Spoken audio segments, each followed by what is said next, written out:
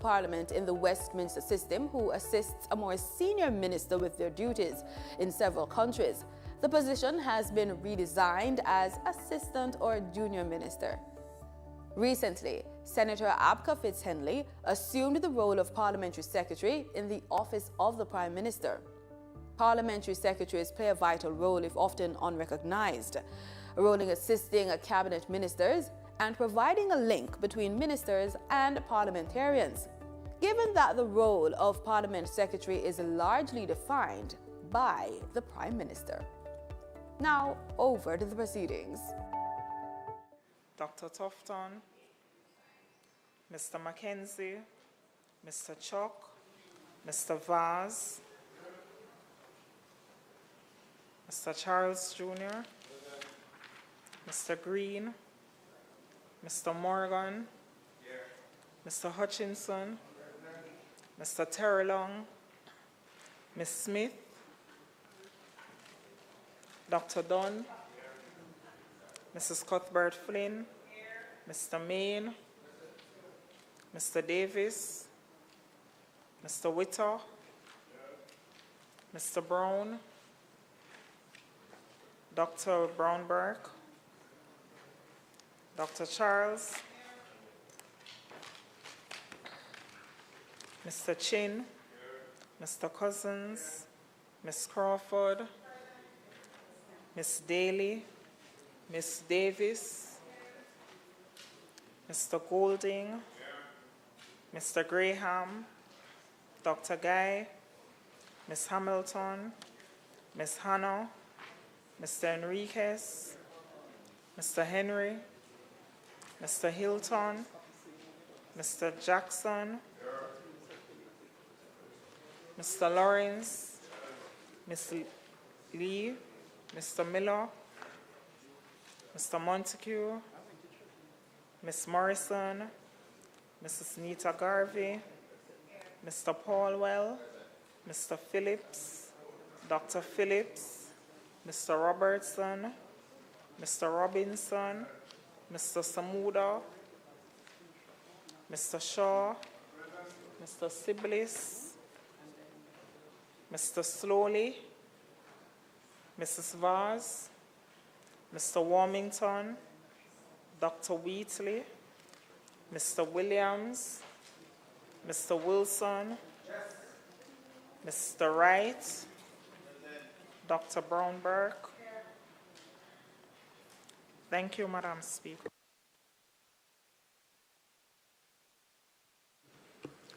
House Leader, before you speak, members, there are 3 individuals here executing the Spark Social Survey with all members of Parliament.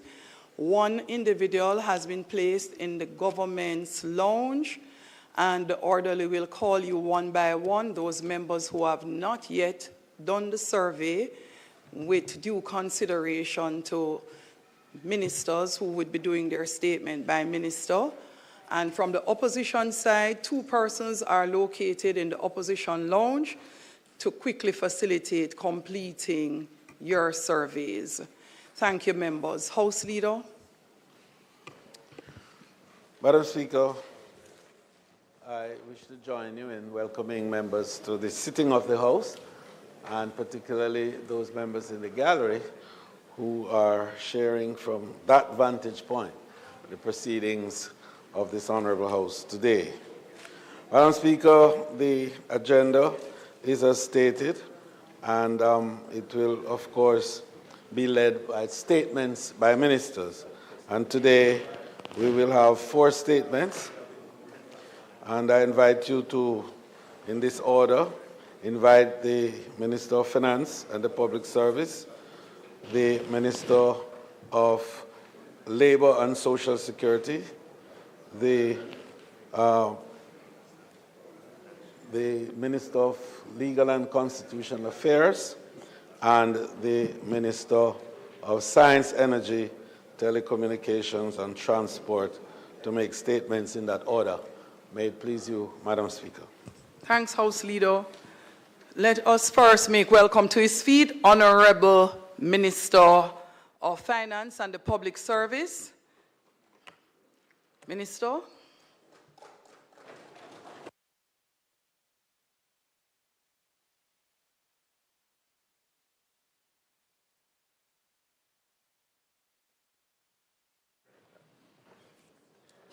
Thank you, Madam Speaker. Madam Speaker, the increased frequency of natural disasters, as we know from experience, can derail public finances if we do not plan publicly in advance. Jamaica must take responsibility for its vulnerabilities, even as we seek collaborative, multilateral solutions to help address the threat of climate change. Further to that, Jamaica's economic independence requires that we pursue our own institutional approach to disaster risk financing. And that is what we have been doing, Madam Speaker. The government of Jamaica has been pursuing an institutional and national approach to disaster risk financing. Madam Speaker, I'll just begin my statement with a little personal anecdote of my own wake-up call on the macro-criticality of disaster risk financing with the passage of Hurricane Matthew in 2016. We were about to, and I was Ambassador of Economic Affairs, responsible for negotiating and maintaining the relationship with the multilateral community. And I, with the consent of the Prime Minister, would have essentially negotiated the precautionary standby arrangement. And we were about to announce the premature surprise termination of the EFF, the $932 million EFF, and the surprise new $1.6 billion precautionary standby arrangement. However, due to what everyone was sure was an imminent direct hit from Hurricane Matthew, that announcement had to be put on hold at very short notice. The IMF senior executives who were to come to Kingston had to cancel. Those who were already here had to take the last flight out. And though this was not the case, it seemed as if we were on our own. Over the anxious hours before they left, I sat with the mission chief, the then mission chief, and exchanged thoughts and back-of-the-envelope calculations of what would be required in the event of the sure direct hit that was certain to come. We only had $94 million in the contingencies fund and a single layer represented by the CRIF coverage. It was frightening, Madam Speaker. My sensitized, you remember our debt at the time was still 120% of GDP. My sensitization to the intolerable dangers of leaving ourselves so fiscally exposed began in those moments, and I vowed to play my part.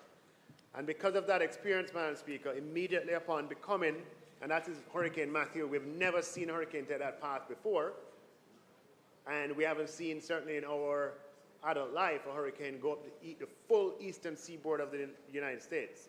And you'll remember that was a hurricane that reduced New Jersey to being, it looked no different from a developing country when, after the passage of Hurricane Matthew, no electricity for weeks and other important services.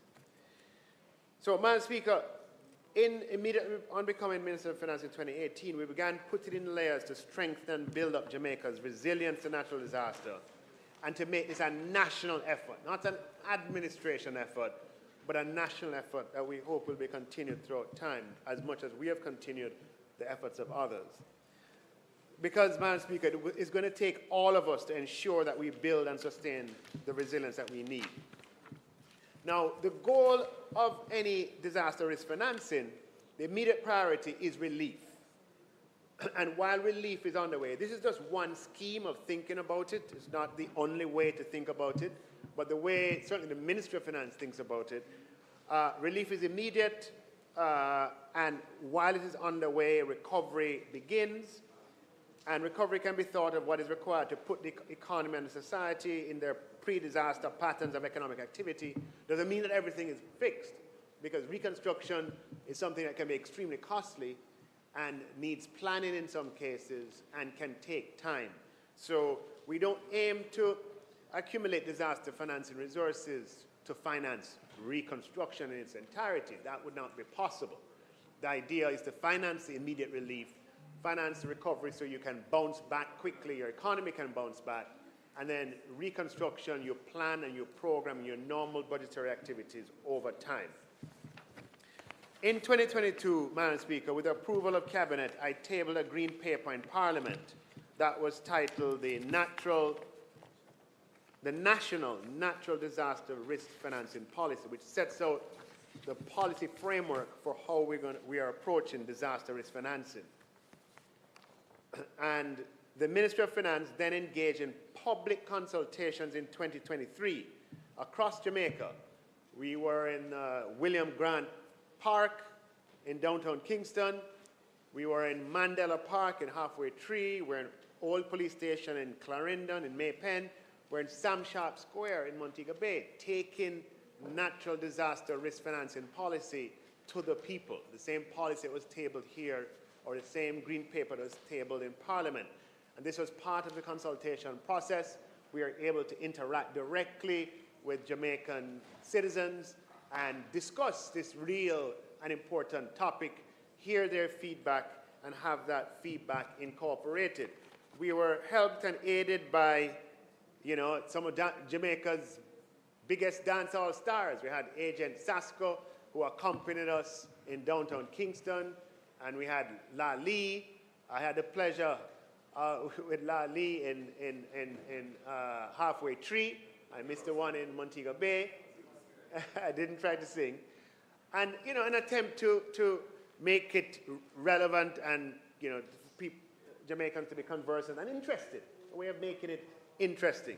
So the disaster risk financing policy, we're elevating from being simply something that an administration does to something that is national in orientation. We make a permanent commitment to putting ourselves in a position where we have resources in the event of natural disaster, because it is certain that certainly one of the realities of our time is that this is going to be a feature of life going forward.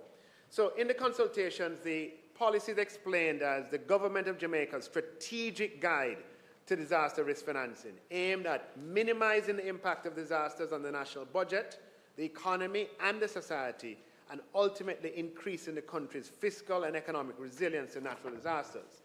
After the required period of consultations, I tabled a white paper in Parliament, which was adopted by my colleagues in Parliament, and the National Natural Disaster Risk Financing Policy is now the policy of Jamaica as it relates to disaster risk financing. So again, not an administration thing, but a national embraced by the Parliament of Jamaica. The National Natural Disaster Risk Financing Policy promotes a risk-layered approach to funding disaster relief, recovery, and it says reconstruction here, through the establishment of adequate reserves to address the costs associated with high-frequency, low-severity events such as floods and heavy rainfall, and the transfer of risks related to low-frequency, high-severity events such as major hurricanes and earthquakes through a portfolio of financing instruments.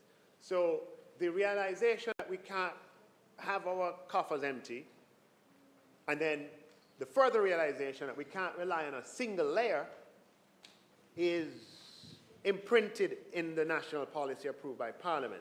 And among small island developing states, Jamaica is leading the way, Madam Speaker, and pioneering this approach with a national policy passed in its Parliament, as well as a multi-layered suite of financial instruments designed to provide fiscal resources to aid in relief and recovery. And this is an approach, Madam Speaker, that we should build upon, improve upon, and continue long into the future. Now, the various layers in our disaster risk financing framework are designed to provide coverage across the spectrum of natural disasters. We have, events that are low frequency. They happen every 25 years or every 10 years. We have those events. We also have events that differ in their severity. Low severity events, the damage is a couple $100 million, which can be extremely annoying and inconvenient for citizens, but we also have damages that can be in the tens of billions of dollars, several points of GDP, 28 points of GDP. That was the damage during Hurricane Gilbert. For Hurricane Ivan in 2004, it was 9% of GDP. That's what I say, Beryl doesn't come close, as bad as it is, to Ivan in 2004, which is a wake-up call for the entire Caribbean region. So the challenge is to provide resources for all of those possibilities, and you can't do it with one strategy. Madam Speaker, the philosophy behind this design is that every storm is not going to be triggered by all instruments. However, fiscal resources have to be available from some instruments for every storm. And we divide a suite of instruments into two. Those that cover the risk that we retain. So there are certain risks that we decide that it's too costly to transfer those risks to the insurance or capital markets. We'll retain those risks and accumulate savings to deal with those risks. And risks that are higher, we will transfer those to capital markets and insurance companies. Now, what we would find is that if we were to try to have insurance cover everything, it would be far too expensive. And if we were to try to have domestic savings cover everything, we would need more than we can afford to put away at this point.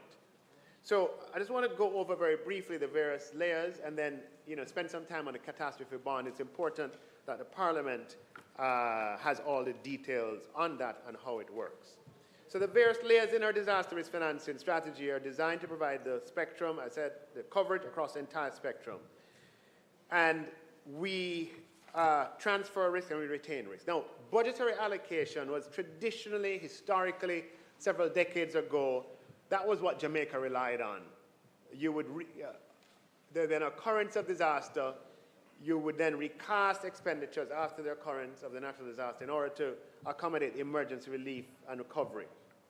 Now, there's a limit to what budgetary allocation can achieve because of the rigidities of Jamaica's budget, where salaries and wages and interest still constitute a majority of our expenditure.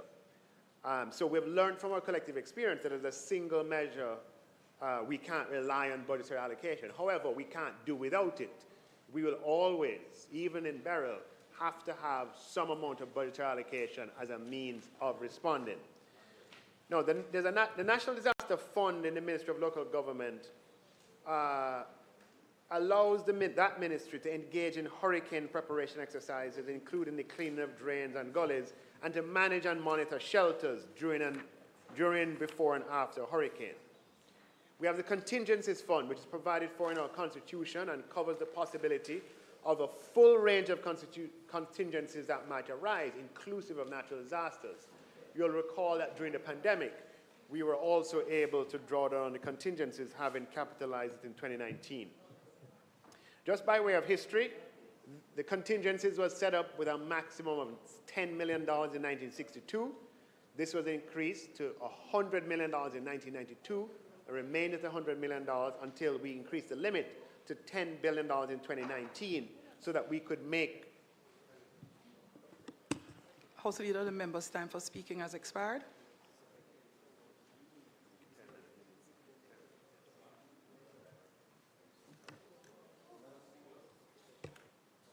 Madam Speaker, the member's time for speaking having expired, I beg to move that the member be allotted 10 minutes to conclude his presentation. May it please you, Madam Speaker. House, the question is that the member be allowed a maximum of 15 minutes to complete his presentation. Those in favor? Those against? The ayes have it. So, Madam Speaker, we increased the limit. Thank you, Madam Speaker, and thank you, members. We increased the limit to $10 billion in 2019 to facilitate a capitalization of $4 billion that we made in that year. Since that time, Madam Speaker, the government has chosen to defray expenditure, and we have added, without making any fanfare of it, we have added amounts annually to the contingencies fund, and the balance, as at March 31st, 2024, stood at $5.3 billion. I originally gave a dated figure of the original capitalization of $4 billion and didn't add the amounts that we have added since. So $5.3 billion is at March 31st, 2024. Now, only in June, I opened and closed the debate, and Parliament passed the amendment to the Financial Administration and Audit Act that created the National Natural Disaster Reserve Fund. So this was only created in June. The legislation was just passed in June.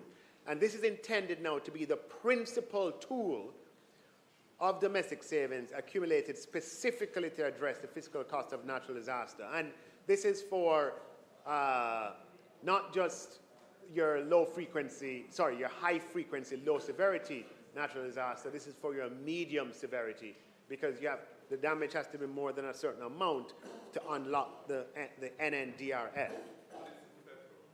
The threshold was 1.5% of GDP. So, but that can be the fiscal impact, but that can be revenue and expenditure. That's not hard to meet, right? If you think about Beryl so far, what we have had so far, damages coming in at, if I were to guess, we're just under 1. If you add up the 10 billion for roads, the 2 billion here, the 3 billion there, and if you add revenues to it, we're close. Yeah, if you add the dip in revenues, we had we had a whole week where the tax office was closed, right? So, revenue loss, yeah. So, fiscal impact of 1.5, it's not every hurricane that's going to achieve that, but it's not, it's not out of the question. But that's the reason why we want to have the contingencies that's not dependent. But you have to have something, a pool of savings that you don't tap for the routine event. You can't. Or else what will happen is that we'll run out of funds when we need it, right? So that's the purpose of the NNDRF. And the law that we passed mandates the government to save towards NNDRF every year. The law doesn't put a minimum, but it says you should save towards, and we had budgeted this year to put $1 billion in NNDRF, okay? We have the credit contingent claim with the IDB, which is a pre-approved loan facility negotiated years in advance, and that triggers on the impact of natural disaster. And so rather than wait until a natural disaster event and then seek to arrange financing, which can take 9 months, up to 9 months, to complete all the phases that lead to disbursement, we have the line of credit fully approved and funded in advance. This avoids the scenario, which has happened in the past, of negotiating and agreeing to terms from a position of weakness. The first credit contingent claim with IDB was in 2018, and we renewed it in 2021, and we have up to $300 million for tropical cyclone and earthquake and $100 million for pandemics. Now, Madam Speaker, in 2021, we placed our first catastrophe bond, and I penned an op-ed that was published in the Gleaner that described how it works. I don't propose to go through the details of that here, but to just highlight some salient and relevant features, especially with respect to Beryl. We issued a second cat bond in 2024 to cover hurricane seasons 2024, 2025, 2026, 2027. I'll just quote verbatim from that article in describing a catastrophe bond. It's an instrument that transfers catastrophic natural disaster risk from a sponsor, in this case Jamaica, to international capital markets. It is a form of insurance that achieves our objectives by creating securities in which investors can invest principal, enjoy the premiums paid during the term of the contract, and accept the risk that in the event of a natural disaster that breaches thresholds, some or all of the principal amount they put at risk is paid over to the sponsor. Though the word bond is used, it's not a catastrophe bond does not add to Jamaica's debt stock. In traditional insurance, after a natural disaster event, loss adjusters first assess the amount of the damage before paying out. This can be complicated and take months and sometimes years to achieve. A catastrophe bond is a form of parametric insurance where payout is triggered if and when observable and measurable features of the natural disaster event breach pre-agreed thresholds. As a result, a catastrophe bond pays out within weeks of a natural disaster without the need to assess the real loss sustained. Jamaica's catastrophe bond is globally pioneered the cat in a grid trigger approach, as we were the first in the world to use this. The cat in a grid trigger places a grid over Jamaica and surrounding waters. If you could put that up, please, that grid, with each grid having a centralized air pressure threshold. And payout is triggered if a hurricane passes through the grid and has centralized air pressure at or below the threshold for that grid. So this is the grid, if you look on the screen, that's placed over Jamaica and over surrounding waters, right? And each of those squares or triangles corresponds to a centralized air pressure. Now, the intensity of a hurricane is inversely proportional to air pressure. The lower the air pressure, the higher the intensity of the hurricane, as this chart shows, right? So this is the Saffir-Simpson scale on hurricanes, category 1, category 2, 3, 4, and 5. We are used to looking at the wind speeds to differentiate between hurricanes. You can also look at the air pressure to differentiate between hurricanes. And this here is ultimately from the National Hurricane Center. It was in an article on the airworldwide.com site. Hurricanes that have air pressure greater than 980 are category 1. Hurricanes with air pressure between 965 and 971 are category 2. Between 945 and 964 are designated category 3. Between 920 and 944 category 4. And less than 920 are category 5. Now, if you look at the grid, just show the next graph, but bear this table in mind. The grid that we have over Jamaica, and you can probably see it in the printed version more clearly, you'll see that the grid placed over where we have, the greatest sort of asset exposure, Kingston, the threshold is 969. So based on the table shown earlier, you would, a 969 is essentially a powerful category 2, right? That if it were to directly pass over Kingston with threshold less than, at 969 or less, it would trigger the cat bond. Similarly, Montego Bay, 958, it would have to be a cat 3 to pass over Montego Bay, it would trigger the cat bond. And the other squares would work in the same way. And we have also around the surrounding waters of Jamaica, grids as well, that you go through those grids. If your air pressure breaches those thresholds, then you are paid. Now we have that defensive grid, that 950 in the waters below Jamaica, just to catch any hurricane that's coming through that area. Ivan and Dean went through that area, Beryl went through that area as well, but the threshold is 950 by the time Beryl came, and I'll get to that in a second.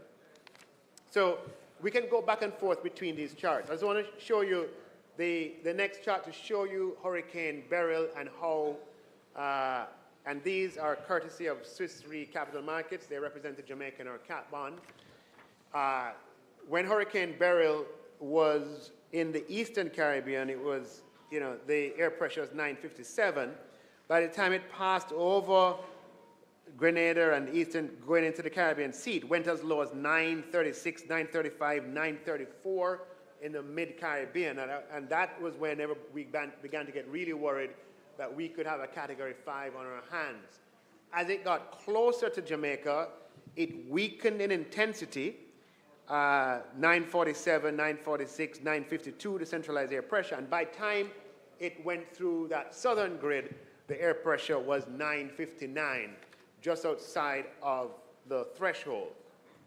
Now, these centralized air pressures are measured independently by the National Hurricane Center in the United States, so an independent third party, which is a government entity, and our cat bond references their publications. Now, just to show the final, one or two more graphs I'll show, just to, obviously, if you back test our particular cat bond against the following hurricanes, Hurricane Ivan is in yellow. You see the track of Hurricane Ivan, so it would have breached these thresholds, a very similar path actually to Beryl. That was in 2004. Hurricane Dean in deep blue, in 2007. We have Gilbert in purple, and Gilbert traversed across the island of Jamaica. We have Charlie in light blue, came across Jamaica. All of these went through these boxes and would have triggered our cat bond based on their intensity. I have a table, and we have to switch between all of these to be able to really, but the table, just switch to the table and come back. Ivan had a air pressure 924, 923, Dean 927, 926. As you can see, those have been very powerful Cat 4, just below Cat 5 storms, and the damage as far as the numbers that the PIOJ has and ODPEM has relating to those storms indicates their intensity. So, Madam Speaker, I can talk more about these in the question and answer session, but let me just move on to the next topic, Madam Speaker. We have been informed by the Caribbean Catastrophe Risk Insurance Facility that Jamaica's tropical cyclone and excess rainfall policies have triggered with payout amounts of $16.3 million US and $10 million US respectively, which represents 2.5 billion and 1.6 billion Jamaican dollars. Madam Speaker, the path of and intensity of Hurricane Beryl did not trigger Jamaica's catastrophe bond. As such, disaster risk financing resources available to the government due to the pre-financing of disaster risk totals approximately $10.9 billion, made up of $5.3 billion in the contingencies, $4.1 billion from CRIF, which is to come, $1 billion, which we had budgeted for the National Natural Disaster Risk Fund, and National Disaster Fund of $500 million. Now, Madam Speaker, it could always have been more, but we have never been in this position before. To have a hurricane hit us and to have resources on hand to meet the emergency relief expenditure. We must bear in mind that as intense as Beryl was and as much damage as it caused, there have been few hurricanes that have been more meteorologically more intense and more damaging to Jamaica than the Ivan and Dean in 04 and 07. And we have to remember that we are in the beginning of the hurricane season. We still have August, September, well, the rest of July, August, September, October, November. And so we can't completely drain these resources. As such, Madam Speaker, the government plans to tap $5 billion from our disaster risk financing resources to address the immediate relief and recovery efforts related to Hurricane Beryl. We plan to disburse $1.3 billion to the Ministry of Economic Growth and Job Creation to finance programs announced by the Most Honorable Prime Minister last week. And we plan to disburse $1 billion to the Ministry of Labor and Social Security from these resources to finance the programs that the Minister of Labor will shortly describe and detail.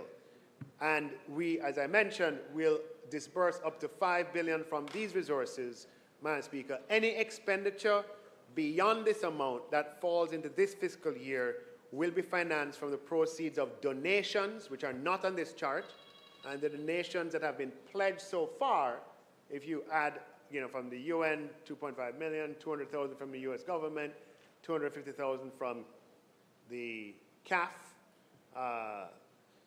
which is the multilateral bank that services the Caribbean and Latin America. IDB has promised 200,000, and several other entities, and the CDB, 200,000. We are, if you add just those, we would be already approximating 700 million or thereabouts. So donations could well get to $1 billion. The thing about donations is that some of them are very specific as to what they can be used for, and we have to honor that specificity. So any amount above the $5 billion that we draw from these resources, Madam Speaker, that is for this fiscal year, we will finance through the proceeds of donations and through reallocation of budgetary resources. And all expenditures undertaken in relation to Hurricane Beryl up to that point in time will be represented in the and all expenditures undertaken and planned to be undertaken will be represented in the first supplementary estimates to be tabled later this year, in a matter of, I guess, several weeks at this stage. Thank you, Madam Speaker. Thanks, Minister. The member from St. Andrews South East. Thank you very much, Madam Speaker. Minister, based on the estimates I've heard from various ministers, and if I do a back of the envelope calculation, I've heard estimates totaling close to about $40 to $45 billion in terms of the damage that has been caused to date, and those are estimates to date, which would not represent a complete picture. Given the 11 billion, and you may get another billion through donations, you're still going to have a gap of somewhere about $30 billion. Given the rigidities in the budget around debt and salaries, you have made a decision not to draw down or borrow any funds to finance the expenditures that are related to burial. So the monies would have to therefore come from what was programmed in the capital budget for the 2024-25 year. So my first question would be, given the 30 to 35 billion that you'd be looking to fund, where do you anticipate those funds coming from? Which projects, which would have been programmed, that you're likely to have to reallocate from, first? Secondly, education is probably going to be one of the biggest priorities with back to school in about 6 weeks' time. Are there funds available to the Ministry of Education, notwithstanding procurement and other challenges that they may have, to get the schools ready for the end of August? Specific to the CAT bond, I wanted to find out whether the CAT bond, once the coverage carries us up to 2027, whether it facilitates multiple payouts. Meaning if we have burial, it's not disturbed here, but we may have other hurricanes, whether you can only access it with one payout, or once you're covered for the period up to 2027, if, God forbid, we don't want to have multiple hurricanes, but whether there be 2 or 3, whether we can access that facility. So those are my initial questions. Madam Speaker? I know there may be more questions, but because of the nature of those questions, I prefer to answer them first. So if you can put the first graph that I had in my presentation back up, where we described the financing of, no, the first graph. Yes. The resources required in the aftermath of the hurricane. This is not my graph. This is a graph from the literature. Actually, it was in a World Bank publication. This is the historical experience that we can relate to. That the immediate concern in the weeks after a hurricane, right, is going to be relief. How to provide relief to persons who have been affected, to farms that have been affected, and so on.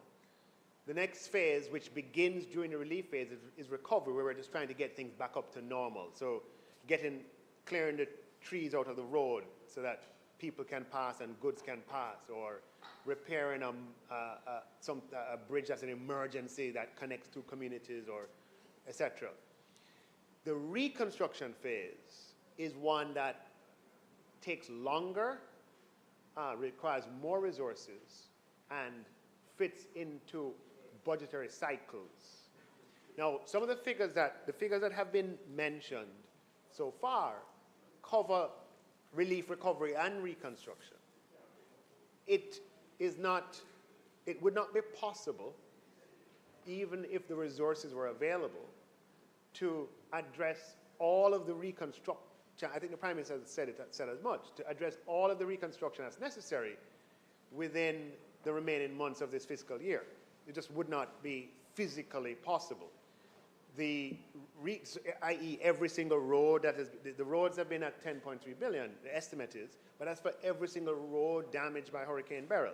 it would not be possible between now and the end of the fiscal year to address all of those.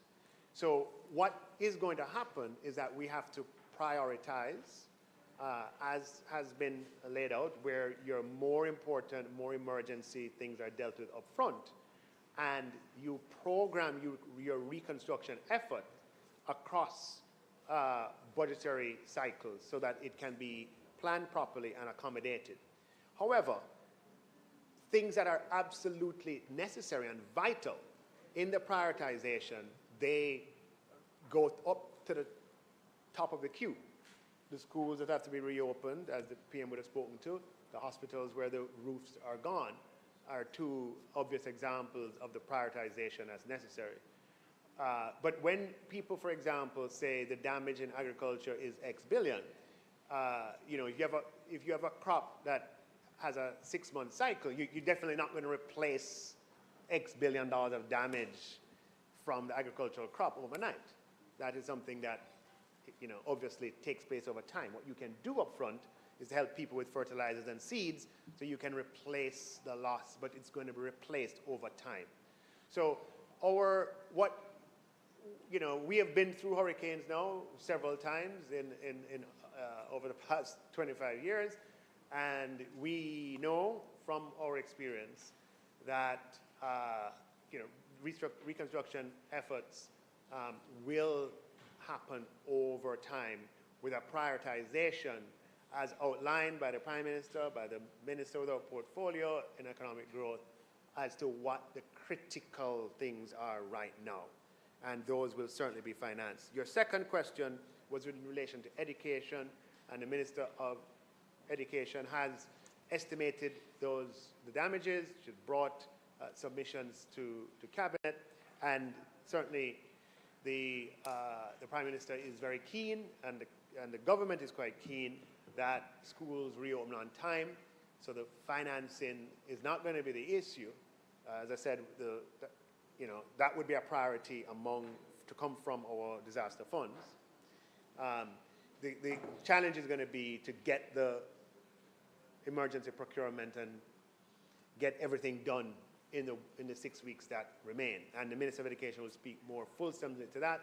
Once we have finalized the amount that we will release from these resources to the Minister of Education, we'll update you on that amount. I mean, I may right? Once we are formally there.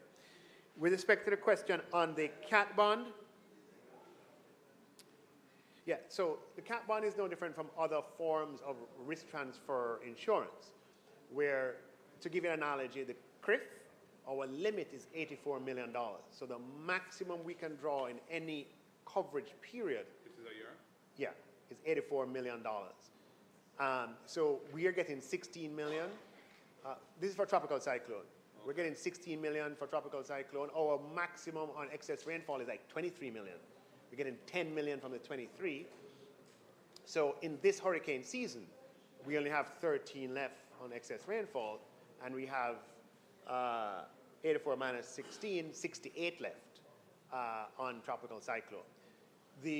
Similarly, with the cat bond, the $150 million is the sum total of the coverage. And how it works is the investors have already parted with that cash. It sits with an intermediary in an SPV in the World Bank, and they get interest on it while it sits there. And it comes to us if there is a trigger event. To the extent that it pays out 30 million, then 120 would be left for another disaster. But if we were to exhaust 150 million, then you've been tapped out. But we don't expect a 1 in 30-year event to happen twice in 4 years. It can, but God forbid that. But it just shows you that this still is just the start in the disaster risk financing, right? The idea is for this to be built on over time and to be made more and more durable, because as we grow and as we become more, our economy becomes more complex, what we have at stake is going to be higher. So we're going to have to constantly be increasing the protection that we have.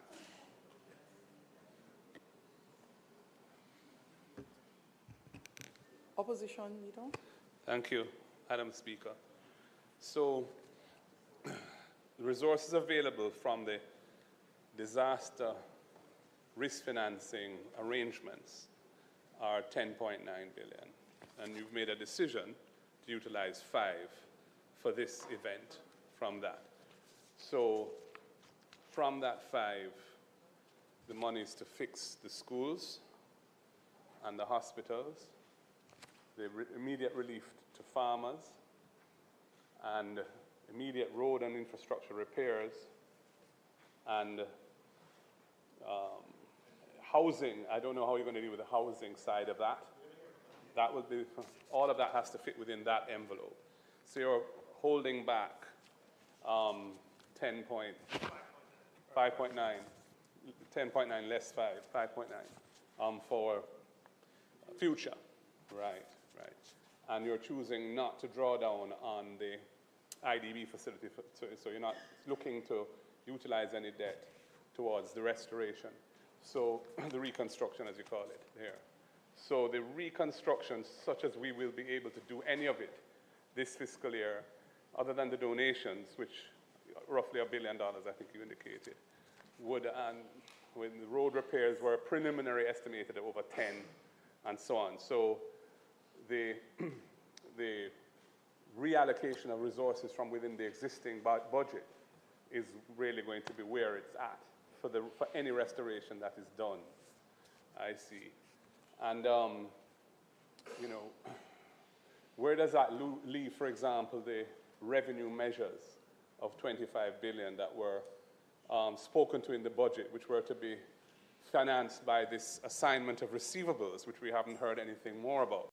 And I'd love to hear where we are with that, and if that's still on the cards, you know, what elements of reallocation do you anticipate are likely to take place in terms of reallocation of expenditure from what was originally budgeted to deal with reconstruction, or indeed any recovery, to the extent that a recovery, if there's a really, I mean, it's a spectrum, so when a recovery becomes, but, you know, to deal with fixing us, restoring us since burial, what is the reallocation that you anticipate? Like, what is it like to be, and where is it to come from? So, Madam Speaker, the first thing to say is that Jamaica has a lot of experience in reallocation because it has been the only game in town for such a long time. Yeah, what is new is to have 10.9 billion of which you can draw 5. Now, I wanted to say a few more words on that. One of the challenges one of the deficiencies, you know, historically, for reasons that are understood, in our economic and fiscal allocation has been, in my view, a suboptimal trade-off between the present and the future, in that we have been very, very much focused on today with no preparation for tomorrow. And that has led us into problems in the past. In how we address burial, it's very important that we don't make the same mistake. Huh? 4.1. No. Well, money is fungible. 4.1 over the 10.9.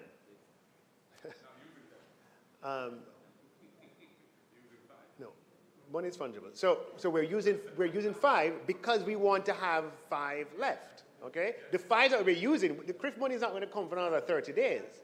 The 5 that we'll be using, as I shared with you in a break, let me share with the whole Parliament. Because we have $5.3 billion in the contingencies fund, Madam Speaker, Prime Minister, I was able on July 2nd, everybody knows what July 2nd is? July 2nd is a day before the hurricane hit.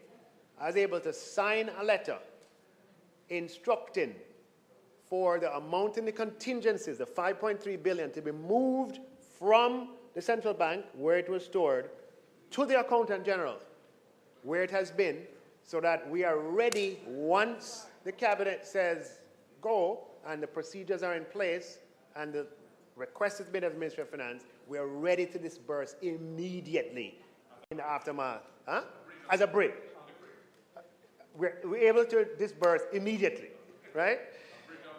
So the key is that of the 10.9, Madam Speaker, we don't spend all of it because we have the rest of the hurricane season. We know we get rainfalls in September, October, and you have next year, right? And you don't want to go into next year, and that might be the year. And that should be the pattern going forward, where we think about today and we also think about tomorrow.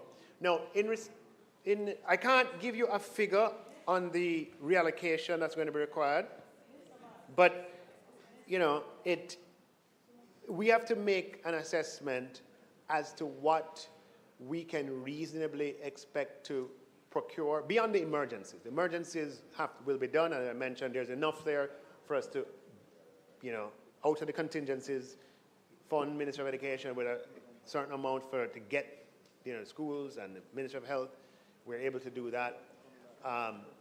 Minister of Agriculture is already using his existing budget with the farmers, etc. So the emergency we are fully capable of responding to. The further decisions that are going to have to be made, for example, we have a lot of resources that are allocated towards roads this year, okay? And it might mean that what was a high priority before, I mean, roads are fungible. So we have road 1 to 10. You had planned to do road 1 to 4, but road 5 to 6 have been damaged severely by the hurricane, so you put 5 to 6 in. You know, so the good news is that the government has the most money for roads financed by it with its own money ever, certainly in living memory. We have 20 billion for Spark, and we have the 4 billion for secondary roads. $24 billion for roads as at now, as at today, right? So yes. So look, I don't want to trivialize it. The exercise that we're going to have to do will be comprehensive and detailed. We have to take in all of the requests, and remember, we have other, you know, the thing about a hurricane is that it affects the finances of the country in ways that sometimes are not obvious. You have public bodies that lose revenue. The NWC, for example, has lost a tremendous amount of revenue. That has an impact on their ability. And, you know, that's a contingent liability for the government. So we're going to have to, you know, just have everything come in and then make, you know, a calm, cool assessment as to a prioritization schedule that makes sense, both from the point of view of need, but also, importantly, from the point of view of ability to implement in the fiscal year. That 5 million fixed in stone, 5 billion fixed in stone, or things worse, you might adjust? Yeah, well, you know, I want to leave stuff for next year, right? But it could be, by the time we come to a supplementary, we'd have had, you know, 2 more months of a hurricane season. And if there's nothing that passes, you might feel a little more confident to go a little further than that, right? But the principle is just to leave something back because we don't know exactly how things are going to unfold. Yeah, but we have enough to be able to respond immediately to the emergencies, and you'll hear later from Minister of Labor, you know, how he's going to make a lot of what we're able to allocate to him. Yeah. Thank you. We will next hear from the Minister of Science, Energy, Telecommunications, Transport, the member from Portland Eastern,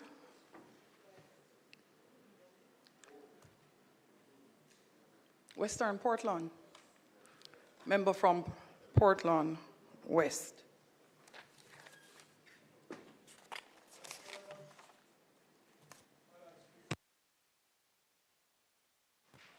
Madam Speaker, thank you very much. I would never not make that mistake, especially on a subject like this. Orderlies, could you have copies quickly provided to the opposition?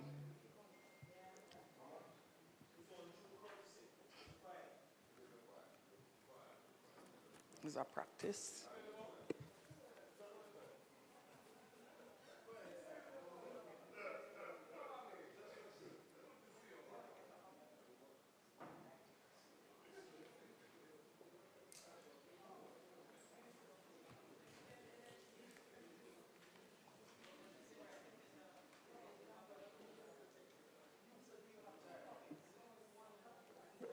the other one would have been emailed.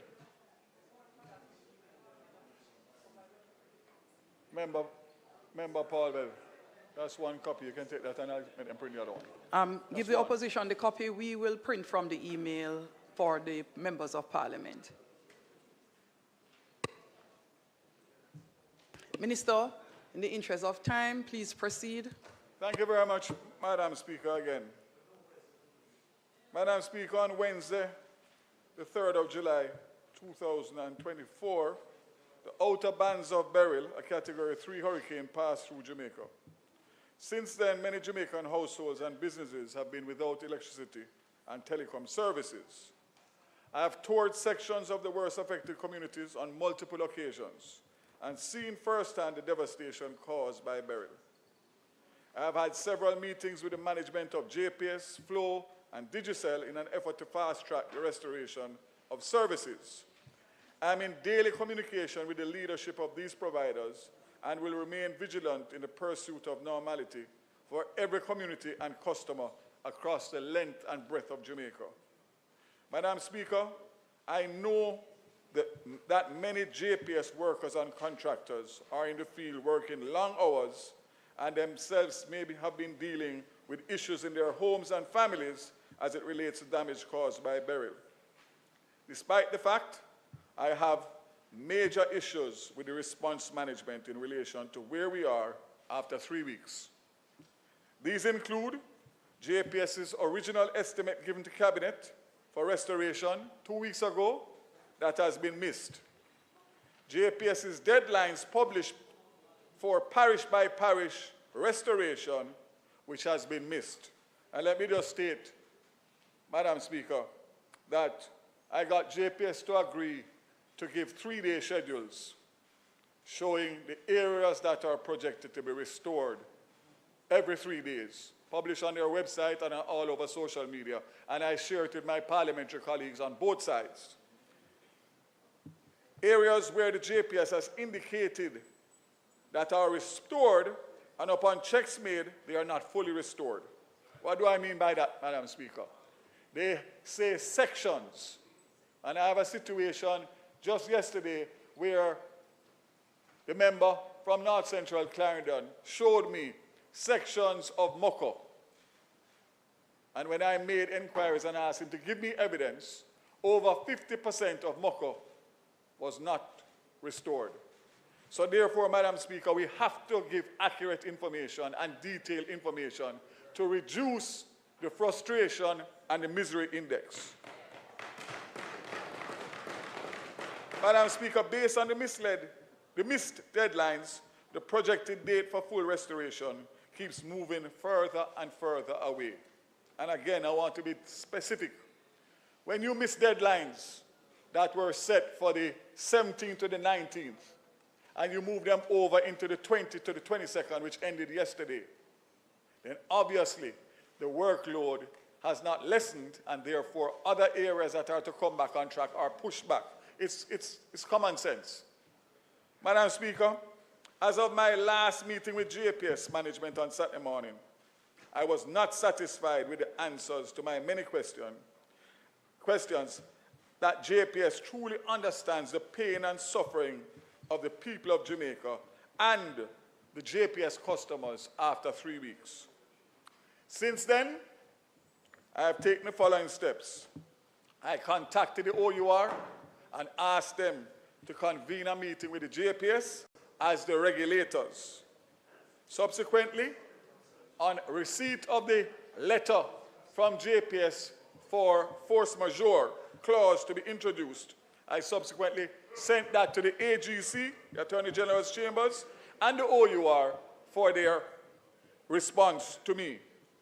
Yesterday, Madam Speaker, I had a meeting in between Cabinet with the 3 government directors on the JPS board. Firstly, to find out whether or not they were aware of the decision by JPS to send out what I call the insensitive and unacceptable estimated bills for persons who right now don't have electricity.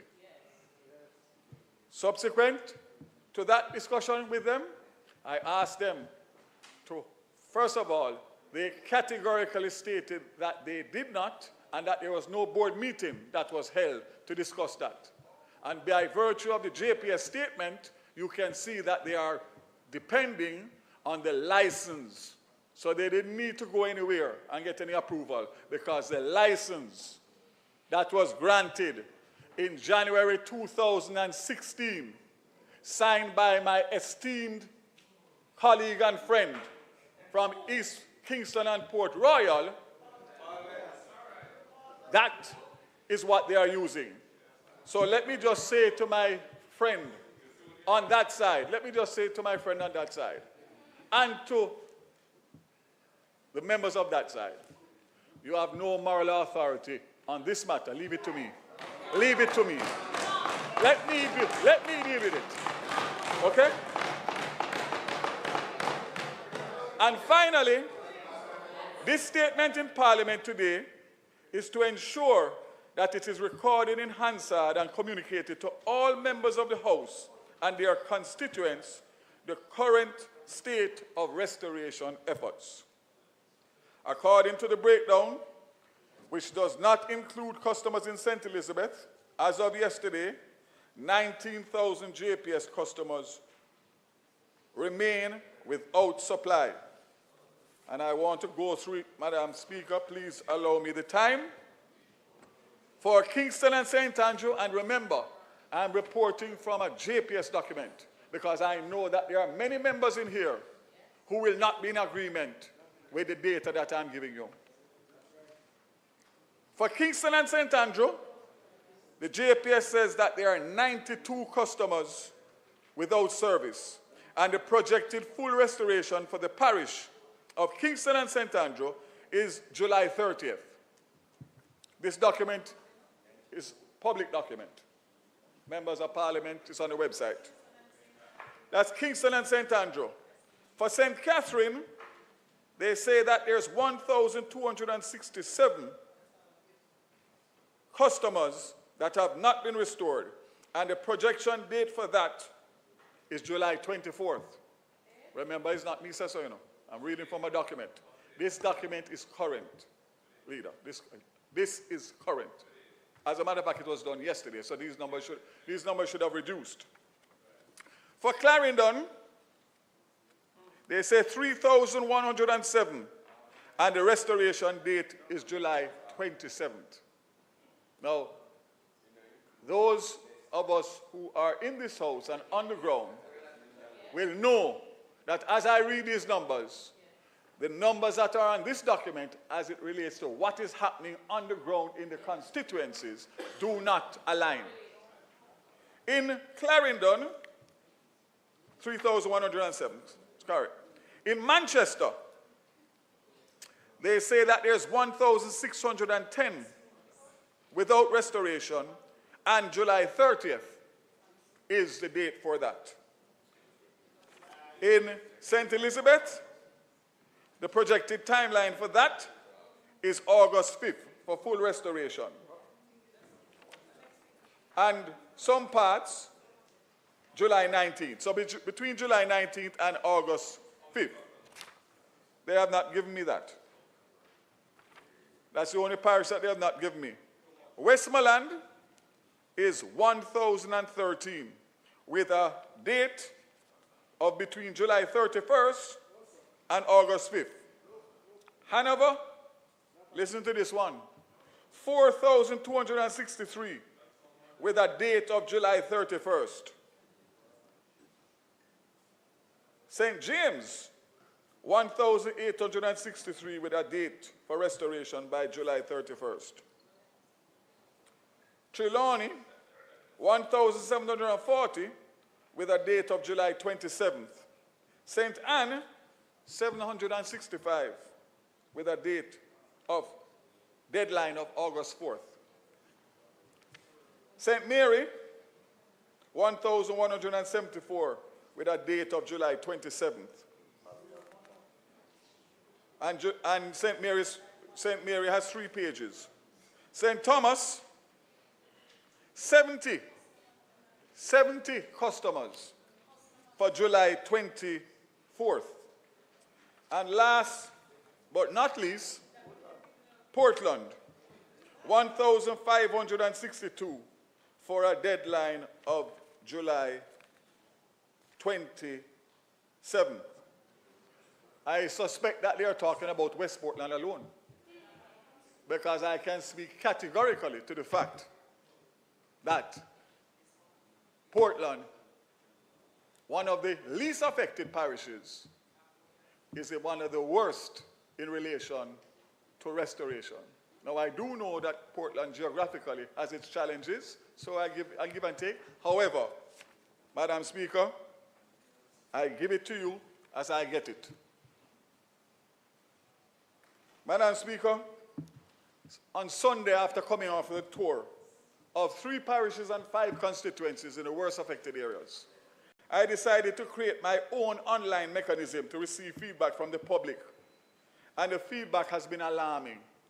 Within a 24-hour period, at my last check, there was almost 400 JPS customers that had indicated that their respective communities remain unaccounted for or for underpublished JPS work schedule.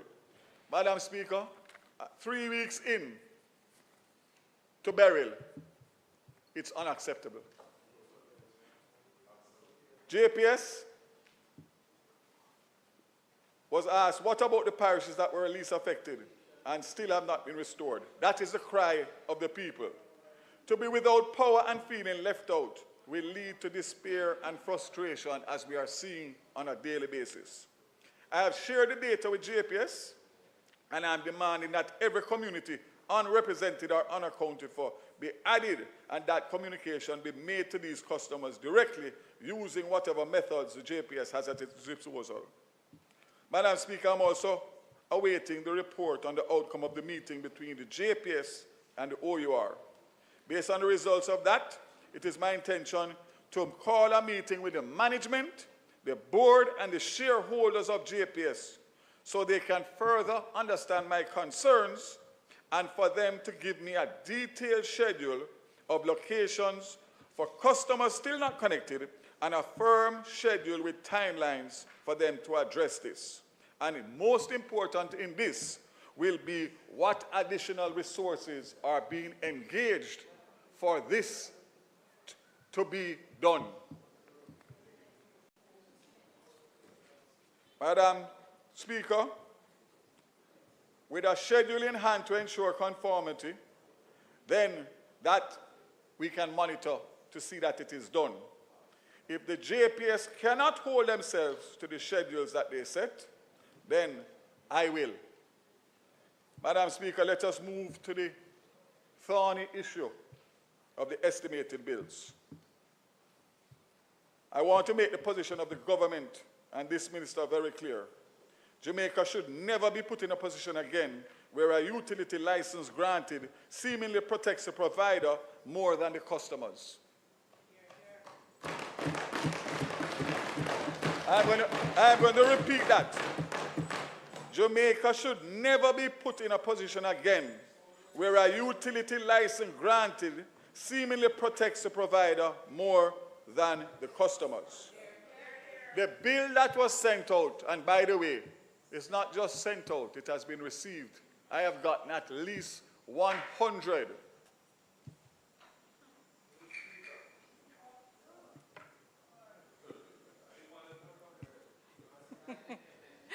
House Leader, the minister's time for speaking has expired.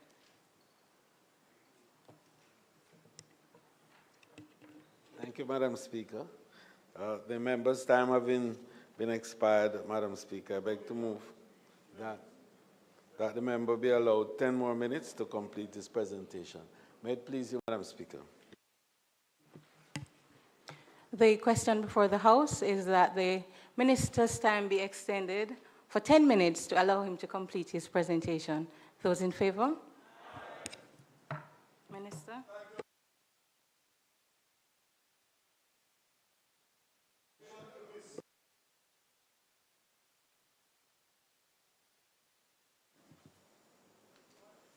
Thank you, Madam Speaker. So as I was saying, in relation to this matter of estimated bills, I can clearly state that those bills have actually been sent out, and people have been receiving them up to this moment as I speak. And the bottom line is that JPS has done so relying on the conditions of the license. I want to make it very clear that every customer of JPS, commercial, residential, have been impacted by Beryl. So it does not matter whether or not you have been restored or you have not. Because if you have been restored and you are in a particular business and the people around you have lost all their livelihood and all their roofs, then it will have an impact on your business going forward. And therefore, it cannot be seen as if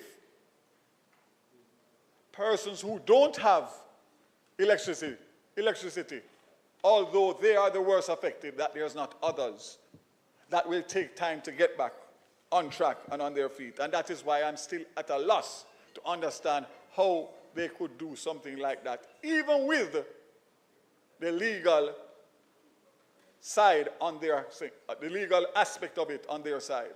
This is not a matter of legality, this is a matter of morality. Madam Speaker, I don't know who took that decision, but I think that somebody must be held accountable for a decision like that in a time like this. So, Madam Speaker, I will just say to you that I had the occasion to meet the head of the Cayman utility firm who came here to bring his linesmen, who, as you know, Cayman went through a catastrophic hurricane in recent years. And I took the time to ask him, what did you do? And his answer was simple. Privately owned company on the Toronto Stock Exchange. They took 75 days to restore the last customer.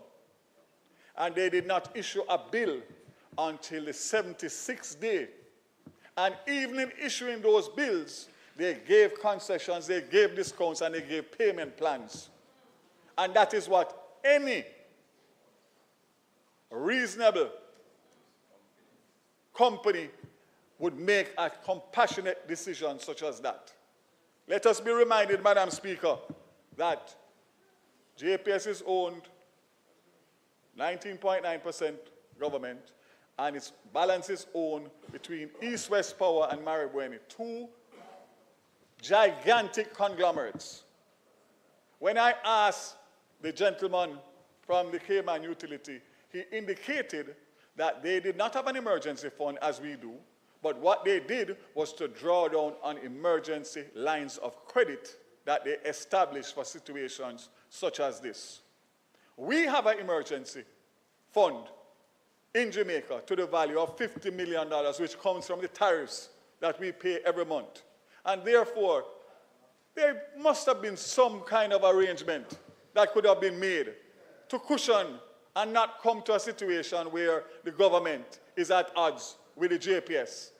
It's not a good situation, but it is needed at this time, and I'm hoping that JPS will do the right thing, as we all make mistakes in life, and come with something for the JPS customers in the coming hours.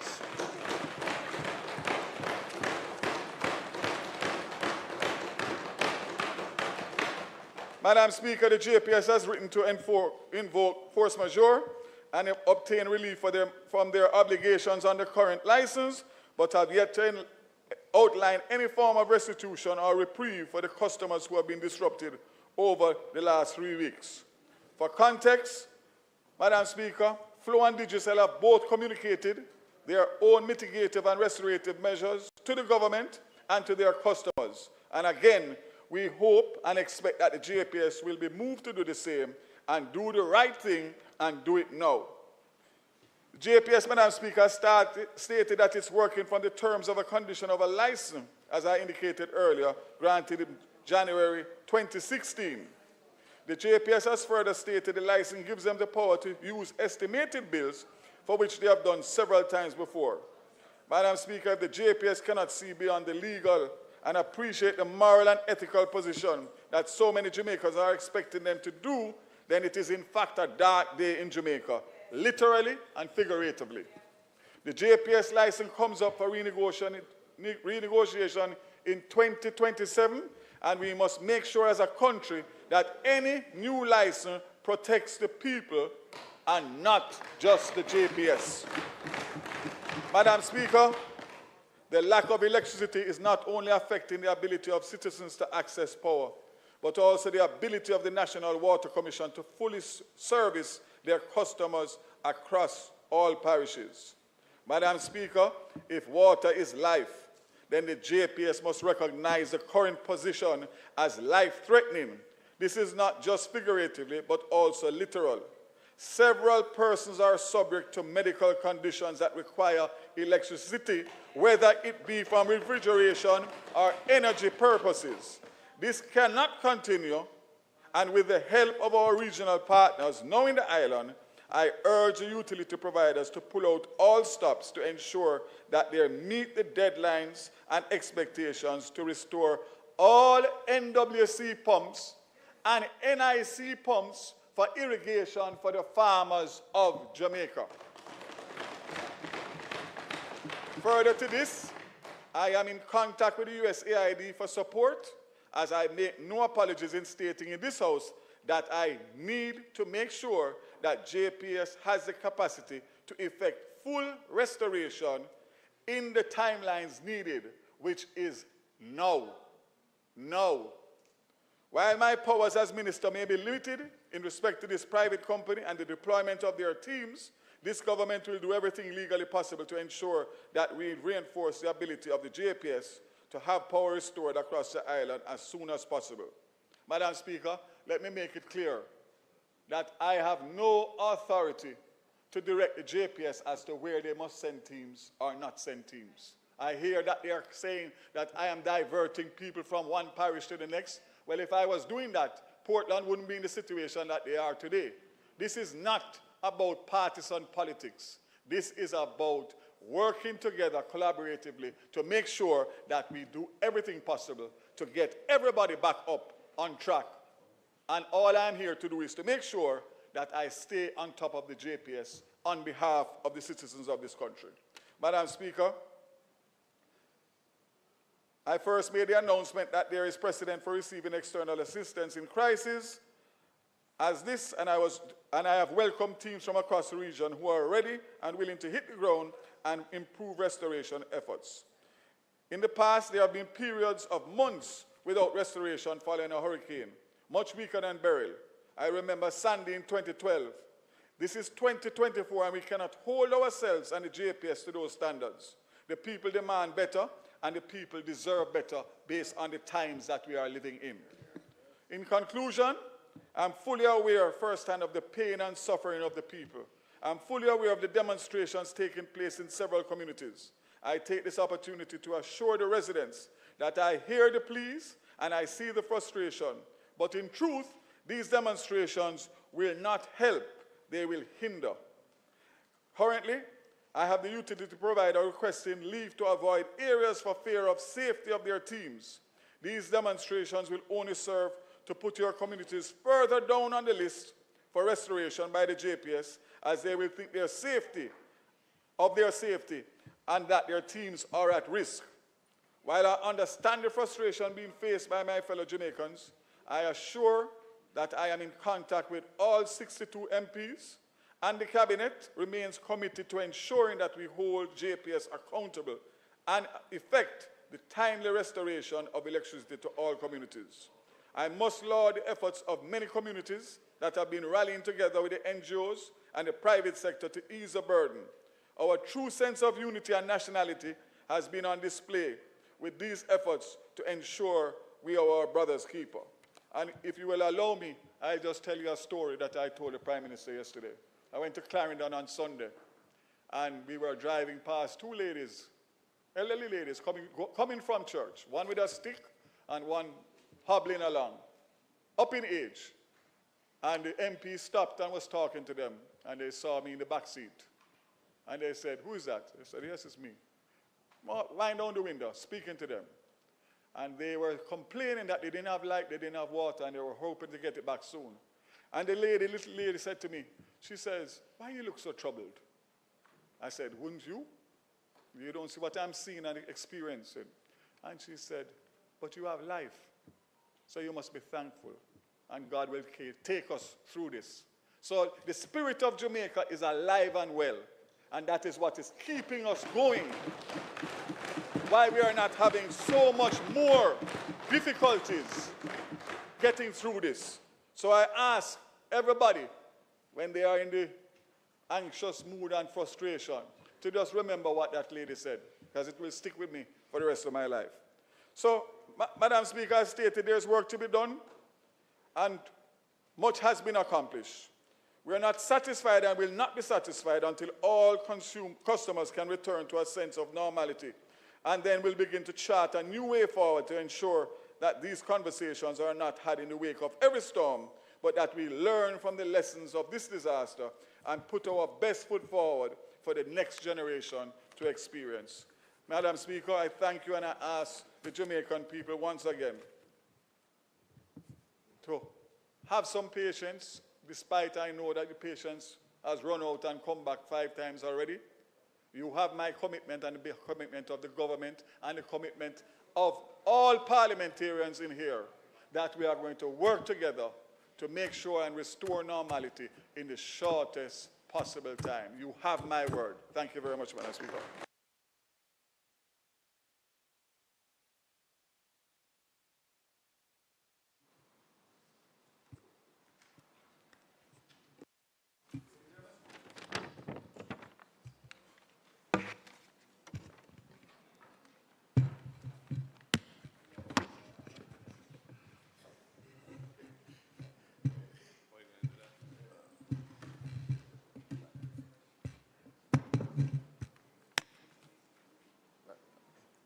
Madam Speaker, so lovely to see you in that chair. I greet you well. Madam Speaker, I have listened to the ministers. Prime Minister, are you leaving? No, I could be here. All right, sir. Yes, you were once the Minister of Energy, you know, so yes. This ministry has passed through 4 ministers. So I'm so happy, PM, that you have joined me. Prime Minister, I listened to the minister's presentation, and my own view as to the post-burial scenario in relation to JPSCO is the same. I believe that things have been too slow, too haphazard, unrealistic expectations or projections were made, and as a result, people have become frustrated. And I can cite examples from over here. And it was clear to me that there really wasn't a lot of pre-planning that took place in anticipation of what the world was describing as a very active hurricane season. And we have seen it. So there are still early days in the hurricane season. So while JPSCO has to focus its attention on immediate restoration, it must at the same time prepare itself for the rest of the season. Some people will be upset when I say that we were lucky with Beryl, despite all of the hardship in Clarendon, Manchester, and St. Elizabeth, and elsewhere. It wasn't a Gilbert, and we give thanks to God for that.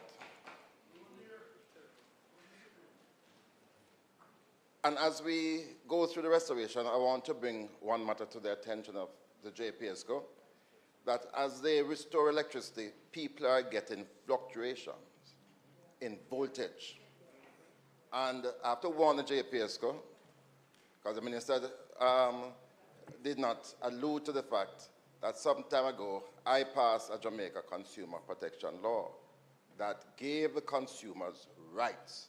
And if their refrigeration, if their equipment are damaged during low voltage, they can go to court and sue JPSCO and recover significant damages. So I'm warning JPSCO to be careful as you go about this period of restoration to make sure that your voltage is correct. Madam Speaker, on the billing issue, because I was amazed and appalled by the notice that I got on Friday, which indicated that I, as a consumer, would be subject to an estimated bill. And I know the minister is only upset is because when I saw that I was so upset, I went out first. And I'm sorry, Minister, if I beat you to it. But I went out first, and I had to. And I had to, because it was unconscionable. And I will not take that back. It was unconscionable. Especially because it would provide JPSCO with an undeserved windfall. And it was being done in the context of sufferation. And it is wrong. The minister has spoken about force majeure. Any village lawyer will tell you that in any contract that is done, there is a provision for acts of God. And in Madam Speaker, in 2001, when I wasn't the minister, there was an all-island license granted to the JPSCO. And in it, the provisions of force majeure that was adjudicated on by the OUR after every hurricane, after COVID. The OUR has adjudicated on force majeure, and especially in relation to estimated bills. But you know, the license that I signed in 2016 preceded another license, which was signed in 2011. I wonder who was in government in 2011. And you know, I don't like to do this now. I don't like the tit for tat. I don't like the tit for tat. But no, the elections were in December 2011. I became minister in January 2012. And those same terms are replicated in the 2016 license. You know, I don't like to call names of ministers and stuff. All I'm saying to you, don't go down that road. In fact, the 2016 license was a good license. It made significant improvements on what was there in 2011. You ever hear about net billing? Huh? Yeah? No, you can. I gave 700 licenses for net billing before 2016. Nothing has happened since my time, right? All what we have done in terms of renewables, those came out about because of negotiation that I did to incorporate those provisions in a new licensing regime. Right. And I'm pleased and proud to have been a part of that government. So, Madam Speaker, I have done a fulsome article on the provisions in that license. I have indicated what are the issues surrounding estimated bills, how the OUR has adjudicated over the time, including in COVID, because it was raised by JPSCO in COVID. But, Madam Speaker, the reason, same 10 minutes. 10 minutes, man. House Leader. I'm taking off my bird, man. 10 minutes. No, 5. He knows the rules of the game and know how to work with it. Madam House Leader, yes. The member's time has expired. Thank you, Madam Speaker. The member's time for speaking having been expired, I beg to move that he be allotted 5 minutes to complete his presentation. May it please you, Madam Speaker. Members, the question on the floor is whether the member's time should be extended to for 5 minutes to allow him to complete his statement. All in favor? Madam Speaker, I thank you for your generosity, not his.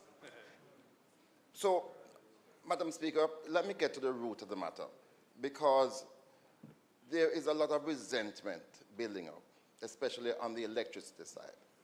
And I'm sure the country will agree with me that when they are called upon to pay estimated bills, what is at the back of their mind is the high price of electricity.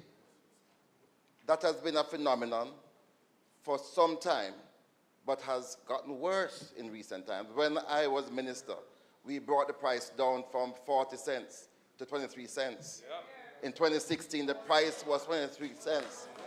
Today, the price of electricity is back up to 40 cents. No, but I'm indicating to you the context. The context. Right. And Madam Speaker, one of the reasons why we have such a high electricity price, among so many things, is this issue of the theft of electricity. Between 15 and 17% of your bill that you pay has to do with electricity theft. And I came here 2 years ago with a proposal to this House, to the minister. Let us address it seriously. It's not a JPSCO problem, it's a national problem. And let us deal with it, because I put forward a solution. And I want the JPSCO to be aware, because, as I mentioned, there is resentment. And I remember when we were liberalizing telecommunications, there was resentment against a certain company. And after liberalization, people moved away in droves because of that resentment. I believe that JPSCO has to work with us now, because you see that thing called solar. You hear about what has happened with battery, the price of battery coming down to enable people to generate their own electricity for less than 50% of the current price. And I've said to the government, if you use some of those resources that you have, that you collect every day from the hedge fund, and assist those low-income communities to establish their own solar, inverter, and batteries, you'll be solving two problems. You'll be dealing with electricity theft, and you'll be lowering the price of electricity by 17%. Just so. And the bigger question for JPSCO, as you look to the future, Jamaicans are going to be moving away from your electricity supplies, because there's now a viable 24/7 alternative because of the price reductions that have occurred for solar panels, inverters, and batteries. And because I have limited time, I won't go into my dissertation as to what the minister, his role as minister, ought to be going forward to make life easier for the Jamaican consumer. I thank you very much, Madam Speaker.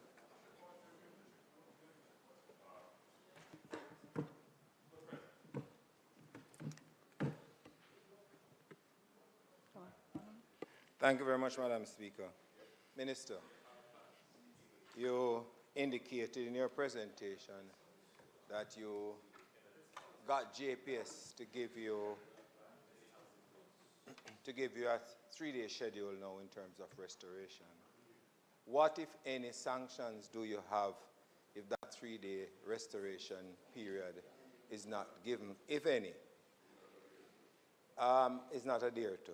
The reason I'm saying that, Minister, is that, you know, my citizens had a roadblock this morning in the community of Hopewell to Palmetto Grove. And Minister, I spoke to you about the problem, but I just want to show you another instance of insensitivity by JPS.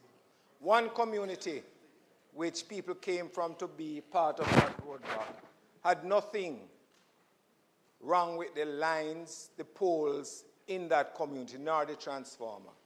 And it took one roadblock for JPS just to flip a switch to give them light in that community. That type of insensitivity is what is fueling the frustration out there.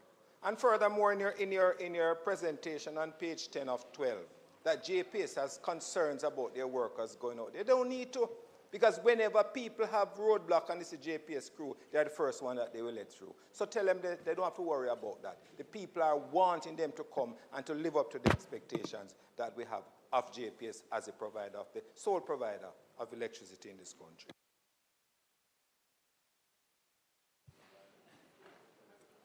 Thank you very much, member. You have been in touch with me.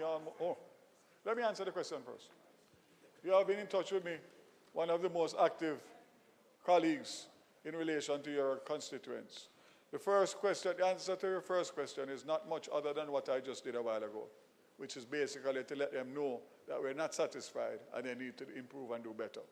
So that is something, again, that as the member said, in relation to the license, we'll have another opportunity in 2027 to see how we can fix that. And the fact of the matter is that so far, despite the 3 weeks and the level of frustration that has gone out into the open in terms of people demonstrating, I fully understand.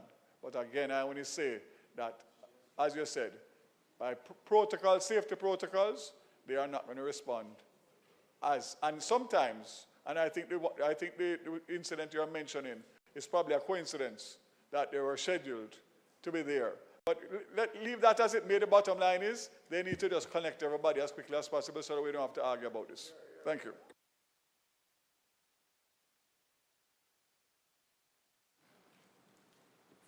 Yeah. Minister, just if you could just let us know the disaster fund of around 50 million US that is established for this kind of eventuality. What are the parameters of it in terms of for JPS to access it? Do they have to incur a certain amount of expenditure on restoration for their own account before they can draw down on the fund? And what is the time frame for them being able to access those resources? I'm interested to know how that works.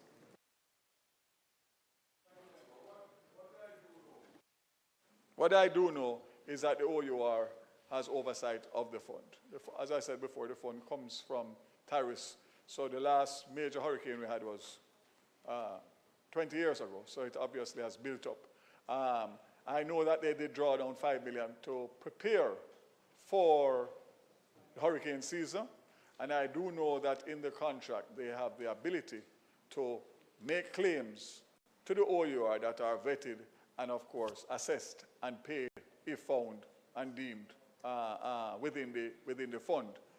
The question is in relation to what are the parameters in terms of how and what they are. I can get that for you. I don't have it offhand, but the truth of the matter is that the OUR being an independent regulatory body, I will request it. But it's important because even the whole issue of the possibility of using that fund to assist with cash flow, even as an advance, while they speed up and do what they need to do in order to be able to restore, must be something that should have been thought of and a conversation had on that, whether it is possible or not. But just to send out estimated bills because you have the ability to do that does not sit right, especially in a time of a disaster. So I'll get that information for your member. Good question. Thank you, Madam Speaker. Madam Speaker, if you permit me, I wanted to make one suggestion and then ask one question. So the suggestion that I would like to make is that if the schedule from the JPS were reliable and believable, I believe that we would have less of a tendency for any demonstration. So if that is done, then I think we would be good. The question I wanted to ask, Minister, surrounds a statement that you made that I found offensive. And that statement was that members on this side don't have the authority to open their mouth. The moral authority to speak on the matter. So, Minister, I want to just point out and remind you that every one of us come here based on some people who voted for us and send us here to represent them. So regardless of what the situation is, I believe that it is not fitting for you to carte blanche say that no member, hold on, that no member over here has the moral authority. If you're jiving your friend, you jive your friend. But as a member of parliament, duly elected and sent here, I take offense to it because I can tell you that I will never give up my moral authority to speak on behalf of the people who sent me here. And bullyism might work outside, but it don't work in here, and it don't work with this member of parliament.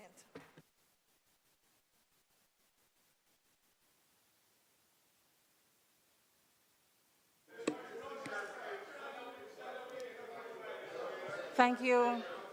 Members? She has no question.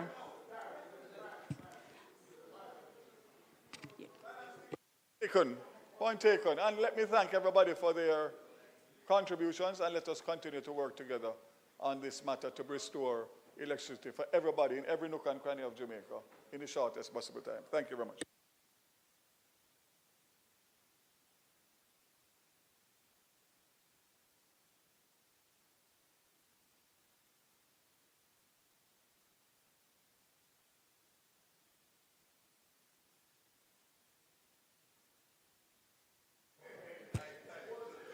Orderlies, would you please be so kind as to provide the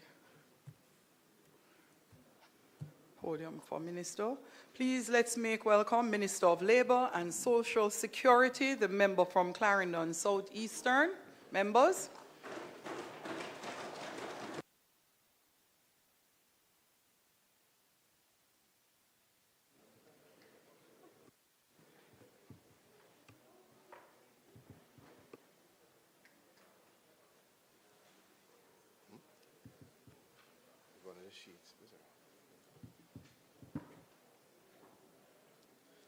Madam Speaker, might I proceed? Thank you. Yes, Minister. Thank you. Madam Speaker, let me start where Minister Vaz left off in terms of just the spirit of our people and the fact that this natural disaster has truly tested our strength as a country, but it has also really exposed and revealed the unyielding spirit of our Jamaicans. Today I rise to present to this honorable House and to our nation on a matter of great urgency, one which pertains to the well-being of the people of our nation, particularly those that are most vulnerable following Hurricane Beryl. I refer particularly, Madam Speaker, to the matter of the provision of relief to the households affected by the passage of Hurricane Beryl, which battered the country, in particular the southern parishes of Jamaica on July 3rd of this year.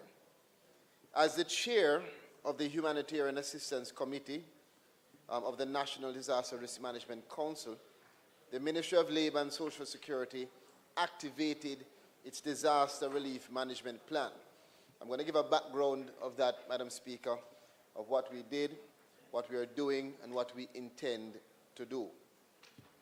The Ministry of Labour and Social Security is the primary agency responsible for four things: coordinating the emergency welfare activities, the distribution of relief supplies to victims of disasters, including persons in shelters, household damage assessments, and fourthly, the payment of any grants or emergency relief assistance.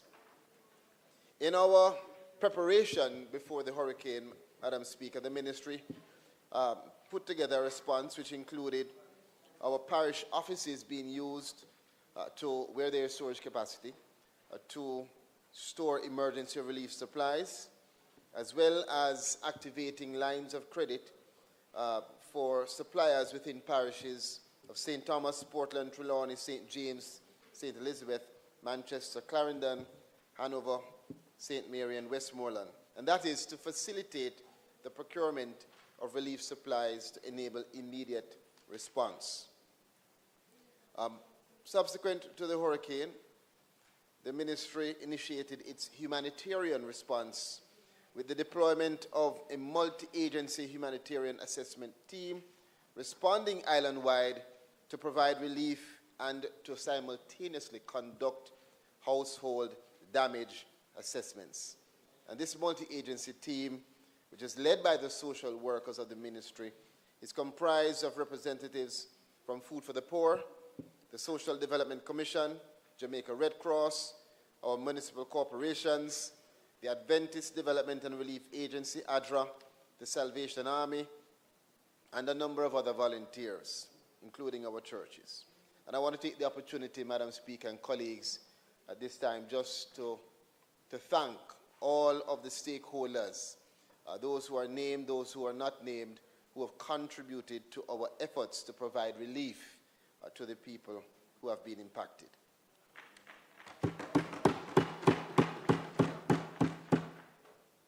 Initially, Madam Speaker, the teams in the worst affected parishes experienced obstacles in providing relief supplies. Of course, many of the areas were impassable, so there was limited mobility, blocked roads, damage to telecommunication and electricity infrastructure network, and limited accessibility for some of our workers who themselves were impacted by their communities being cut off.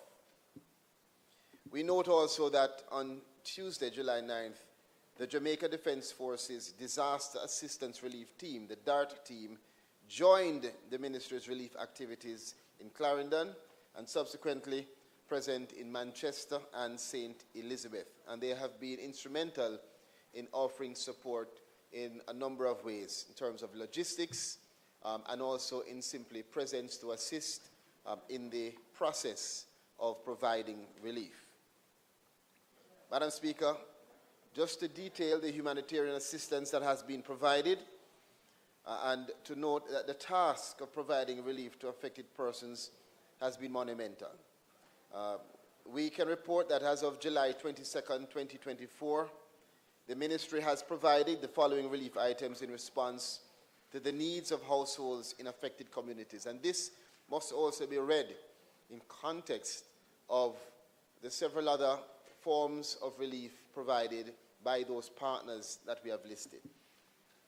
So the ministry provided to date 11,697 food packages, 1,925 tarpaulins. We've provided 989 mattresses, 1,911 hygiene kits, and 500 cases of water, among other things. In addition, the parishes of Clarendon and Manchester were provided with additional supplies, included mosquito nets, bags of detergent, and 3 cases of hand sanitizers. And again, it must be read within the context of our information on what is provided by our partners elsewhere. As it relates to the provision of relief supplies in shelters, Madam Speaker, please recall that during the hurricane we had 229 shelters opened across the island, housing 1,907 persons. Most shelters have returned, or persons who are in shelters, occupying shelters, have returned home. And the ministry, throughout that time, provided food supplies to those persons in shelters with the support of the Jamaica Red Cross, in particular in terms of preparing the meals, as well as the World Food Program that assisted in providing hot meals to several persons in shelters and in other targeted areas. Currently, we still have 2 shelters that remain open because of the exigencies in those communities and those who have been impacted. In the Rocky Point area in Clarendon, we have 44 residents that are still in shelter. And in Manchonil in Portland, we actually still have 2 persons still housed in shelter. As it relates to household damage assessment, Madam Speaker, the multi-agency teams have been conducting assessments on the level of damage to houses in affected communities using the Jamaica Household Disaster Impact and Needs Assessment Tool, JH-DINA. The JH-DINA is the primary assessment tool that is used to assess post-disaster household needs and conditions and to determine safety net responses following a disaster. To date, and as of July 22nd, we have a total of 8,397 households assessed. Those have been completed and continuing. And of this number, 453 houses have been assessed as totally destroyed. We expect that to climb at least beyond 500. 3,221 have been assessed as severely damaged, and we expect that also to climb. And 4,723 as minor damage. But we also note, Madam Speaker and colleagues, that there are several private, NGO, and other forms of support coming in as we speak to assist many of the persons in those categories. The ministry has completed the assessment process in the majority of parishes in our country. However, the process is ongoing, and it is understandable in those areas that have been most severely impacted in the southern area of Clarendon, Manchester, and St. Elizabeth. Those assessments continue. Madam Speaker, while we are currently in the final stages of the household assessment exercise, we recognize that there may be instances where our teams will have to engage with some of the remaining households. And so we're calling on fellow Jamaicans, calling on MPs and others to ensure that those persons are identified. I myself, through social media, have received a number of messages, and there are members of Parliament who I want to also thank on both sides, who have been communicating. They've communicated their own challenges. Some have expressed challenges in terms of our reaching them. Others have been providing information, in particular on any resident or constituent that is in need of support. And that information is instrumental, it is integral, and it is passed to our team and integrated in our efforts. So I want to thank members of Parliament and hope that we can continue to work together in that regard.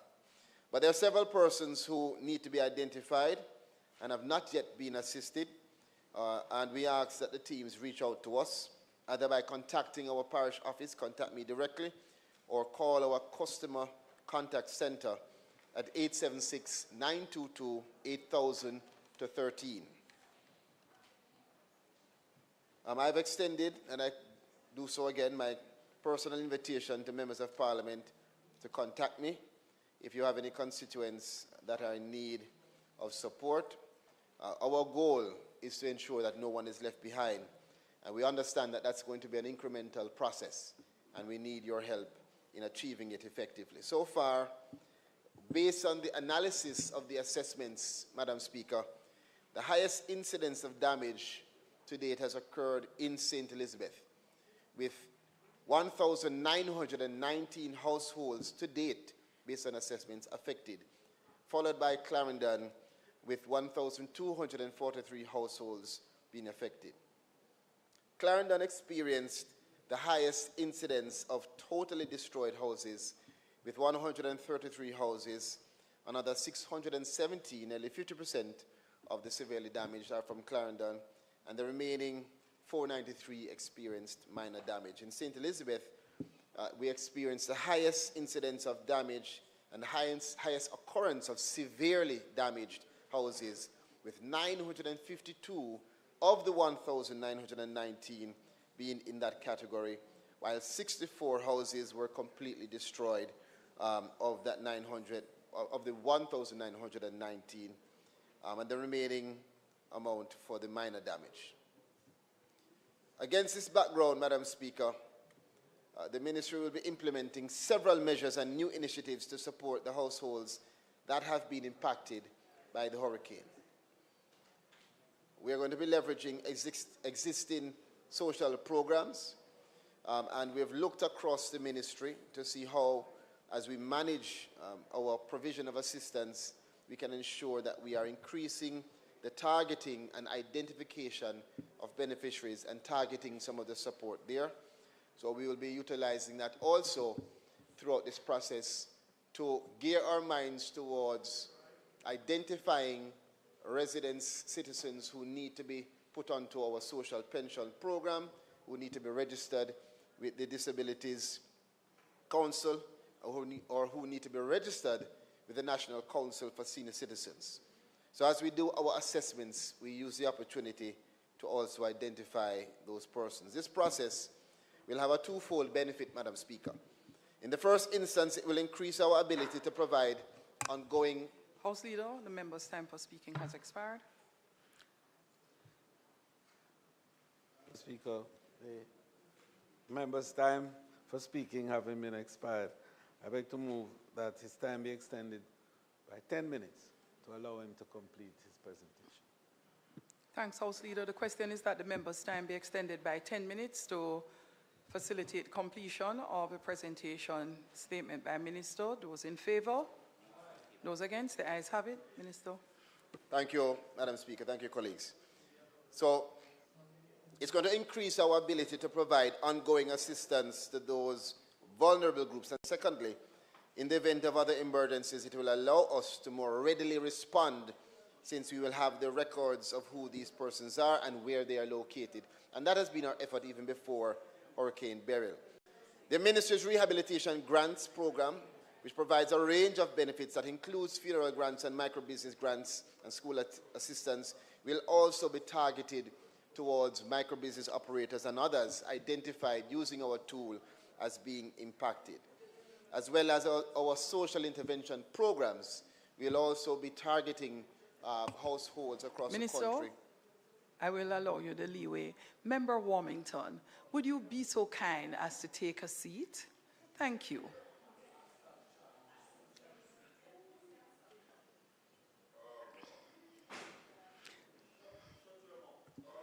No, Member Warmington, behave yourself.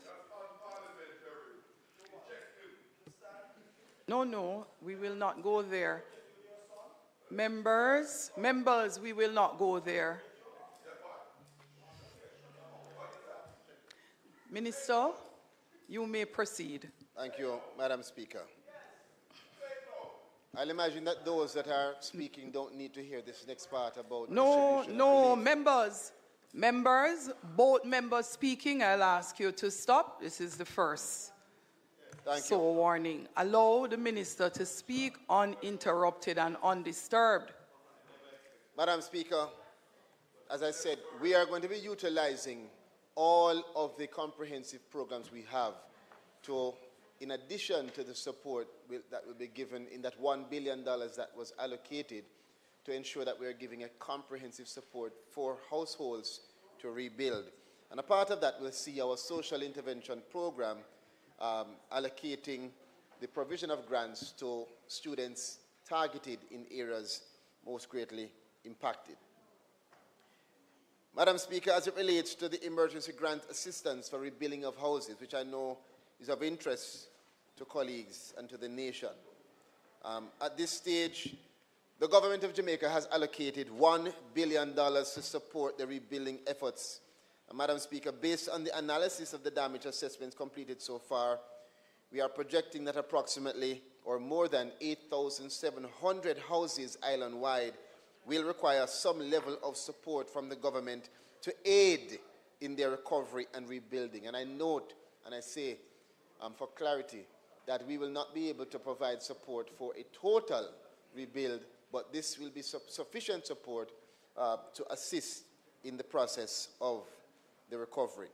Of this amount, the vast majority would have suffered minor damages. Families whose houses have been totally destroyed, which, based on the numbers, we estimate to be no less than 500, will receive a grant of $400,000.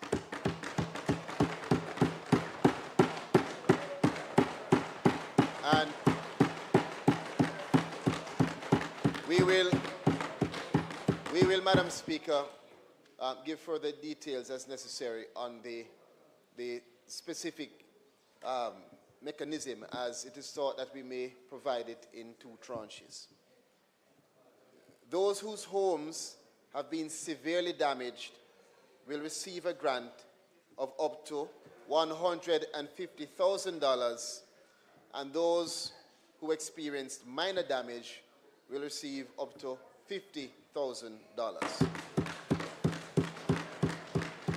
Now, let me be clear, Madam Speaker, we recognize that the immediate challenges presented by using check payments based on our experience. We recognize those challenges, and so we are exploring options to expedite this process, utilizing electronic payments and cash cards.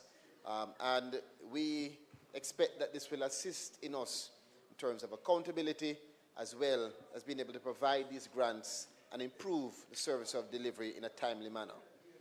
Madam Speaker, we must, as a country, approach this restoration process in partnership.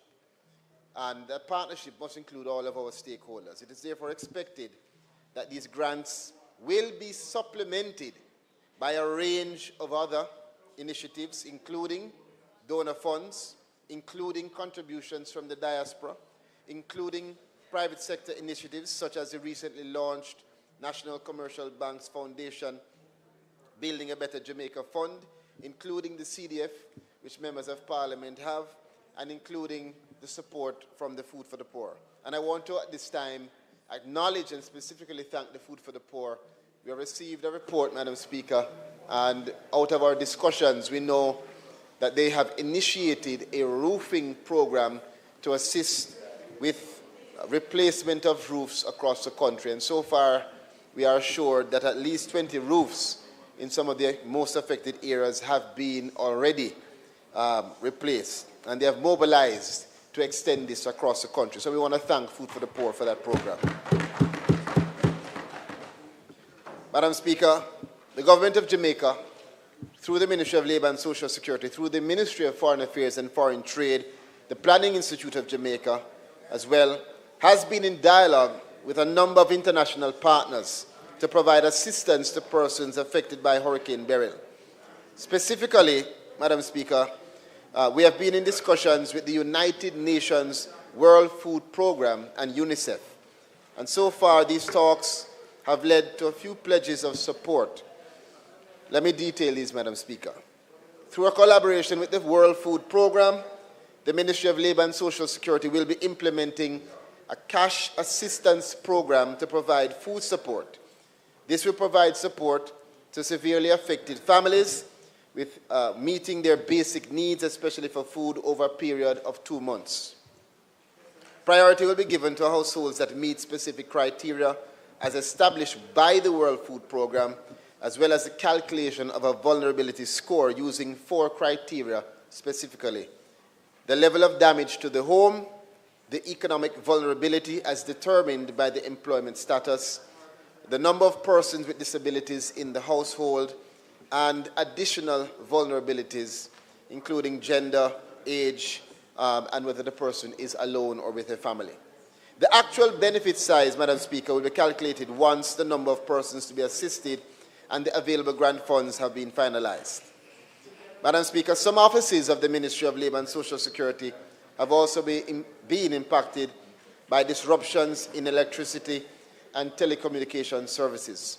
So in addition to providing technical assistance to aid with the digitization of the post-disaster assessment information, the World Food Programme will also be implementing this food assistance program through cash-based transfer interventions in collaboration with the Ministry of Labour and Social Security. They will also be supporting the ministry to increase its resilience for future disasters through the provision of portable, easy-to-deploy generators, training in logistics and supplies management, and other critical areas. As it relates to UNICEF, Madam Speaker, in collaborating with the ministry, with the primary objective of that collaboration being to bolster support towards our children and their families, with an emphasis in this partnership on children with disabilities, so that we can quickly return them to normal in the affected areas.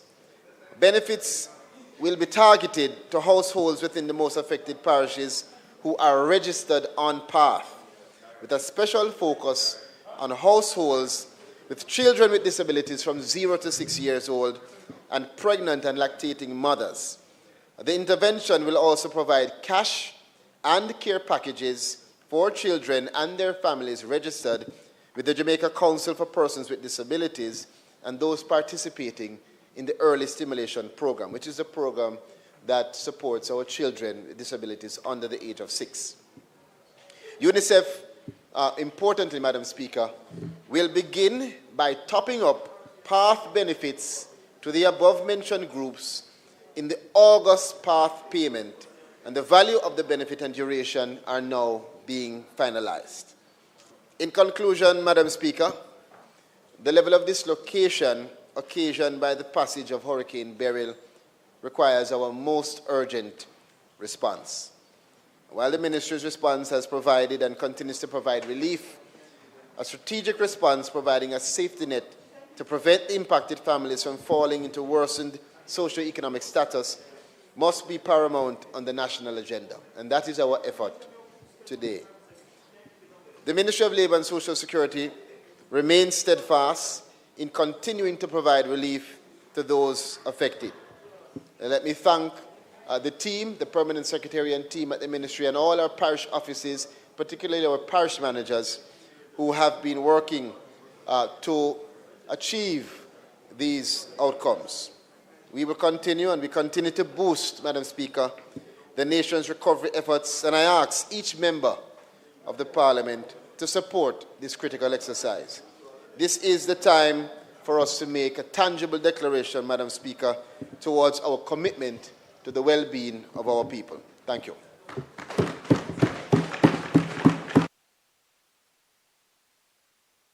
Member from St. Andrews South West. Thank you, Madam Speaker. First of all, let me thank the Minister for the update that he has given. I wanted to join in thanking all the stakeholders who have come together to really provide relief of any kind. The agencies, private sector, the churches, and all of those. There was one group that I did not quite hear mentioned by the Minister, and maybe it is my own past that forces me to hear that absence. The municipal corporations who really manned and operated a lot of the shelters. I believe that sometimes we don't give them enough credit that they deserve. And no, I read, maybe you said and I didn't hear, but when I read it, I didn't think that their role was sufficiently recognized. So I wanted to just add that there. I also wanted to say, Minister, that the Prime Minister has said it, I mean, you have said it, many of us on this side, we have said it, and I think we keep saying it, which is that the assessment and the relief items and the assistance for recovery and so on that we give should not be partisan. I believe, though, that for it not to be partisan, we need to go beyond just the mere words. And I keep asking about the process.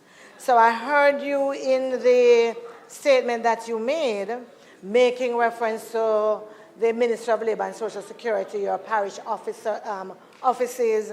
I heard that, and your work with the members of Parliament.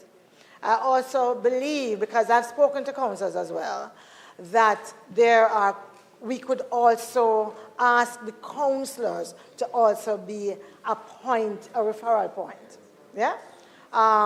They should be working closely with the Ministry of Labour and Social Security through their parish disaster coordinators. So it should be something that organically takes place. But I do believe, just from discussions with them, that we need to make it clear, yes, that is what we are also expecting as an avenue for collaboration. Then there are also the CDCs, yes, and citizen associations and other organizations like those as well. I believe that we should also make it very clear, expressly clear, that we are also asking them to join in identifying individuals who are in need so that your team can go behind that and do the assessment. I am sure that that is kind of what you're expecting to happen. But from my experience on the ground, sometimes I believe we have to say it so that people are clear that we are expecting them and encouraging them and welcoming them to be part of that team. I had, one other thing. We have spoken about this with education from time to time, and I know that schools are out. But when it comes to identifying individuals who are at risk, who are not necessarily on path, but who might have been made worse off because of the effect of burial, I believe some of our guidance counselors are well placed to be able to identify some families and some children who they believe should also be caught into that net that you would assess to see how they should be handled. And I wanted to suggest that you find ways of making sure that we also include our school guidance counselors. Then I had a question, Minister, which is really around the assistance that is being given through the ministry after your assessment and the assistance that is being given by members of parliament. And why do I ask? I ask because part of what the members of parliament have been given an allocation to do is to actually help with housing, some kind of housing relief. For one, no, I know nothing. However, when the Prime Minister spoke, he spoke about not getting assistance from more than one source. And so the reason why I ask is that sometimes the ones that the members of parliament are likely to give are those that have, in comparison, less severe needs, right? Because if they are too big, you might not be able to do it.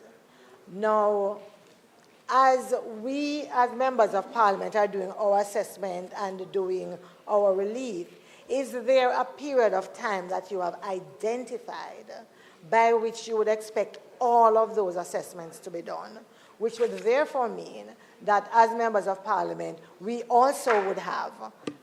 Members, time for speaking has expired. I leave it to your discretion.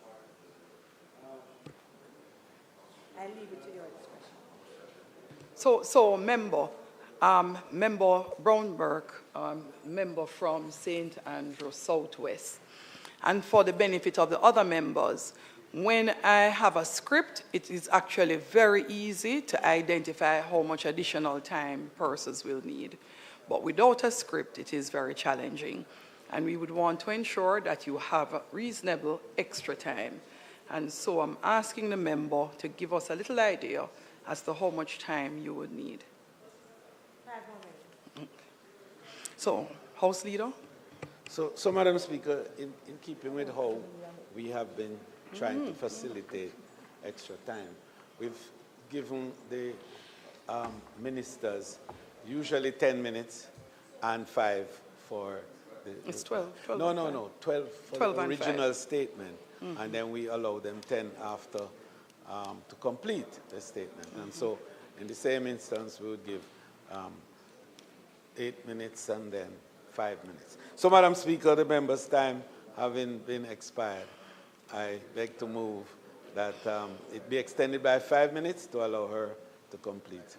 Thank you, House Leader. Members, the question is that the members' time be extended by 5 minutes to allow for completion of her contribution. Those in favor? Those against? The ayes have it. Member? Thank you, Madam Speaker. Thank you, colleagues. So the point I was making, Minister, is just simply an idea of a time frame that we're looking at to be able to complete the assessments such that we would be able to at least coincide with your timeline. so that persons who have greater need than we might be able to help, that they can be forwarded or recommended to you. Quite frankly, those are just the questions and comments I had, Minister. And as I end again, I really want to thank all of those persons who have been helping, even those who have just taken it upon themselves from overseas to reach out to their schools, to their neighborhoods, to family, and who are really helping us to build back. Because you are correct, Minister, and I join you there, that the rebuilding and assisting our Jamaicans is a job that requires all our efforts. Thank you. Thanks, Member. There is a question. Your mic is on? Your mic is on? When the mics are turned on in that way, I am not aware that you are attempting to ask a question, Member. So what has to happen, the mics have to go up so that I can see that the light is on. Member from St. Catherine Eastern. Thank you very much, Madam Speaker. Minister, I see where you have, and I want to join in congratulating all those who have participated to make sure that we get back those who are affected, their lives back, not to normal, but in a way that they can survive. As you have 11,697 food packages, what will be very useful for us not to have this kind of overlapping is if you could do a breakdown constituency by constituency, because that would help us, because the Prime Minister spoke to the fact that we do not want to be giving persons over and over and duplicating most of it. So if you could give me a breakdown of the constituency, I would be able to definitely speak to this report and to know whether or not it is factual or not. Not that I'm not accepting what is here now, but I have some form of doubt because I do not know what is happening in my constituency. And also, there are persons who are going around now doing assessment, and I heard you speak about the 50,000 in terms of those who is not that affected. I don't know if I'm correct. But I want to caution, Minister, the fact that there is no one that is going to say that they were not affected. Going around now, house to house, doing these investigations, there's a certain level of expectations. And probably what you want to do for it to work might end up creating nothing but chaos. So I want to caution the persons who are going out there to do their investigations, and for persons who are assisting them to take them house to house to make sure that they know what they are doing and do not overpromise and not and underdeliver. Thank you. Thank you, Minister. Thank you. I'd like to thank colleagues for the questions. Just to respond to the member from Southwest St. Andrew firstly. As it relates to the reference to municipal corporation, I just want to note that I do agree with her that they have played an instrumental role, and if she looks carefully, she'll see that on page 2, where we listed the stakeholders, they are a part of the stakeholders that we listed, as well as I believe I actually communicated it in my presentation. And I'll add to that that we also have been supported by our poor relief officers as well as others across ministry. Even officers from the Ministry of Education and Ministry of Health have been instrumental in this complete process as stakeholders. Additionally, the issue as it relates to the engagement of councillors, I want to refer the member to what I know she should be aware of, that our parish managers sit as part of the Parish Disaster Committee, and so they interact with all councillors, and so they get an opportunity to engage on several of those issues. Matter of fact, maybe even more than they interact with members of Parliament in that formal setting, in terms of the Ministry of Labour and Social Security parish managers who are a part of that committee. Guidance councillors, as she mentioned as well, are not limited. They're not constrained in terms of providing information.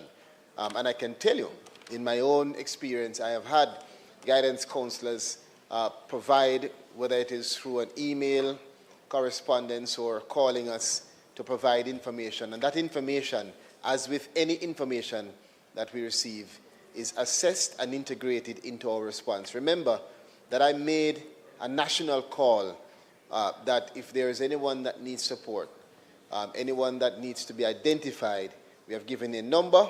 We have asked you to contact us through that number or through social media or through our parish offices.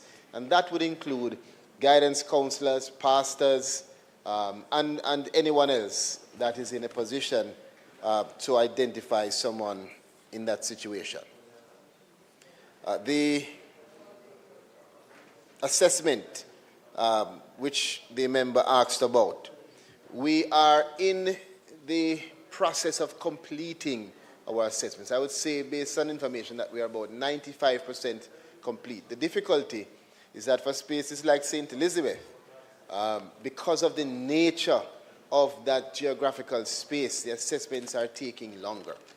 And so we are pushing. We have teams, even sometimes doubling teams, bringing them from elsewhere to assist in advancing those assessments. And we expect that within the next week, we should be able to complete our assessments. And within the next 2 weeks, we should be able to complete the data entry, which is what we need to allow for us to do the assessments and analysis to determine how we move forward in a more complete way.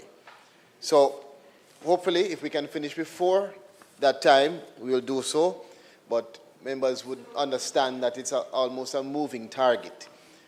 Because as we go out, we find that there are areas that have been cut off, that we are now observing, and other persons that are calling us to indicate that they have issues which we might not have seen.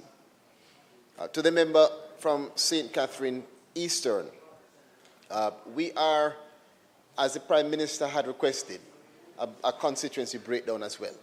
And I agree completely that that is necessary in order for us to be able to coordinate better, and we are doing that. We haven't been able to complete it yet because as the information is coming in and being digitized, but we will get back to members with that constituency breakdown. For now, the clear directive is for the parish offices to now collaborate with members of Parliament in terms, as best as possible, in terms of providing information on where they have served, if not, and if possible, even a list of who they have served. In the initial stages, it was incredibly difficult, to the point where parish managers and other officers were making calls, not able to get through, and even myself they couldn't get through to because of where I was. It is easier now, and so I expect that the process will be more streamlined, and we will be able to do, as you said, have much better coordination. But I take your comment, and I agree completely with that, and we are working to have that breakdown. I notice where you have given caution regarding the assessment, and likewise, we have given caution to our officers regarding the assessment. They are trained experts with the understanding of how to do those assessments, and any volunteers that assist us, that information is also now reviewed to ensure the efficacy and accuracy of that information, as well as us having an understanding that of the social context. Let me leave it there. So you will note that our officers were out immediately after the hurricane, particularly in those areas where we knew there was greatest impact. And so we not only take the word from the persons who are occupying the households.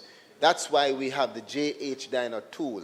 It has a number of questions which are asked, which assist us to make our own observations and our own damage assessments, as well as we had made a declaration to victims to take pictures.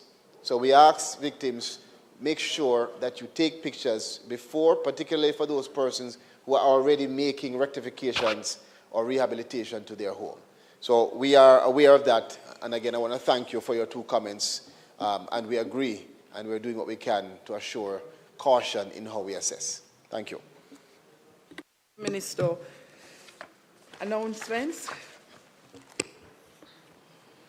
Laid on the table of the House are the following: annual report and audited financial statements of the Jamaica Bauxite Institute for the year ended March 31, 2022, and its related ministry paper number 38 of 2024.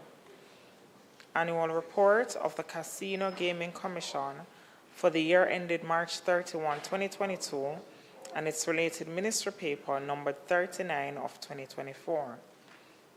Annual report and audited financial statements of the Real Estate Board and the Commission of Strata Corporations for the financial year 2018-2019. Annual report and audited financial statements of the St. Anne Development Company for the financial year 2014-2015.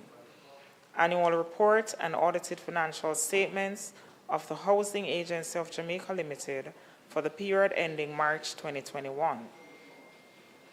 Report of the Standing Finance Committee of the whole House of Representatives, consisting of all members of the House of Representatives, on the monetary policy statement covering the 6 months ended March 2024, supported by the quarterly monetary policy report, February 2024, volume 24, number 3, and the quarterly monetary policy report, May 2024, volume 24, number 4. Interim report of the Integrity Commission Oversight Committee on its deliberations on the 2023-2024 annual report of the Integrity Commission.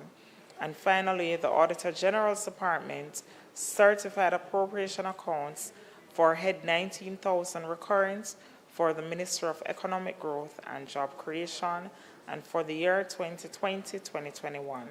Thank you, Madam Speaker. Thank you. Bills brought from the Senate. The following is a message from the President of the Senate.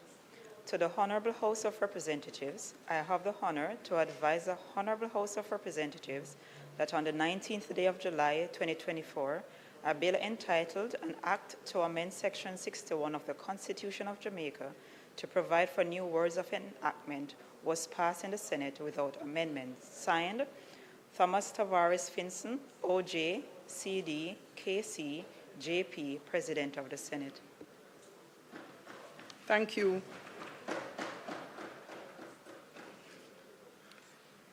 Petitions, papers, reports from committees. House Leader.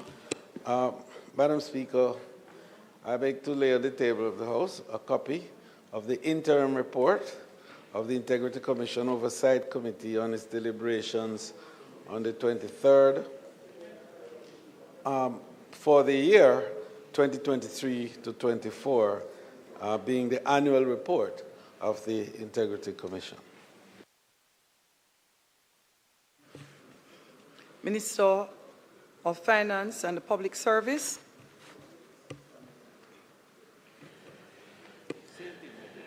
Madam Speaker, I beg to lay on the table of the House a copy of the report of the Standing Finance Committee of the whole House of Representatives, consisting of all the members of the House of Representatives on a monetary policy statement covering the 6 months ended March 2024, supported by the quarterly monetary policy report, February 2024, volume 24, number 3, and the quarterly monetary policy report, May 2024, volume 24, number 4.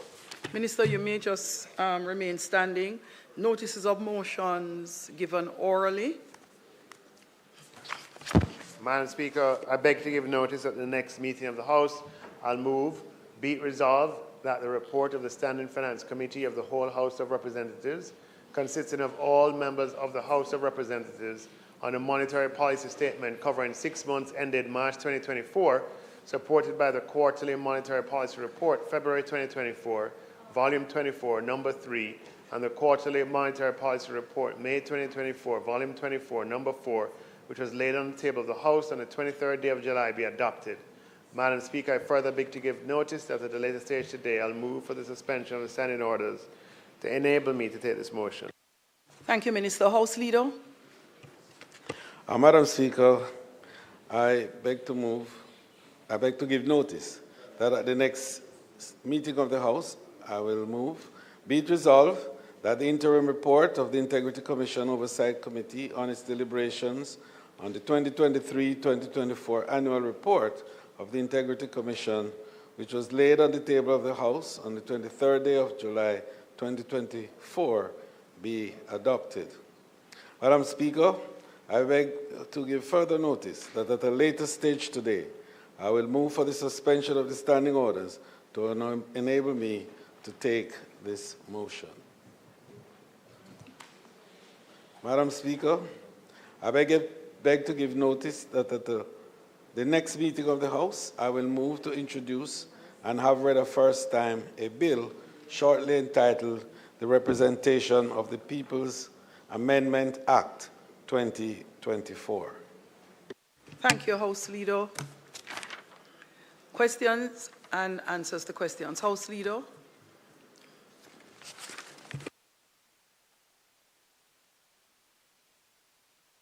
Member isn't here, House Leader. Motions that may be made at the commencement of public business requiring notice, motions relating to the sitting of the House, motion for leave to introduce bills, presentation of bills without leave of the House, first obtained. House Leader. Roper. Madam Speaker, I now move for the suspension of the standing orders to enable me to take the first reading of a bill shortly entitled the Representation of the People's Amendment Act 2024. Thank you. Minister Chuck. Madam Speaker, I now move for the suspension of the standing orders to enable me to introduce and have read a first time a bill shortly entitled the Maintenance Amendment Act 2024.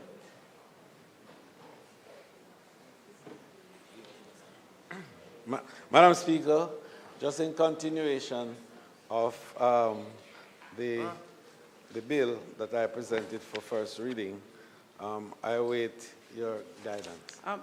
I will complete with Minister Chuck, since he's on his feet. The question is that the standing orders be suspended to allow the minister to take the first reading of the bill, shortly entitled the Judicial Rules. No, that's what Madam Speaker, I now move that a bill Rules of shortly the Court entitled Amendment Act the Maintenance Amendment Act 2024 be read a first time. Those in favor? Aye. Those against? The ayes have it. A bill shortly entitled the Maintenance Amendment Act 2024 read a first time. Madam Speaker, I beg to give notice of second reading of the bill.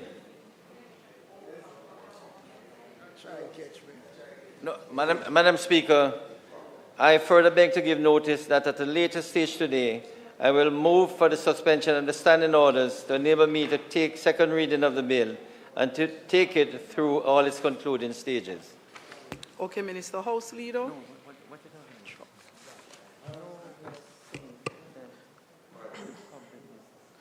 Madam Speaker, I now move that the bill shortly entitled the Representation of the People Amendment Act 2024 be read a first time. Members, the question is that the standing orders be suspended to allow the minister to take the first reading of the bill. Those in favor? Those against? The ayes have it. Minister. Notice of the second reading of the bill. No.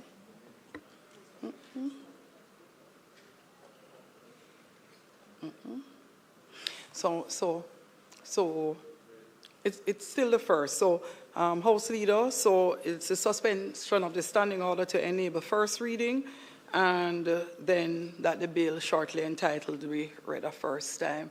Clerk. A bill shortly entitled the Representation of the People Amendment Act 2024 read a first time. Thank you. Minister. Madam Speaker, I beg to give notice of the second reading of the bill. Madam Speaker, I further beg to give notice that at a later stage today, I will move for the suspension of the standing orders to enable me to take the second reading of the bill and to take it through all its concluding stages. Thank you, House Leader. We are not in receipt of the other bill, Minister, so we will. Is it now here? It's here? No.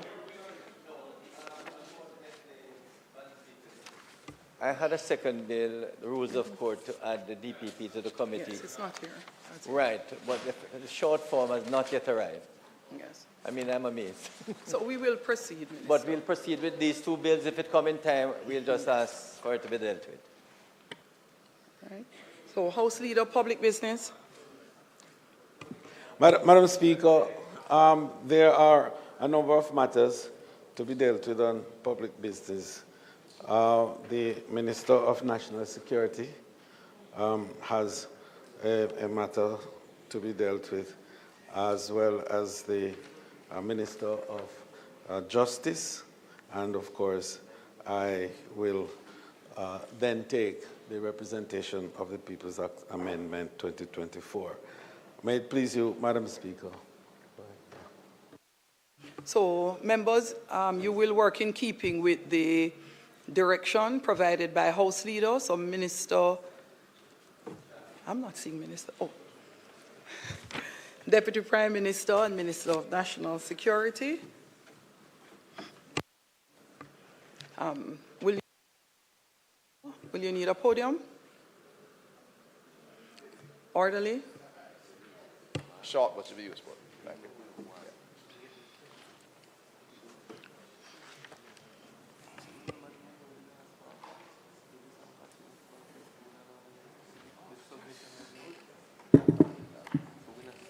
Thank you, Madam Speaker. The MOCA Act was brought into force on April 1, 2021, after being passed in the House of Parliament in June 2018. The delay in operationalizing the legislation was a result of the iterative process involving completing the supporting regulations, as the bill could not be activated at the time. It had to go through the same process as the bill to govern the operation of what was a new form of law enforcement agency. The Principal Act, amongst other things, establishes the agency's mandate and context and focus by defining the term serious crime as serious crime meaning offense which is specified or fall within a description specified in the first schedule, which the Director General considers to be sufficiently serious for the agency to conduct an investigation on the Act after considering any of the following factors. A, whether or not the crime is transnational in nature, or whether or not the crime poses a significant threat to national security and public safety. Pursuant to Section 43 of the Act, the Minister may, by order, subject to affirmative resolution, amend the schedule other than custodial sentences, which is what we're about to do. The first schedule of the Act contains a list of offences which comprise the investigative focus of the agency, subject to the exercise of the discretion of the Director General, having accounted for the considerations referenced earlier. Recognizing that the legislation treated this list as being exhaustive and representative of the offences which comprises its mandate, it has become necessary to expand the list of offences to increase the agency's effectiveness in dismantling organized criminal act network in Jamaica. The agency has certainly proved its value, members, Madam Speaker, especially in the area of organized crime, in cyber intelligence, cyber protective activity, or as it has evolved. And indeed, it's evolving, and therefore it is necessary to look at the first schedule, especially as the agency is now fully autonomous, and the members previously operated under the JCF Act. They no longer have that authority, and therefore the gaps are showing up. The agency, being a creature of statute, requires that the powers, authorities, and privileges exercised by its officers are explicitly outlined in the Act, and in this Act, MOCA officers are ostensibly prohibited from prosecuting offences which are not contained in the first schedule of the Act. Prior to the full operationalization of the MOCA Act, the agency was formed to the merger of the MOCA Task Force, I think previously called Kingfish, and the anti-corruption branch of the JCF, Jamaica Constituency Force, which resulted in a combined formation comprising members of the Jamaica Defense Force and the Jamaica Constabulary Force. At that point, the members therefore could operate under the Jamaica Constabulary Force Act. In addition, the merger provided a particular legacy in terms of type of crime that those formations investigated, which were enabled by the powers vested in the police officers by the Constabulary Force Act. The full authorization of the MOCA Act and the consequent transition of the Jamaica Constabulary Force officers who served the agency to special agent status meant that the agents of MOCA, as agents of MOCA, they could only operate within the confines of the statute and no longer able to exercise the full powers of a constable, as provided by the Constabulary Force Act. The true implication of this shift were realized when the agency commenced in earnest the training of its members with regard to the execution of their powers, authority, and privileges pursuant to the Act. Effectively, this meant that certain investigations would be stymied due to the agency's inability to exercise powers in respect of legislation omitted from the first schedule. This restriction resulted in MOCA officers in real terms being unable to, in particular circumstances, to represent by way of charges laid the full offending of an individual placed before the court or in an investigation of certain organized criminal organization. The real concern, therefore, is that in the absence of any statutory authority permitting the investigation and prosecution of certain excluded offenses, such actions and activities connected to them would be deemed to have been ultra vires the MOCA Act. During the development of the Principal Act, the schedule of offenses listed in the Criminal Justice Suppression of Criminal Organization Act was used as a precedent to develop the first schedule of the said Act. It being a readily available compendium of offenses worthy of comprising the agency's investigative focus, it is therefore timely to bring to attention the Criminal Justice Suppression of Criminal Organization Act, CJSCO, which recently amended to redefine Schedule 1 offenses under that legislation to language reflecting applicable offenses which, like the MOCA Act, contains a list of offenses. The inclusion of the Criminal Justice Suppression of Criminal Organization Act in the first schedule of the MOCA Act means that the agency can investigate and prosecute any offense provided under that legislation. The relevant schedule of the CJSCO Act contains several of the offenses included in this proposal, but it appears that MOCA's ability to investigate and or prosecute these offenses would have to be done pursuant to an anti-gang investigation. The proposed amendments will empower the agency to conduct similar investigation in circumstances not involving criminal organization as contemplated in the Criminal Justice Suppression of Criminal Organization Act. I'll go look the proposed amendments that we're examining. Over the period from the initial merger of the formation of formal establishment of the agency, MOCA's mandate has had to evolve in keeping with contemporary developments in the criminal environment and law enforcement landscape. And the evolution is continuing. As an example, the MOCA Task Force had primary focus on the investigation of lotto scamming offenses in breach of the law reform, fraudulent transactions, special scamming, special provisions, Act 2013. Much of this was later remitted to the Jamaica Constabulary Force when a decision was taken to relocate the anti-lotto scamming task force to the organization. MOCA now focuses on the network involving scamming, while the police focus on the individual cases. It's also bearing in mind that the U.S. Postal Services focuses the individual scam is brought to the attention of the Postal Service when the amount of money exceeds 100,000 US. That is too high a bar for the Jamaican police, where the Jamaica focuses on any scammer, literally, while MOCA, in cooperation with the international partners, focuses on the networks that are involved in the large amounts of money. And the amount of money, in fact, has been increasing in recent times, but they have had some significant successes. Data only as of last week, a major leader of a network involved was identified and arrested in the U.S. Can now operate from both Jamaica and U.S. territory for identifiable 10 million US. When 10 million US is identified, it means there may be 110, because it is what you can account for by hard evidence. as opposed to what the person has been involved in.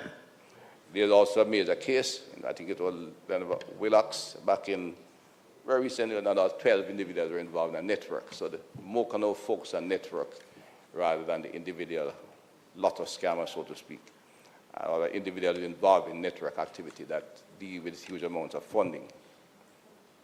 This paved the way for MOCA to focus on the more organized and high-level involvement of criminal organizations in this type of activity.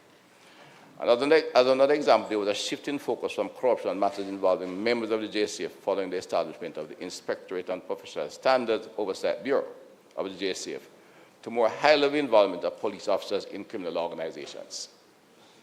In a similar fashion, the agency was able to impose its focus on the linkages between organized crime networks and influential persons in both public and private sector. Despite these changes and other efforts to refine the agency's mandate, over time, there remains a cadre of offenses which are consistently featured in the agency's investigative output, which underscores the value in expanding the first schedule to include offenses contemplated in the proposed amendments. For mentioning, in addition to the examples I've given you, there was the Manchester Parish Homes activity. There is money laundering of significance involving private sector and the criminal organization. I think so far, in one case, which I've recently concluded, they have already seized, with FID, some 500 million in assets and continue to seize more.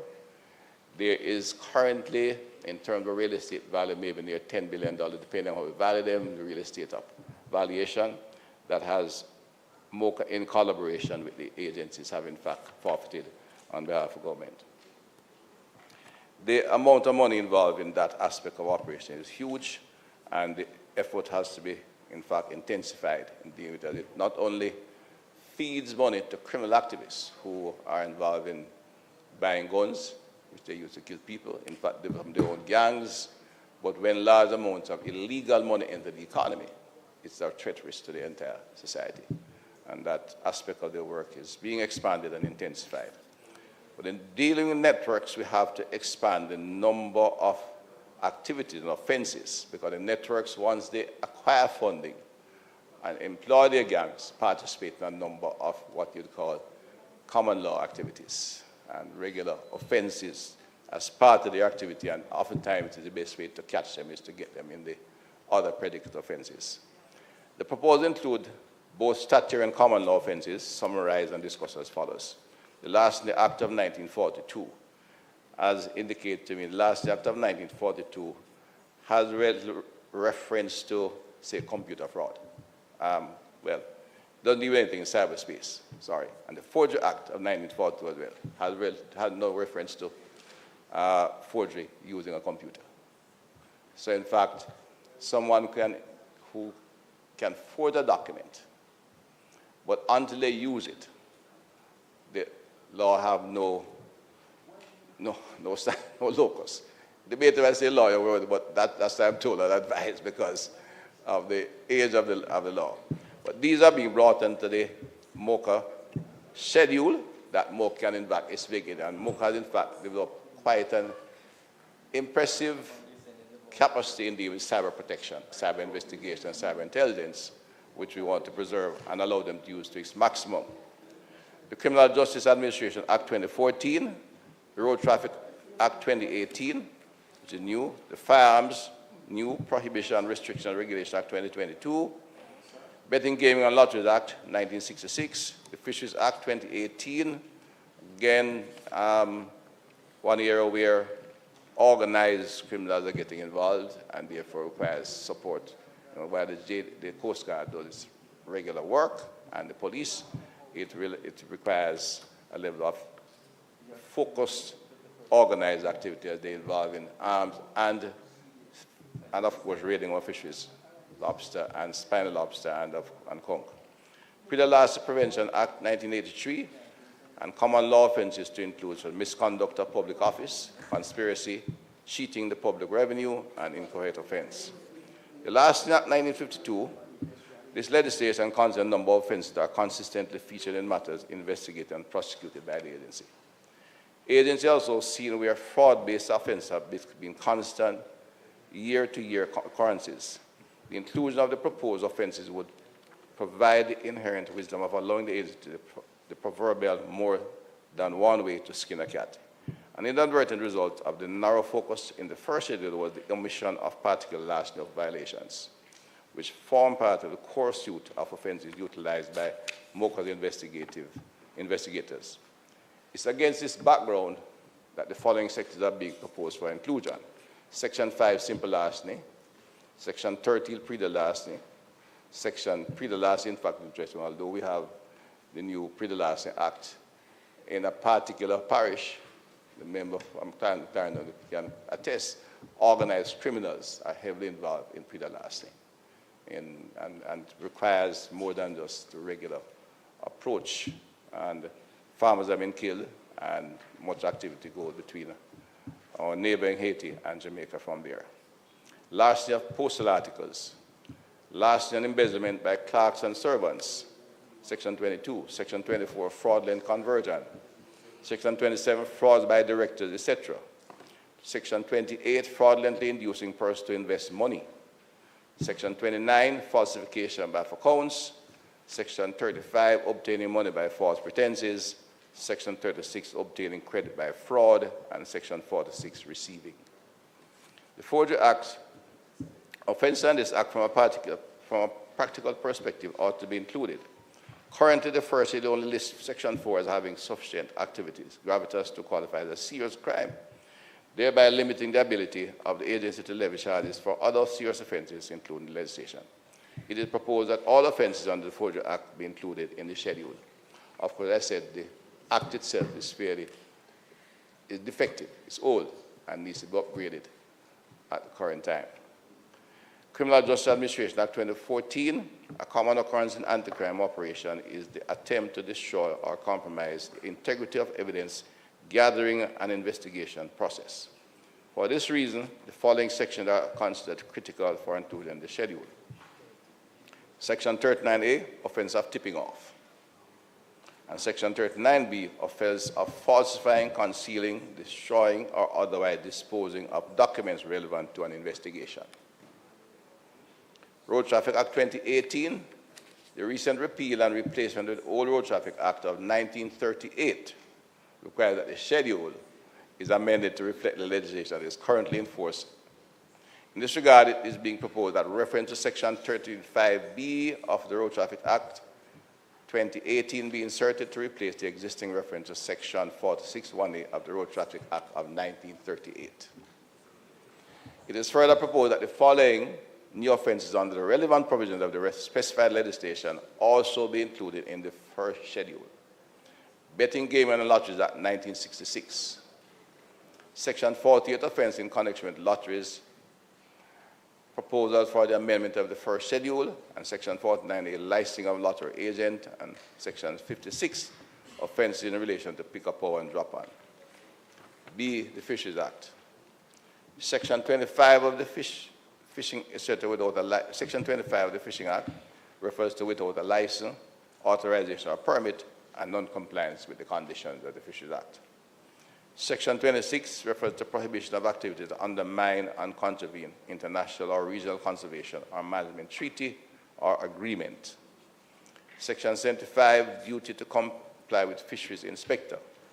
Section 76, offense of destruction of evidence and avoidance of seizures. Section 77, offense of impersonating a fisheries inspector. Section 89, offenses involving prohibited fishing methods and items in custody. Section 91, general offense involving fishing vessels, fishing devices, fishery inspectors and observers. Section 92, offense of stealing from traps.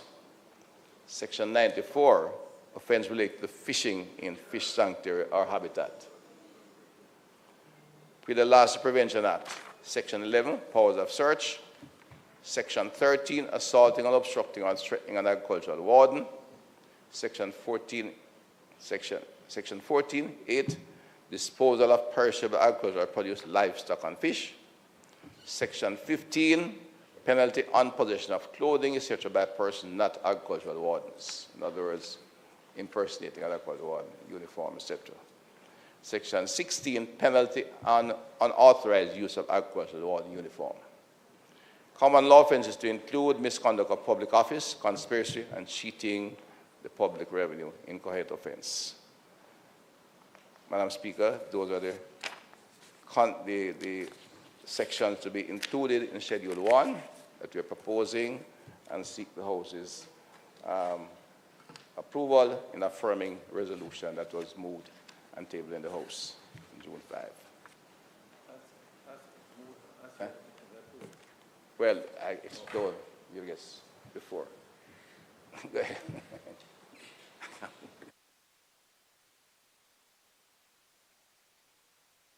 Member from St. Catherine South. Thank you, Madam Speaker. Madam Speaker, this is not a contentious issue. Coincidentally, next month will be the 10-year anniversary of the promulgation of MOCA. And as many are aware, no, Peter Bunting, as many will be aware, Madam Speaker, the genesis of MOCA was an effort to section out the major crimes and those who were the perpetrators of major crimes in Jamaica. And as the minister said, we all know about Kingpin years ago, the mastermind of much of the criminal activities in Jamaica. MOCA came about to focus essentially on those perpetrators and organizers of those large criminal activities. It is a fact that as a new entity that was being promulgated, there's a lot of learning that had to take place, and that occurred in the promulgation of the Act in 2018. Took quite a while. In 21, well, it was tabled, Act was done in 2018, but I think it was promulgated in 2021, as the minister corrected. It's quite a journey. During that exercise, on both sides, it was recognized and accepted that it would be an emerging legislation, as it was an emerging institution. It was drawn up of very experienced and skilled officers from the JSF and the JDF at the time.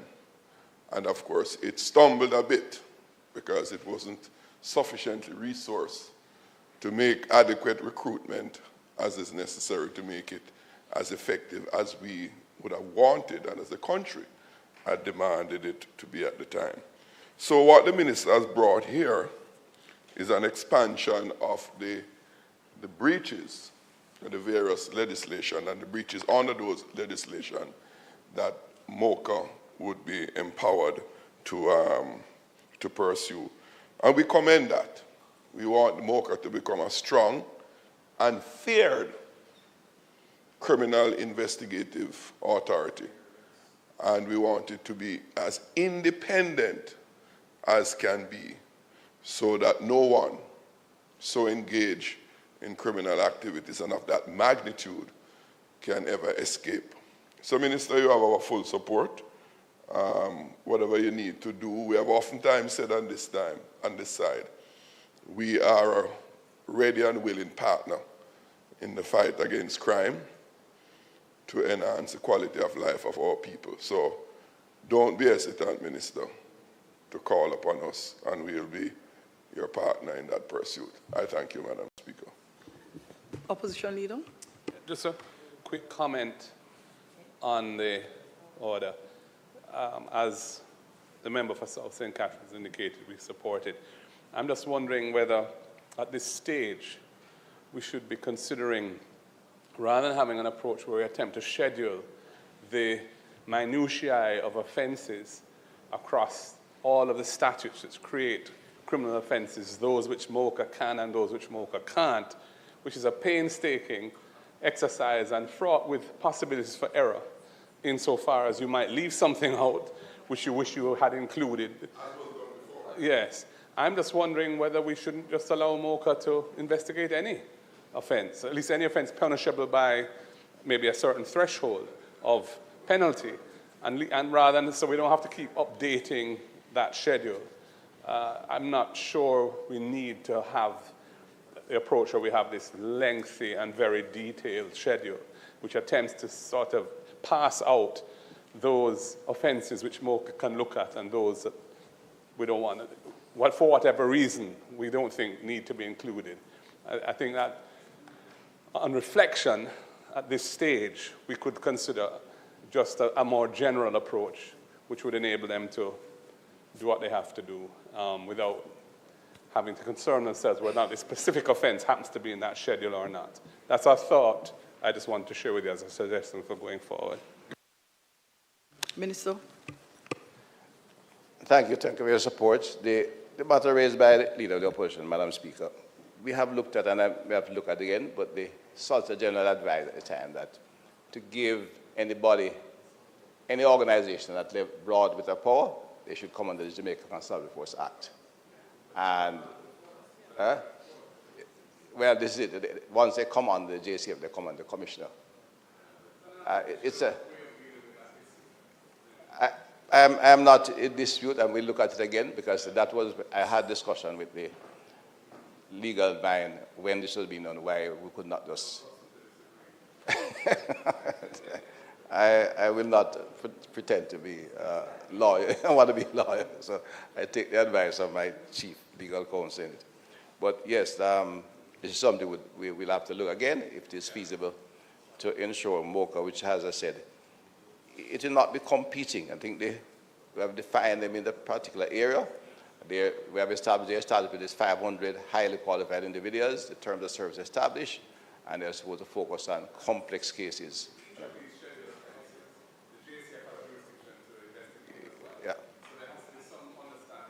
Yeah, they selected, you know, and the body has been evolving.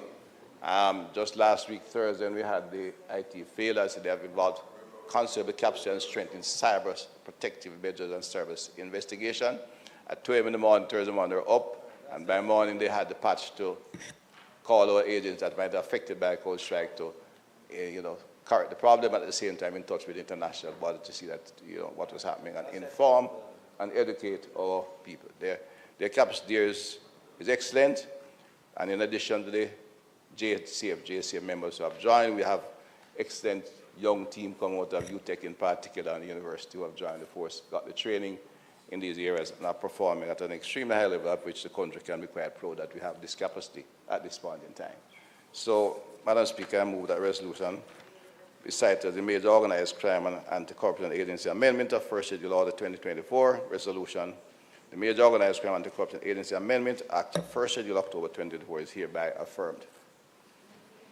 Those in favor? Those against? The ayes have it. Minister Chok. Turn your mic on.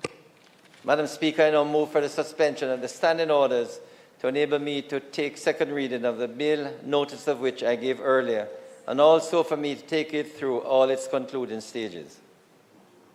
The question is that the standing orders be suspended to take second reading of the bill, notice of which was given earlier. Those in favor? Those in favor? Those against? The ayes have it. Minister, thank you, Madam Speaker.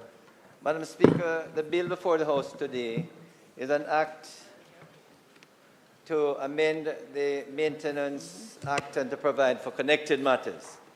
The Maintenance Act, Madam Speaker, 2005, amongst other things, places an obligation on spouses to maintain each other and places an obligation on parents to maintain their children. As it specifically pertains to the maintenance of children, Section 16(1)(a) of the Principal Act states that an order of maintenance shall remain in force until the child reaches the age of 18 years. Prior to the child reaching the age of 18 years, Section 16(3) of the Principal Act allows for an application to be made to the court for the grant of a maintenance order or for the extension of an existing maintenance order in the circumstances where the child is or will be engaged in a course of education or training. Madam Speaker, it is in these circumstances alone that the court is empowered to grant or extend an order of maintenance, which will come to an end once a child attains the age of 23 years. One could surmise, Madam Speaker, that it was the intention of the legislature to ensure that children can continue to receive maintenance even after they have attained the age of majority, if there is the condition of continuing education. However, Madam Speaker, despite the intention of the legislature, the Principal Act restricts the court from granting a maintenance order in respect of a child who is beyond the age of 18 years. In other words, if an application for a maintenance order is not made to the court prior to the child attaining the age of 18 years, then a subsequent application cannot be successfully made in respect of that child who is or will be engaged in a course of education or training. The effect of this is that the Principal Act allows parents who are required to pay maintenance to discontinue paying maintenance for his or her child as soon as the child attains the age of majority. This is allowed whether or not the child is still in school, and in such circumstances, there is no recourse available to the child or the parent who wishes to make an application for a maintenance order in respect of the child. There have been numerous cases, unfortunately, Madam Speaker, where in fact even the lower court grants the order. So the Supreme Court in one case made the point that the mother, once the mother made an application for a maintenance order in respect of her daughter, who is a child of the marriage, case Brooks and Brooks. However, this application was made when her daughter, though at a tertiary institution at the time, was almost 20 years old. The court therefore ruled that it had no jurisdiction to order maintenance for a child who was already over the age of 18 years. Then again, Madam Speaker, similarly, in the appeal case of Roe and Brown, the father of the child appealed the ruling of the resident magistrate's court, which made an order to extend an existing maintenance order for the child. The resident magistrate's court ordered that the maintenance order be extended until the child attains the age of 23 years, as the child was still attending high school. However, the application was made a few weeks after the child had attained the age of 18 years. The Court of Appeal therefore ruled, amongst other things, that for an extension of the maintenance order to be granted, the application should have been made before the child's 18th birthday, and consequently, before the order had expired. These cases, Madam Speaker, are some examples of hardship caused by the restriction in the law, and it is in light of these hardships that the government found it appropriate to put forward its proposal to amend the Maintenance Act.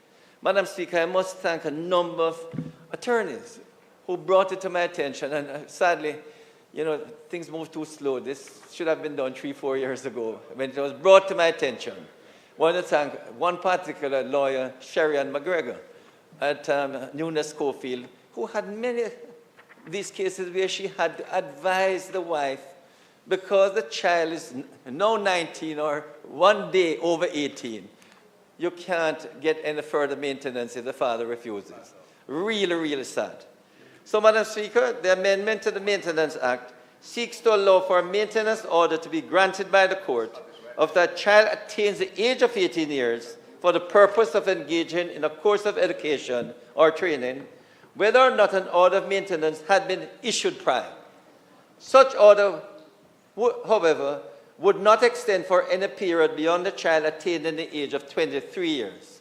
So there could be an extension of maintenance order for training and education up to 23, which I have no doubt was the intention of the principal bill. The amendment also seeks to allow for the application for a maintenance order to be made by the child himself who has attained the age of 18 years, the child's parents, or any other person who has the care and custody of the child.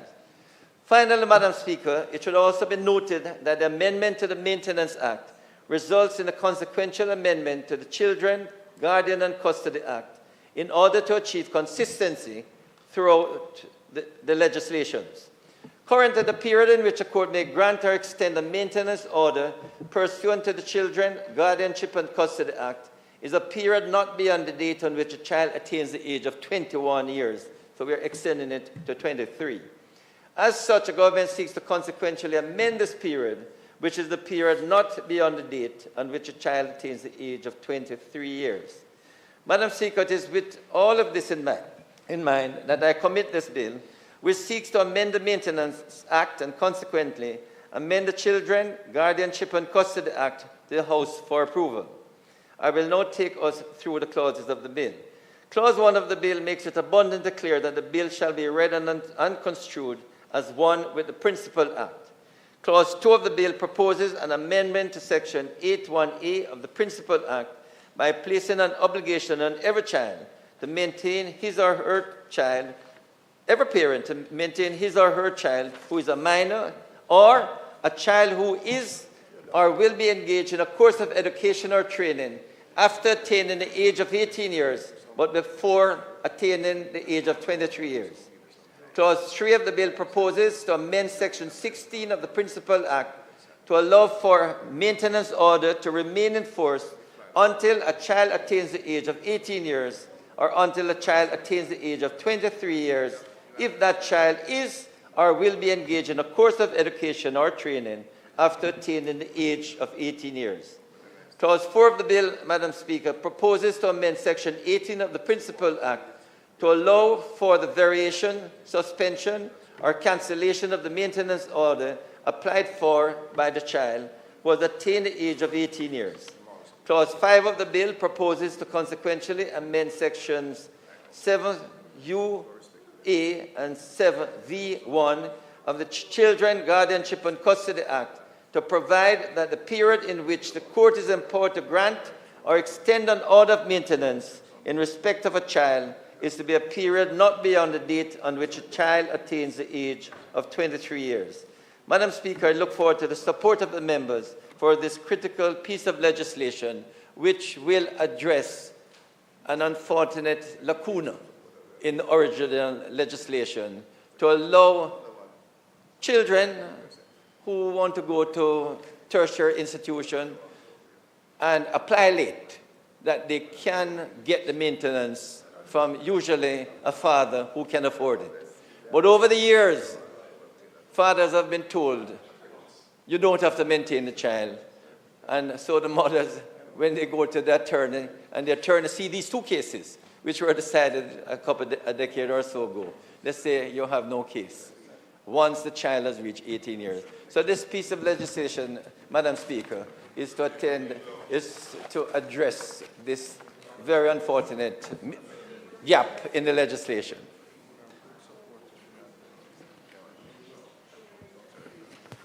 Opposition Leader. Thank you, Madam Speaker. Thank you, Minister. Clearly, we would support this amendment that seeks to implement what no doubt was the intent of the parliamentarians who passed the Maintenance Act. But because of the way in which the provisions were phrased at the time, the courts decided that the court didn't have jurisdiction to grant the order if the application wasn't made while the child was still a minor. So that gave rise to somewhat arbitrary results, where if the application had been made a month before the relevant birthday, the court would have been able to grant a maintenance order, but because it was made afterwards, they couldn't, notwithstanding the child was in the period during which the order would have applied had it been made in time. So this is the sort of thing one would have hoped the courts would have found a way of solving by interpreting the statute in a coherent way, but maybe the language was so definitive and clear they couldn't get around that. And therefore, it lies on us to fix it. And of course, we support the fix. One question I have in relation to the amendment to the Guardianship and Custody Act to extend it to the same date, 23 years. Is that extension only applicable to children who are seeking maintenance in order to attend training or educational facilities as well? It's on all fours with that. Yeah. So perhaps you could explain what would be the circumstances in which an application would be made under the Maintenance Act vis-a-vis under the Guardianship and Custody Act, just to remind me how that would work and what the difference is, or which covers what circumstances, since they are both extending the period. One was at 21 years before and is being extended to 23, but in both instances it is to do with education and training.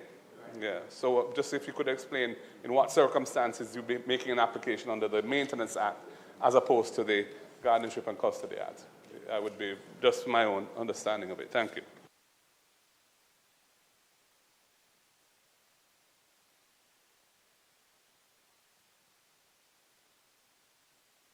Catherine South, member from St. Catherine South. Thank you, Madam Speaker. I just rise to give support to this amendment being brought here. As I muttered across the floor to the Minister, such provisions should not even need to be in a legislation. It should be a moral parental duty to provide support to children, because after all, the role of parents is about seeing to the development of our young people throughout that young stage into adulthood. And where such support is vital to that child's development, it should be almost automatic. So I welcome and support the amendment that the Minister is seeking, and would hope that compliance will not require going to the courts, but it will be done morally, and to the extent that the law so provide, it will remove any propensity not to give the support where it should have been in the first place. So, Minister, you have my full support. Wonderful. Minister, thank you. I want to thank the Leader of the Opposition and the member from South St. Catherine for their comments. As the member from South St. Catherine said, it is so unfortunate, Madam Speaker, that fathers have to be taken to court to look after their children. Really unfortunate. I mean, this should not even be a matter of great concern. But unfortunately, we have so many children who have been abandoned by their fathers, many of whom can afford it. But they just want to punish, the mother or the child. And so this piece of legislation is very necessary. The Leader of the Opposition had asked the question about the children guardianship and custody. I want to thank my learned friend, Minister Ford, to point out that it is more than just education and training. It could be a mixture, but usually an order would have been given under the Children and Guardianship Act, and therefore, if in fact you're given an order already for support, but the child really wants to, say, continue even doing part-time education, as the case may be, then rather than have to go back to, the Maintenance Act, this would just allow it to continue to 823. So as Minister Ford pointed, it's really a tidying up of the both legislation. Well, you may be right. The Maintenance Act is specifically the maintenance of children and the maintenance of spouses and the maintenance of people. Right. So as Minister Ford has pointed out, the Maintenance Act deals with maintenance of children and spouse and parents and grandparents. So while guardianship and children deal with maintenance, yes, but not restricted to education. Right.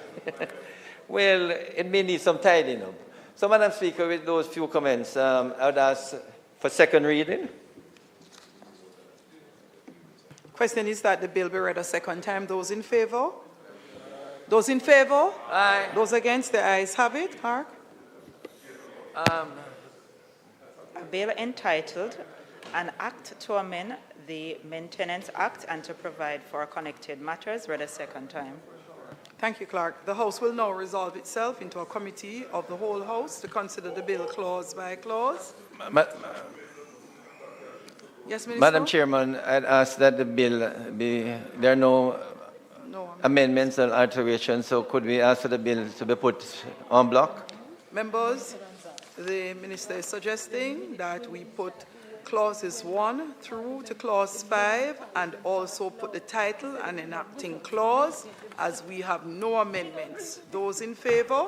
Aye. Those against? The ayes have it. The question is that I do report the bill as having passed committee stage without amendments. We are now going back to the House members. Madam Actually, Speaker. Just procedurally, before Marshall, just hold a moment. Those in favor? Aye. Those against? The ayes have it. Before that, Minister, we are now in the House. I do report the bill as having passed committee stage without amendments. Minister? Madam Speaker, I now ask that the bill be read a third time. Question is that the bill be read a third time. Those in favor? Aye. Those against? The ayes have it. Clerk? A bill entitled An Act to Amend the Maintenance Act and to Provide for Connected Matters, read a third time and pass. Thank you. House Leader.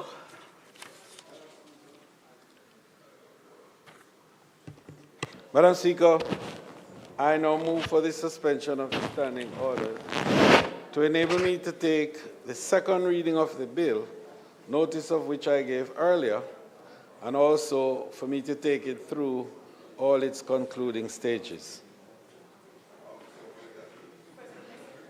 The question is that the bill be read a second time.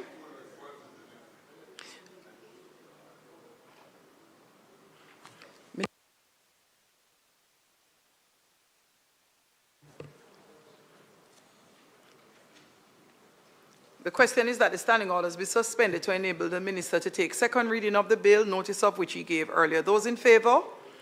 Those against? The ayes have it. Minister? Madam Speaker, I submit for the consideration of this Honourable House a bill entitled An Act to Amend the Representation of the People's Act to allow for the period within which a by-election shall be held in the electoral division within the area of jurisdiction of a municipal corporation to be extended beyond the period of 3 months specified in paragraph 4, 5, A and B of the 8th schedule of the Act, for a period to be determined by the Minister with responsibility for electoral matters not to exceed 90 days in the event of any of the occurrences specified in paragraph 11, 1A to E of the 8th schedule of the Act. Madam Speaker, the circumstances as specified in paragraph 11(1)(a) to E of the 8th schedule of the Act are as follows. 1.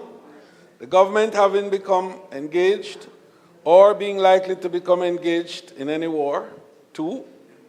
There being in force a proclamation that a state of public emergency or a state of public disorder exists under Section 20 of the Constitution of Jamaica. 3, the occurrence of any earthquake, hurricane, flood, fire, outbreak of pestilence, or outbreak of infectious disease, or other calamity, whether similar to the foregoing or not. 4thly, the likelihood that the official list of all electoral divisions or for any particular electoral division will not be printed before the day specified for the holding of the poll, or that any essential electoral supplies or materials will not be available in adequate quantities upon such day, or 5thly, riot, open violence, or other civil disobedience resulting in such interruptions, obstruction, or abandonment of the electoral process as to the prejudice as to prejudice the holding of a fair election. Madam Speaker, paragraph 11 of the 8th schedule allows for the holding of a by-election to fill a vacancy in the electoral division of a municipal corporation to be postponed due to the occurrence of an event, where the event occurs after a date has been specified for the holding of the by-election, but before the date on which the by-election is to be held. So there is currently, however, Madam Speaker, no provision that allows for an extension of the period limited under paragraph 4.5 of the 8th schedule of the Act for the holding of such a by-election where, and this is important, where the event occurs before the date for the holding of the by-election has been specified. Madam Speaker, it is imperative that there be sufficient time to facilitate the holding of any by-election in the wake of efforts to recover and rebuild key infrastructure and provide humanitarian assistance to citizens of Jamaica, including those most impacted within seriously affected areas of divisions. Madam Speaker, when we consider the impact that the recent passage of Hurricane Beryl has had on the Jamaican economy and society, with Jamaica being declared a disaster area under the Disaster Risk Management Declaration of Disaster Area Hurricane Beryl Order 2024, it is undebatable that the government's effort during any such period must be primarily focused on recovery and rebuilding. Madam Speaker, this amendment, therefore, to extend the period of 3 months to a further period of 90 days is consequential, considering that during a period of natural disaster and the period of recovery thereafter, many schools across divisions are used as shelters and are not able to accommodate electoral activities during that time. And several other mishaps have happened in most of the areas. And Madam Speaker, this particular comment is not peculiar to any single area at the moment, but it relates to any area which will be impacted by events of the nature of which we just spoke. It is envisaged, therefore, Madam Speaker, that the recovery process will extend beyond 30 days and would allow, therefore, for postponements in circumstances where the aforementioned paragraph 11(1)(c) applies. The government of Jamaica has also recognized how critical this amendment would be within the context of a vacancy arising through death. This Honorable House, Madam Speaker, may recall that Councillor Rohan Brand of the Morant Bay Division in St. Thomas Municipal Council passed away on May 1, 2024. His death has created a vacancy in the Morant Bay Division in the St. Thomas Municipal Corporation. And Madam Speaker, I just want to pause to recognize the exemplary work of Councillor Brand during his service in the Morant Bay Division. I think he served the division well and the people of St. Thomas with distinction. So by virtue, therefore, Madam Speaker, of Section 4.5 of the 8th Schedule of the Representation of the People's Act, this vacancy is to be filled within 3 months of it being noted on the minutes of the Council, or a day within 3 months of written notice of the occurrence of the vacancy being given to the chairman of the municipal corporation by 2 persons who were entitled to vote at the last general elections. The vacancy, Madam Speaker, was entered into the minutes of the Council on May 9, 2024. So given that the Section 66(5)(d) of the Constitution of Jamaica provides for Parliament to make provisions for the holding of local government elections, it is paramount that this matter is not considered in a vacuum. So this proposed amendment, therefore, of paragraph 4.5, which I mentioned earlier, of the 8th Schedule of the Representation of the People's Act, must be applicable to all relevant future occurrences. And I wanted that point to be made that this particular amendment is not in relation specifically to this situation in St. Thomas, but is to provide an opportunity for the minister to act in circumstances of this type in the future. So, Madam Speaker, the government of Jamaica has been proactive and responsive in the face of adversity. And to that end, the Cabinet has granted its approval for this bill to be tabled here today to amend the 8th schedule of the Representation of the People's Act in order to provide for an extension of the time limit under paragraph 4 or 5 of that schedule for the holding of by-elections due to the occurrence of an event that may trigger a postponement of a by-election under paragraph 11 of that schedule. So, Madam Speaker, the ask, therefore, is that the 8th schedule of the Principal Act be amended in paragraph 4 by exerting next after subparagraph 5 the following subparagraph. 5A, where at any time after the occurrence of a vacancy referred to in subparagraph 5, but before the publication of an order, that subparagraph, the minister with responsibility for electoral matters is satisfied that it is expedient for the time limit for the holding of a by-election under subparagraph 5 to be extended by reason of any of the matters specified in any of the paragraphs 11(1) A to E.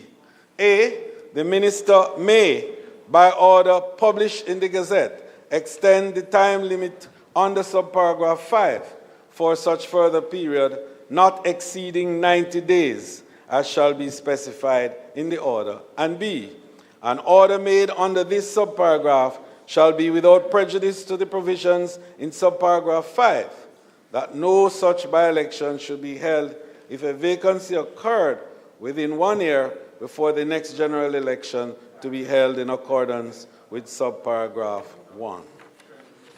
Madam Speaker, I now commend this bill to members of this Honorable House for consideration and approval. Thank you, Madam Speaker. Thanks, House Leader.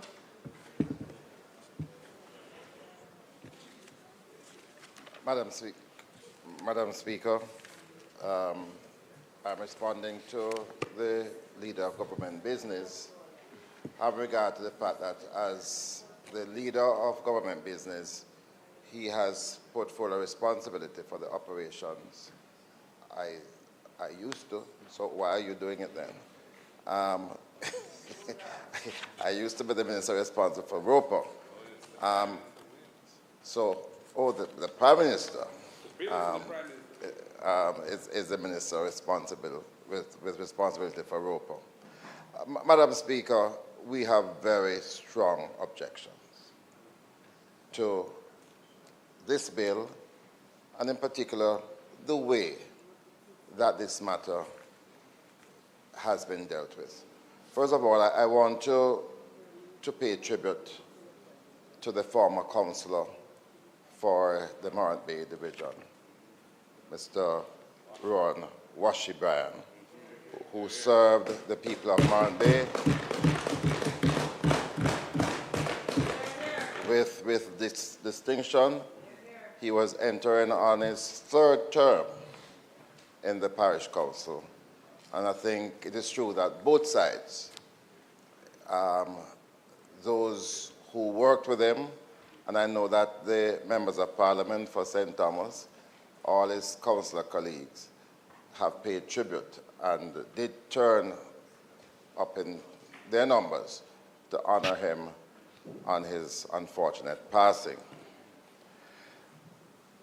Madam Speaker, we're deeply concerned because today the government is in breach of the law that they're seeking to amend. Today, the government is in breach of the law.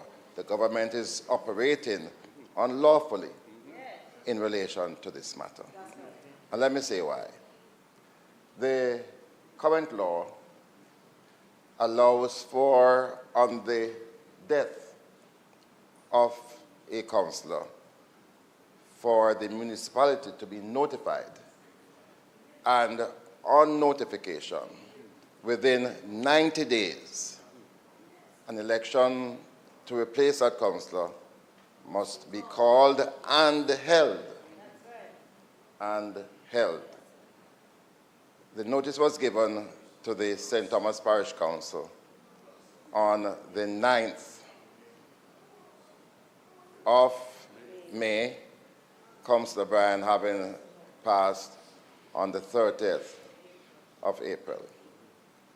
So by that law, by this law, the elections ought to be held by the 9th of August. There's no way that can happen today, because in holding an elections, you have to have regard for nomination day, which is normally 5 days after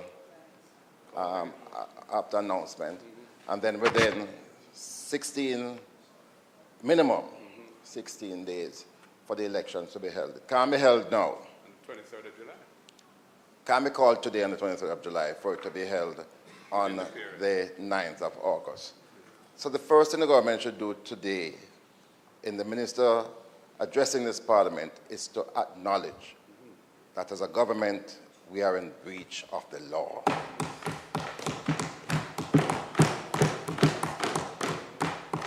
And that cannot be right. The government cannot be breaking its own law. It is wrong. So that's the first matter. Madam Speaker, that very law would have allowed the government, if they had called the election on the advent event of burial, to postpone the elections for 30 days Beyond the election date. beyond the date. That is the law. So if within that 90-day period, the government had called the election and burial came, then the government could extend by 30 days that election. So what do we have here? What do we have here? The government having breached the law. Today, the day when we, I believe, go off on our summer recess, we see another rushed bit of legislation coming. We are just having sight of it today. We are just having sight of it today. Right? Chaka chaka indeed. So we are going to see a bill, the first time we're seeing it, tabled today, rush it through today. Total disrespect for us inside here. Total disrespect for the institution of local government.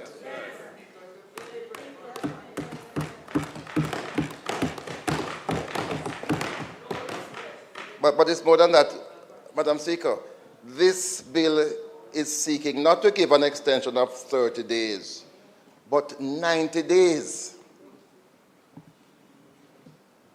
And it seems as if it is the minister is to give this extension. The minister has no role, because the person who is by law to call the by-election is the chairman of the municipality. And having consulted with the director of elections. So what do we have here? Another instance of the erosion and overreach in the way elections are conducted. And you know, we have warned already about tampering with the framework that we have built up with tremendous trust and faith over many decades after coming through some period of turbulence. and we cannot be tampering with the law in this way. First of all, there should have been consultation with the opposition. Absolutely. There should have been consultation with the opposition. That hasn't happened on a matter like this. Have you consulted as well with the Electoral Office? Have you advised them? Because by right they should have been advised when the notice was given on the 9th of May of an election, so that they could have prepared a budget. My understanding is that they did not. There was no consultation with the ECJ or the EOJ, right? Because there was no intention to call election. So, Madam Speaker, the people of Morant Bay want representation. They want it especially now because of the burden cast on them by the advent of Beryl. So by putting off by 90 days their right to have their own parish councillor, it's a disgrace, and it is unfair for the people of Morant Bay who are entitled to having their representative in the parish council. So, Madam Speaker, we are not supporting this bill today. I have stated the reasons, and as an opposition, we are taking strong exception again to the way that this is being done. Unlawful, the government is behaving unlawfully, and in this regard, Madam Speaker, I say on behalf of those people in Morant Bay who want to be able, especially now when we are trying to rebuild from Beryl, they want to have their own councillor in that municipality. Thank you very much, Madam Speaker. Thank you. House Leader. Minister. Madam Speaker, you know, I heard the member, and the member is speaking, you know, as though this is normal time, and totally ignorant of the provisions of the law which would allow for this amendment to be made to facilitate an election to be held within a reasonable time in a situation where a mega event has reached the country. Madam Speaker, the member is unmindful of the fact that we just narrowly escaped the full blunt of a Category 4 hurricane, the outer eye wall of which has so damaged the country. The entire electricity system in Jamaica has been fully disrupted from Negril to Moran Point. Schools have been damaged. The Minister of Education has indicated the level and the number of schools that have been damaged all over St. Thomas, all over the island. And Madam Speaker, you know, everything doesn't have to be made into a political debate, because one understands very clearly why the need for this amendment. The amendment happened because other situations may occur in the future other than this one. Because now we have a situation, for example, where we have a hurricane, damage done, someone died, created naturally a vacancy. The time when the report was made to the chairman of the municipal corporation, correctly done, possibly by the two members who are electors from the past election, and fulfilling all the requirements thereof. But what has happened is that the time when an election could be announced was overtaken by this mega event, which had all of us from Negril to Moran Point, including the members on that side, all over their constituency, walking all over the place, trying to deal with mega disruptions in their community. And they wanted an election to be held in that atmosphere? Absolutely not. And so what the government is seeking to do through this amendment is simply to allow for the elections to be held under circumstances and in conditions that is conducive for the proper execution of the rules of democracy. And so we are satisfied that there was no breach in the sense of a government willfully and deliberately breaching the law. And you know it. And you know that it is not a willful breach of the law. But the circumstances created this situation. And therefore, Madam Speaker, we feel that we want democracy to prevail. And we want the people of Morant Bay to have representation. And so, therefore, the move is to enable the minister in the circumstance to be able to have the election within 90 days or so after this expiration. And so, Madam Speaker, I beg to move that, do you know what? I want to thank the member for whatever that contribution was, and quite understanding why he made the point the season that we are in. But I would invite this Honourable House to give favourable consideration to the approval of the bill. May it please you, Madam Speaker.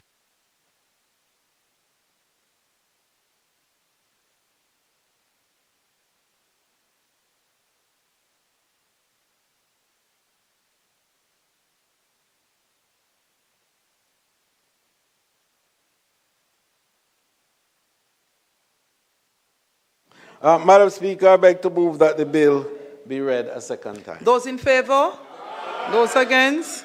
There is not to divide.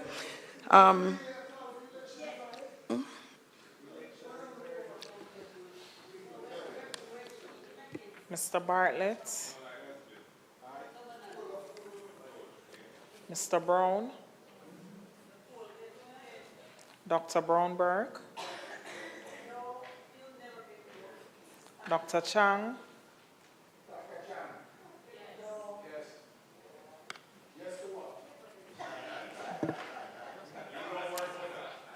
Dr. Charles. Mr. Charles Jr. Mr. Chin. Mr. Chuck. Mr. Clark. Dr. Clark. Dr. Clark. Mr. Cousins. Ms. Crawford. Mrs. Cuthbert Flynn. Ms. Daly. Mr. Davis. Ms. Davis. Dr. Dunn. Mr. Golding. Mr. Graham. Ms. Grange. Mr. Green. Dr. Guy. Mr. Hamilton. Ms. Hamilton. Ms. Hannah. Mr. Enriquez. Mr. Henry. Mr. Holness. Mr. Hutchinson. Mr. Hilton. Mr. Jackson. Mr. Lawrence. Ms. Lee. Mrs. Malahoo Fort. Mr. Main. Mr. Mackenzie. Mr. Miller. Ms. Morrison. Mr. Montague. Mr. Morgan. Mrs. Nita Garvey. Mr. Paulwell. Mr. Phillips. Dr. Phillips. Mr. Robertson. Mr. Robinson. Mr. Samuda. Mr. Shaw. Mr. Siblis. Mr. Slowly. Ms. Smith. Mr. Terrelong. Dr. Tufton. Mrs. Vaz. Mr. Vaz. Mr. Warmington. Dr. Wheatley. Mr. Williams. Mrs. Williams. Mr. Wilson. Mr. Witter. And Mr. Wright.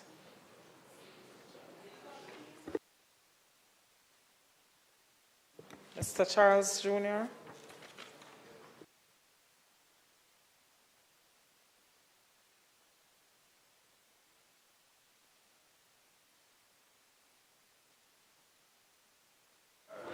Mr. Brown.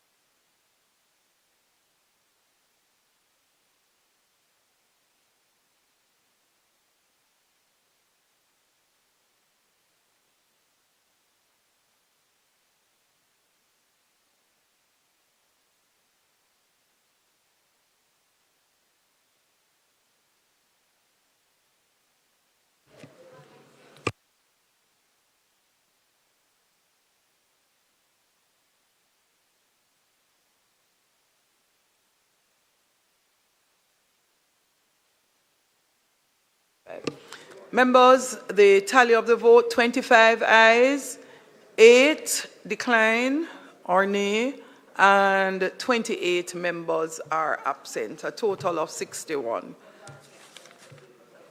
House Leader, Minister, the vote carries. I will now ask, based on the vote, that the clerk reads the bill a second time, after which we will proceed to committee. A bill entitled An Act to Amend the Representation of the People Act, read a second time.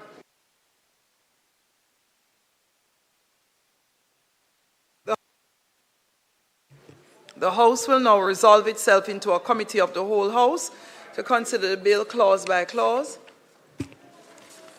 We are now in committee.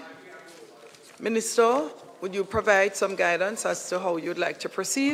Madam Speaker, it's a simple amendment to the 8th schedule, and therefore we will just take that amendment straight and move forward. No further amendment. House, we put clauses 1 and 2 and put the title and enacting clause. Those in favor? Those against, the ayes have it. The question is that I do report the bill as having passed committee stage without amendment. Those in favor? Those against, the ayes have it. Miss, back in place, please. We're back in the House. I do report the bill as having passed committee stage without amendment. Minister?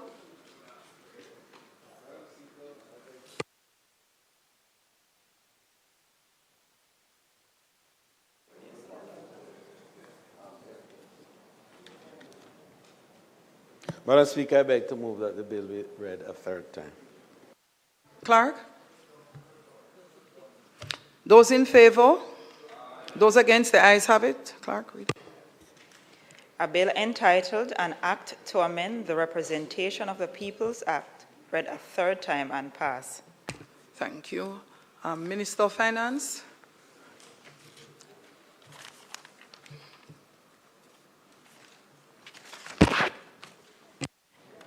Madam Speaker, I now move for the suspension of the standing orders to enable me to take the motion, notice of which I gave earlier. Those in favor? Those against? The ayes have it. Minister? I ask that the motion be approved. For the members who may not be following, it is the monetary reports earlier passed in Standing Finance Committee. I ask that the motion be approved. Those in favor? Those against? The ayes have it. Thank you, Minister. House Leader.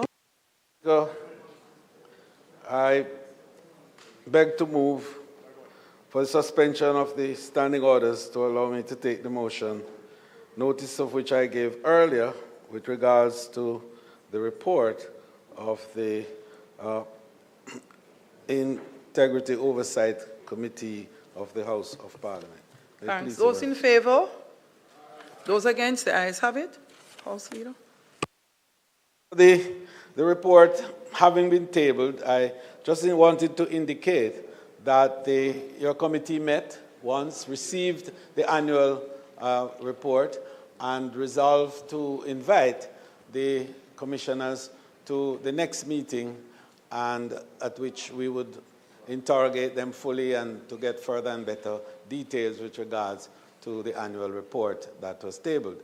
In addition, we had a request made to the clerk to have a review done of the full report and to offer us some executive summaries for our guidance so as to assist the committee in its further deliberations. Madam Speaker, it is intended, and I must report that we did connect with the commissioners, and they have indicated a willingness to attend. However, they ask us for time based on certain vocational commitments that they have at this time. So we look forward to the next meeting at which a fulsome interrogation will be done and a careful look at the details of the report for reporting to this Honorable House. Madam Speaker, it should also be noted that this preliminary report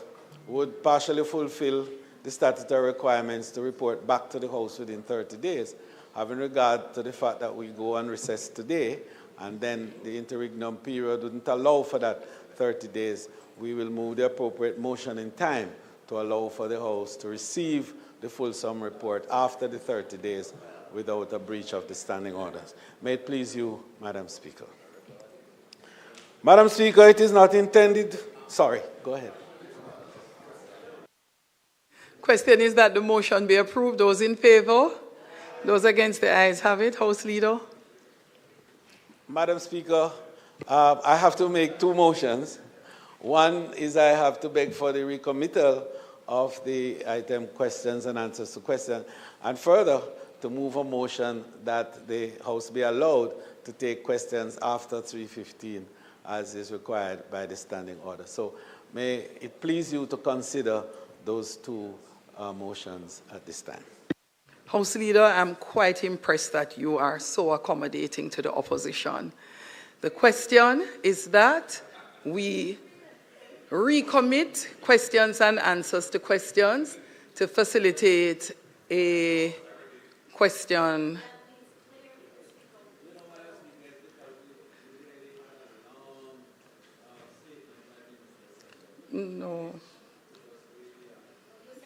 No, it's only because a member walked out a little bit and came back to do his survey.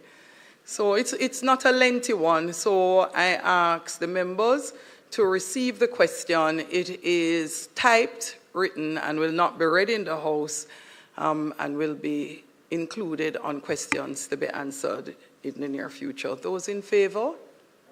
Those against? The ayes have it. This time, it is now past 3:15, so the question is that the House approve the extension of time to facilitate the member asking the question. So those in favor, those against, the ayes have it. Madam Speaker, I beg to give notice that at the expiration of 21 days, I will ask the Minister of Science, Energy, Telecommunications and Transport the following two questions. Thank you, Member. House Leader. Madam Speaker, it's not intended to do any further business today. I therefore, on the motion of adjournment, would indicate, Madam Speaker, that this is the last session for this period, as it is intended that the House would go on recess until a date to be fixed. Madam Speaker, I want to use the opportunity as we break for the summer, the long summer, to thank the members for the collaboration, cooperation, and the spirit of understanding that has been displayed on both sides over the last session. We had a very strong session where the sectoral debate dominated the session, and we had contribution from nearly 27 members during that period. We, Madam Speaker, endured some disruptions with Beryl. We are in the throes of recovery, and I want to wish all members, a very speedy recovery in their constituencies for the various areas of disruptions that might have emanated, and that they will have a strong and good summer, well refreshed, and will come back to the House in September with new vigor and energy to continue the work of the business of the people. May it please you, Madam Speaker, I therefore beg to move that the House be adjourned for a date to be fixed.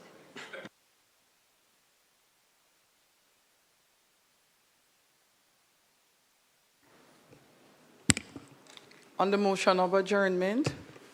Madam Speaker, I join with the Leader of Government Business on wishing all our colleagues a safe and restful vacation. In particular, I want to wish the staff of our Parliament, Madam Speaker, I want to wish the staff of our Parliament, similarly, they do deserve the break And finally, Madam Speaker, yes, I would like to finally wish our Jamaican athletes who will be performing at the Paris Games all the best. We are all rooting for them in one accord, government and opposition. Thank you very much, Madam Speaker. Thank you. On the motion of adjournment, just a very quick statement/tribute for the Hansard records on the appointment of Honorable Miss Justice Marva MacDonald, Bishop OJCD, as President of the Court of Appeal. Today I would like to add my voice to those congratulating a woman who has been a distinguished figure on the judicial landscape. I'm referring to none other than the Honorable Mrs. Justice Marva MacDonald Bishop, who was appointed President of the Court of Appeal last week. This is in fact a historic accomplishment, as Mrs. Justice MacDonald Bishop has become the first woman to hold the esteemed position of President of the Senate of the Court of Appeal. Through her body of work and her demonstrated commitment to the dispensation of justice, Ms. MacDonald Bishop has displayed that she possesses the qualities necessary to lead Jamaica's appellate court. Mrs. Justice MacDonald Bishop has had a vast experience in the judicial system. Throughout her career, she has served as clerk of the court in the criminal and civil divisions of the parish courts, Crown Counsel in the Office of the Director of Public Prosecutions, and Resident Magistrate. In 2006, Justice MacDonald Bishop was promoted to puisne judge of the Supreme Court, and in 2014 began serving in the Court of Appeal. I congratulate Mrs. Justice MacDonald Bishop on her ascent to this prestigious post. I hope that Mrs. Justice MacDonald Bishop career will inspire young women to dream big, to achieve, to break barriers, to excel. Last but not least, also on the passing of the United States Congresswoman Sheila Jackson Lee, today we would like to bring attention to the House of the passing of U.S. Congresswoman Sheila Jackson Lee last week. She served in the United States Congress as the representative for Texas 18th District for almost 30 years. Throughout her career, Mrs. Jackson Lee fought for marginalized in society and championed such causes as criminal justice reform and the protection of women and children. Congresswoman Jackson Lee was a true friend of Jamaica. I extend heartfelt condolences to her family, her colleagues, and her constituents at this time. May she rest in peace and life perpetual shine on her.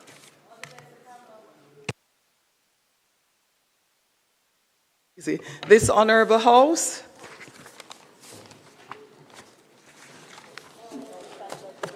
now stands adjourned.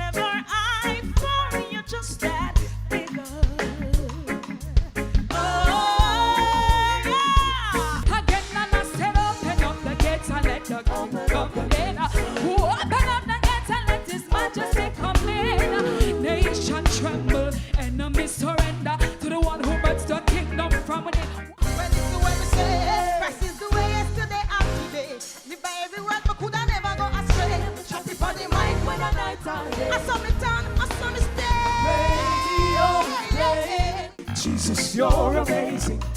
Amazing, amazing, amazing. Oh God, amazing, amazing, amazing. You are amazing. Amazing. Thank you, Lord. Salvation, you want it, it's free. Have it, you see. Now we pay fee. Only Jesus Christ alone can make you have it. Slick Rick, you're living in the end time. Know where you're out here. Spreading joy and cheer. Across the sky.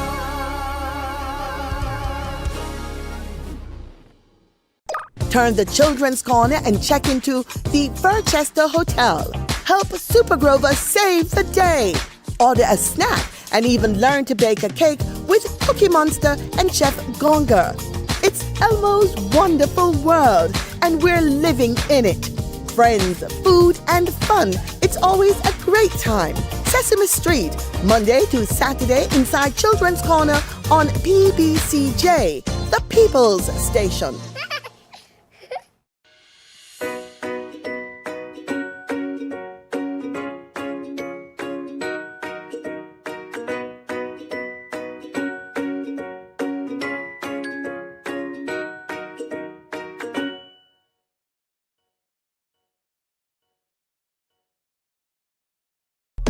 Up and make we steam it.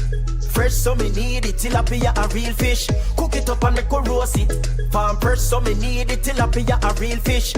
Grow smart at the best part. Food for thought so me have to eat smart. Easy catch, fully net. A tilapia so you don't know what's next. Cook it up and make we fry it.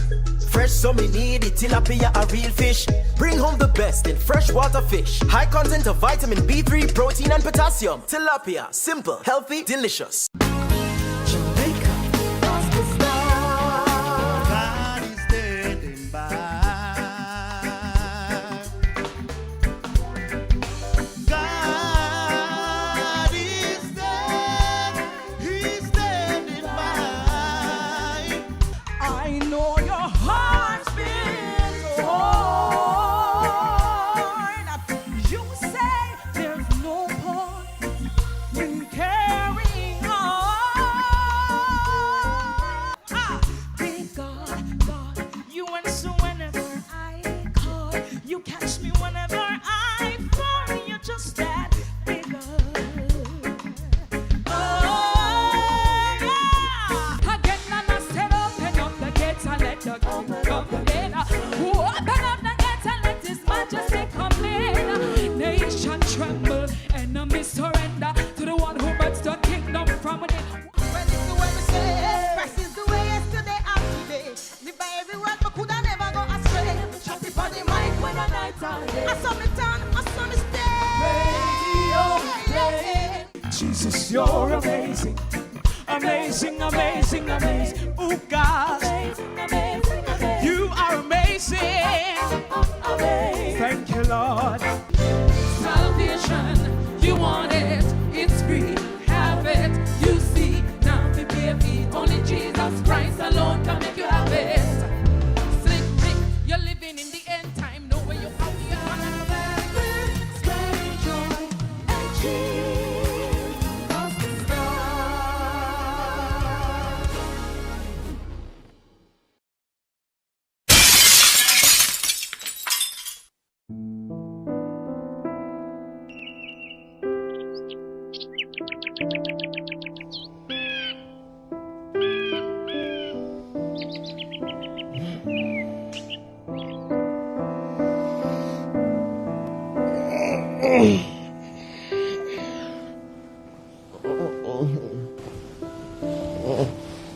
Don't touch my Travis. Don't touch my Travis.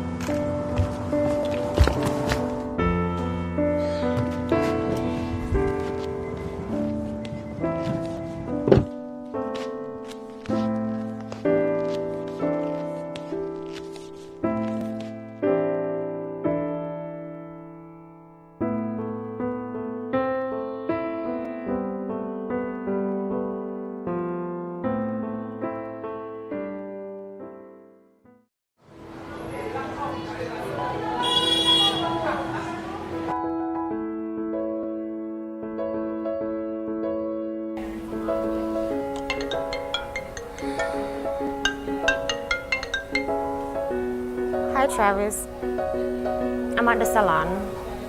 I'll be home soon, alright?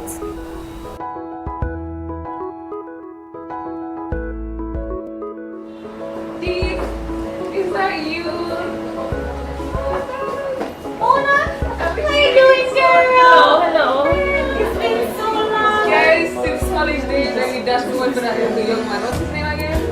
Travis. You still together? Yes, we're still together. We've actually been married for 5 years now. Well, I've been married too. Yes, girl! Yes, and I have 2 children, Marcus and Katie. Do you have any children? Well, Lynn, you know, it's getting there. Hi, honey. Yes, I'll come right now. Yes, I'll be there soon. Wait, is everything okay? Where are you going? Can I have your number? Sure. 444-5043. Alright, bye. Wait, you can't call me after 7. Why I can't call you after 7? Because I need to get my beauty rest, girl. Alright, bye. Take care, bye.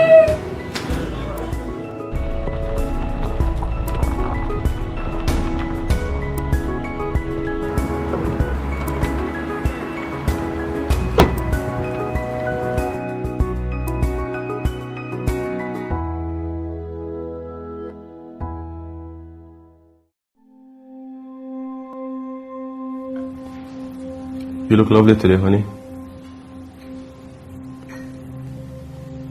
That's because I'm wearing makeup to disguise all the bruises that you inflicted, Travis. This has to stop. I know, Diana, it will. When, Travis? When? Diana, I love you. Oh, you love me? Yes. Diana, look, I know it has to stop, and I'm trying to stop it, Diana. Just... You know what? I can't I'll handle the dishes, Diana. Oh, you handed dishes? I'll handle them.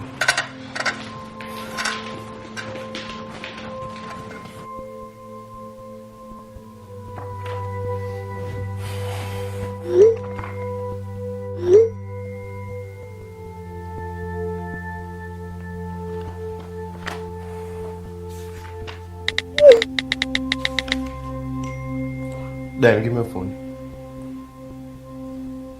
Dan, give me your phone.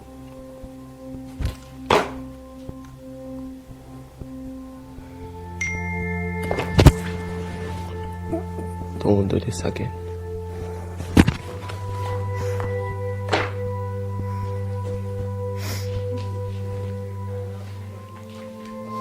Good.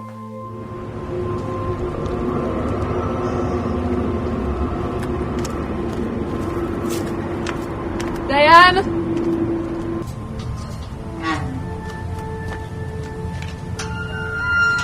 Diane!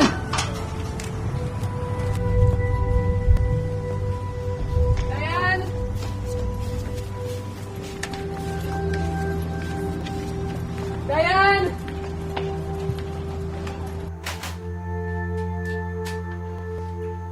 Diane! Diane! Diane, I know you're here. Your car is outside. Open the door. Mona, Diane? I can't talk to you right now. Diane, open the door. I can't talk to you right now, Mona. It's best if you just go back to your car and just go home, please. Diane, open the door, please. I can't. Listen, Travis is gonna be home soon, and I just can't talk about this right now, okay? Diane, open the door. Why is it Diane want to? Why your face look like this? Yeah.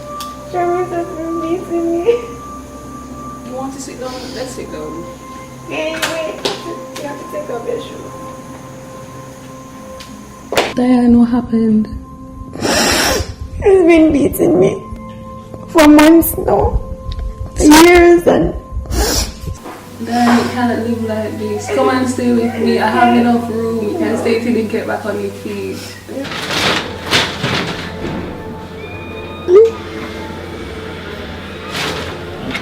Diane.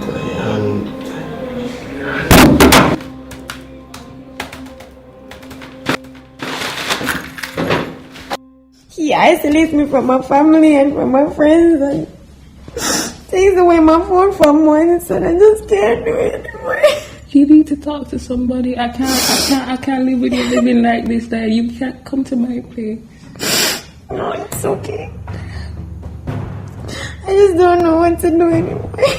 Diana, we can't do this. No, I can't. No, I can't do like this, Diana. No. Come out of my house. No. Come out of my house. No, come back here. Diane Jackson, bro. I'm going to stop care people in my house. You guys have to stop care people in my house, Diane. Come into my house. You guys have to stop care people in my house, Diane. How much time have to tell you that? How much time have to tell you?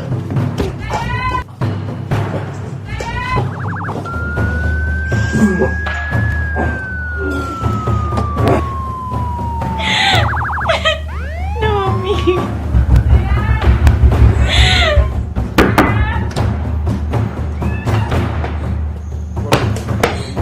Police. Step away from the body.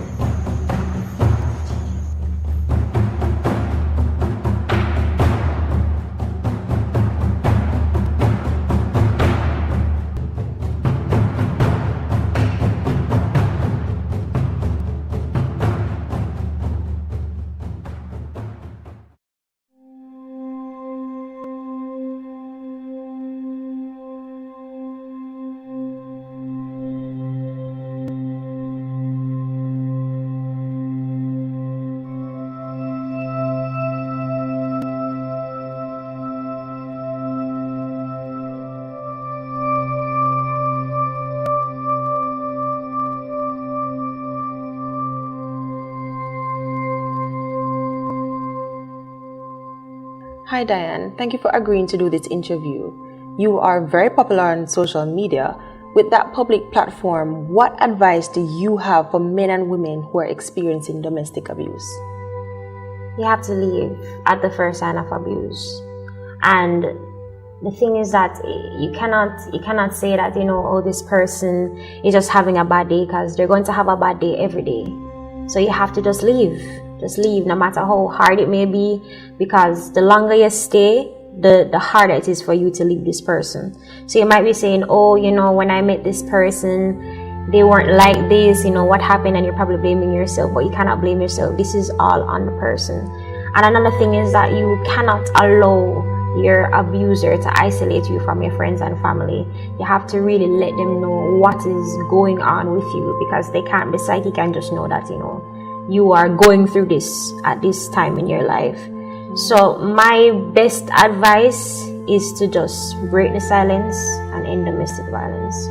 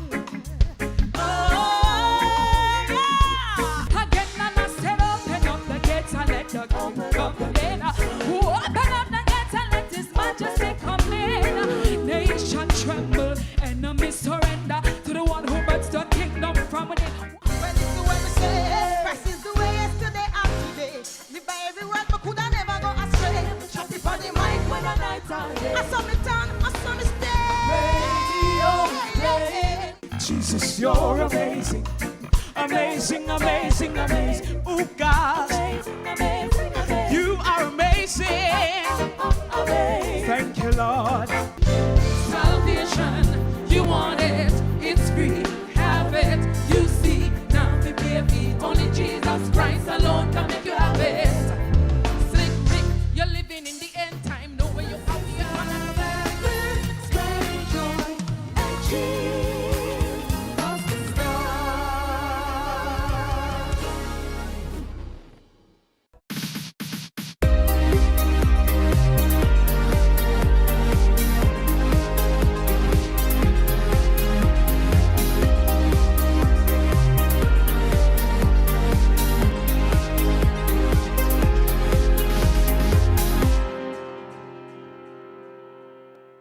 Among the major tasks before us, none is of greater importance for our strength and stability than the task of building up the unity and solidarity of our people.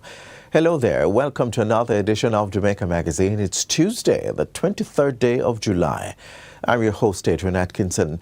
Coming up in the show today, a message of resilience and hope from some residents of St. Elizabeth and Maypen in the aftermath of Hurricane Beryl. But first, let's take this public service announcement about the importance of giving blood, followed by our daily news package.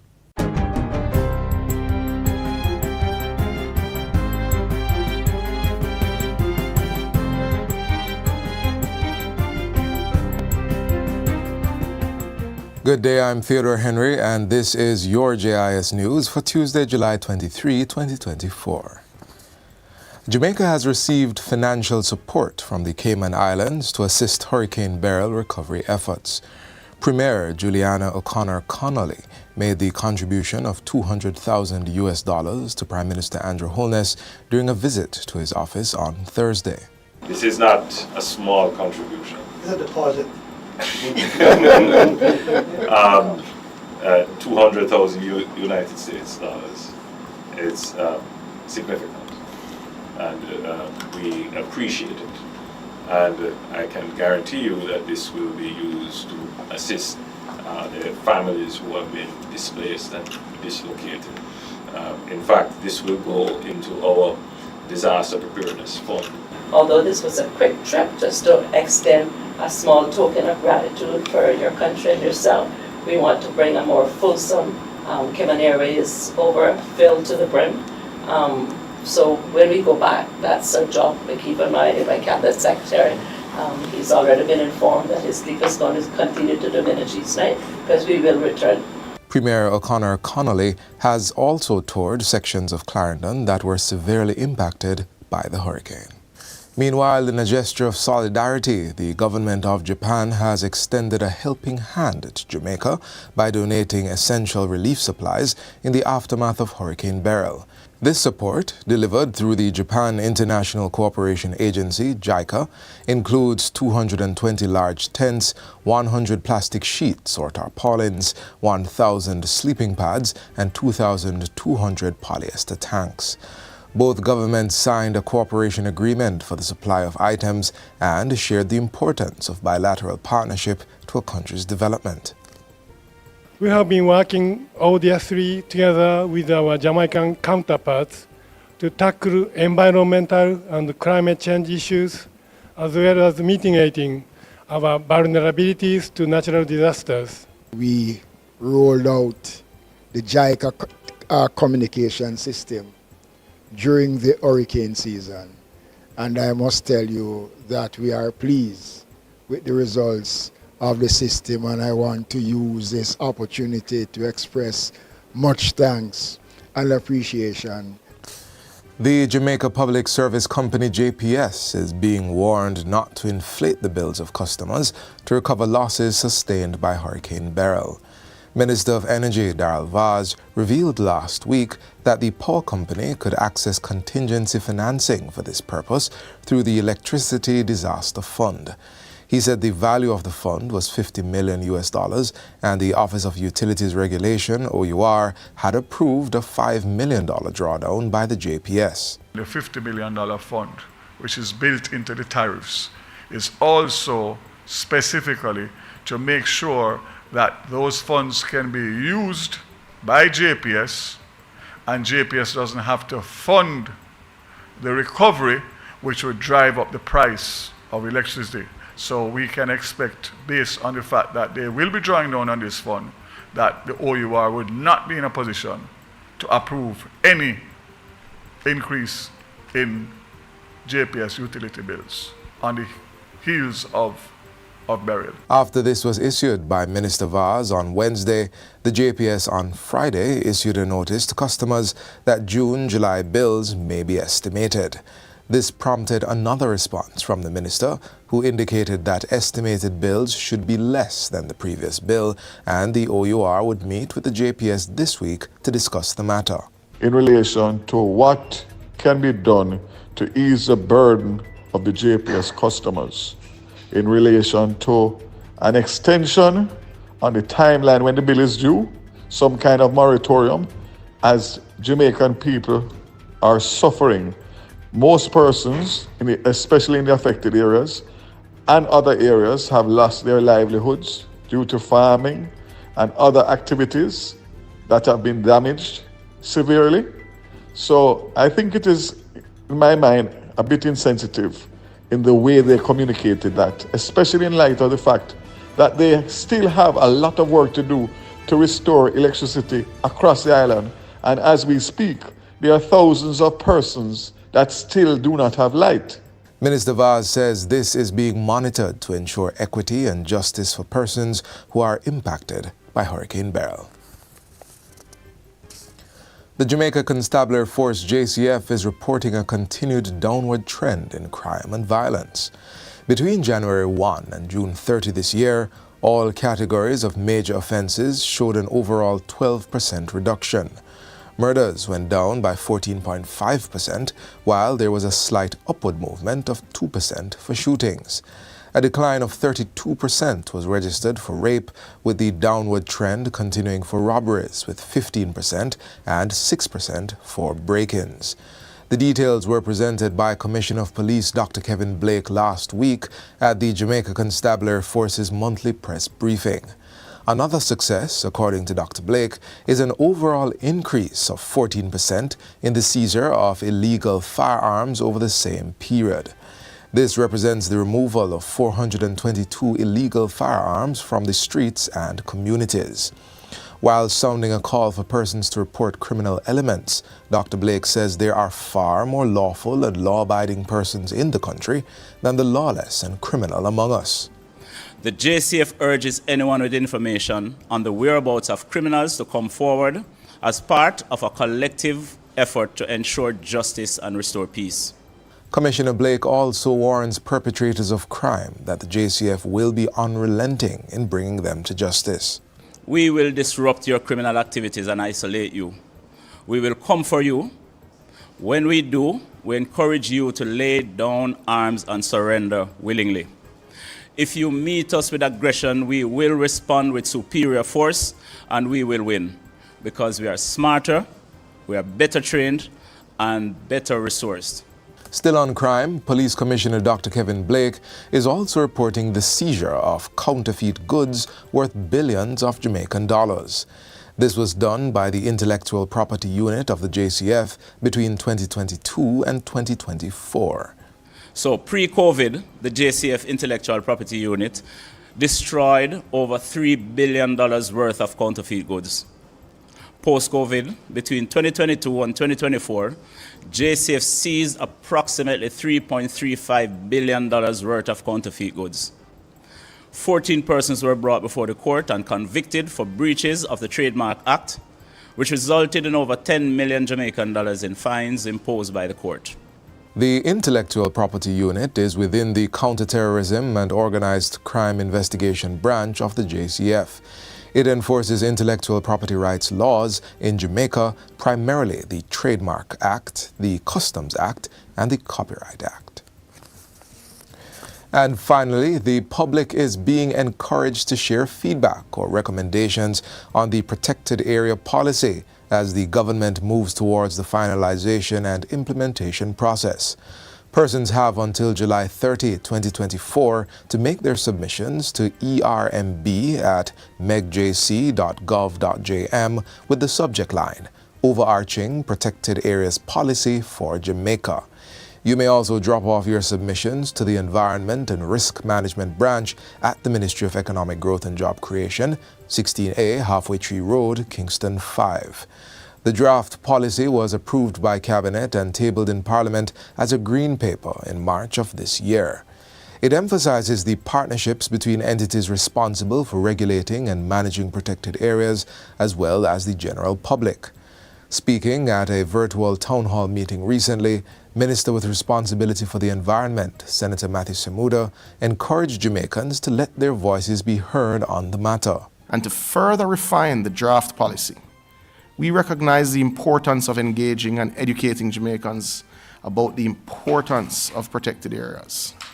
By strengthening communication, education, and public awareness, we can foster a culture of conservation and secure the involvement of local communities and other key stakeholders. Interested persons may watch the full town hall meeting on the Ministry and JIS's YouTube pages to learn more about the policy.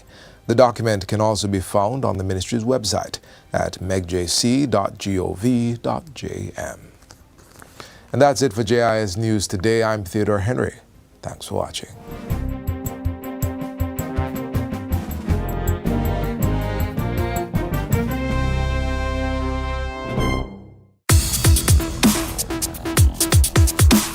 We all play a pivotal role in proactively filling up the blood bank by donating blood, by encouraging those who can donate to do so regularly, and by offering support, whatever that looks like. So be it to retweet it, be it to ask a family member, tell a friend, a co-worker, a colleague, even a stranger. 1 liter of blood can save 3 lives. You can give half of that at any of the Ministry of Health and Wellness's blood collection sites. There is no time to wait in a time of crisis where blood is needed. Every passing moment, the life of someone who needs blood hangs in the balance. I stand here before you as a testimony of the life-saving effects of donating blood. Someone gave, that's why I am alive today. If you are 17 to 60 years old and in good health, please give so others can live.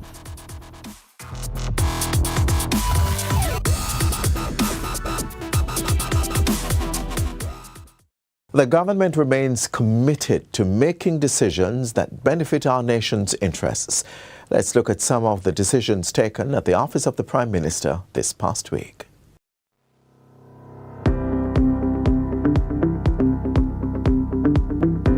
A comprehensive Hurricane Beryl recovery plan is now being implemented following the announcement last week by Prime Minister Andrew Holness. It includes a $3.9 billion phased repair schedule for health facilities over 12 months. The Ministry of Health will execute this in 2 phases. And phase 3 will be focused on making facilities resilient to natural disasters and meet business continuity standards for health. This is expected to be completed in 24 months.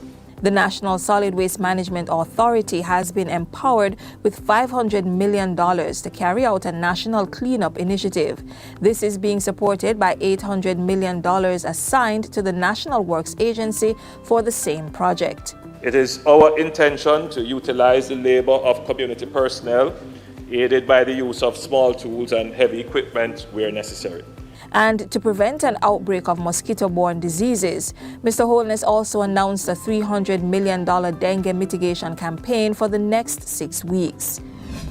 Having received assessments of damage to date, an allocation of $1 billion Jamaican has been made towards providing grants and assistance for restoration, reconstruction, and relocation. provisions were also made through the National Housing Trust for contributors and mortgages. There is the peril insurance for NHT mortgages. The NHT will give a moratorium for NHT mortgages, and there is a special home improvement loan for roof and home repairs due to the hurricane. And we will also give a special home grant for vulnerable NHT contributors who sustained damage in the wake of Beryl. The NHT will also be contributing $200 million to the national restoration effort for Hurricane Beryl.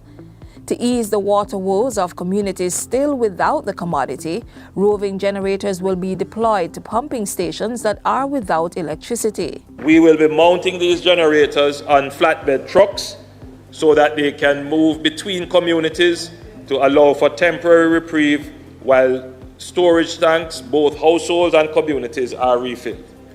We are targeting approximately 50 of these mobile generators to work in parallel with the JPS effort. Mr. Holness says the first phase of the initiative to purchase generators and build resilience of the NWC will cost approximately $750 million.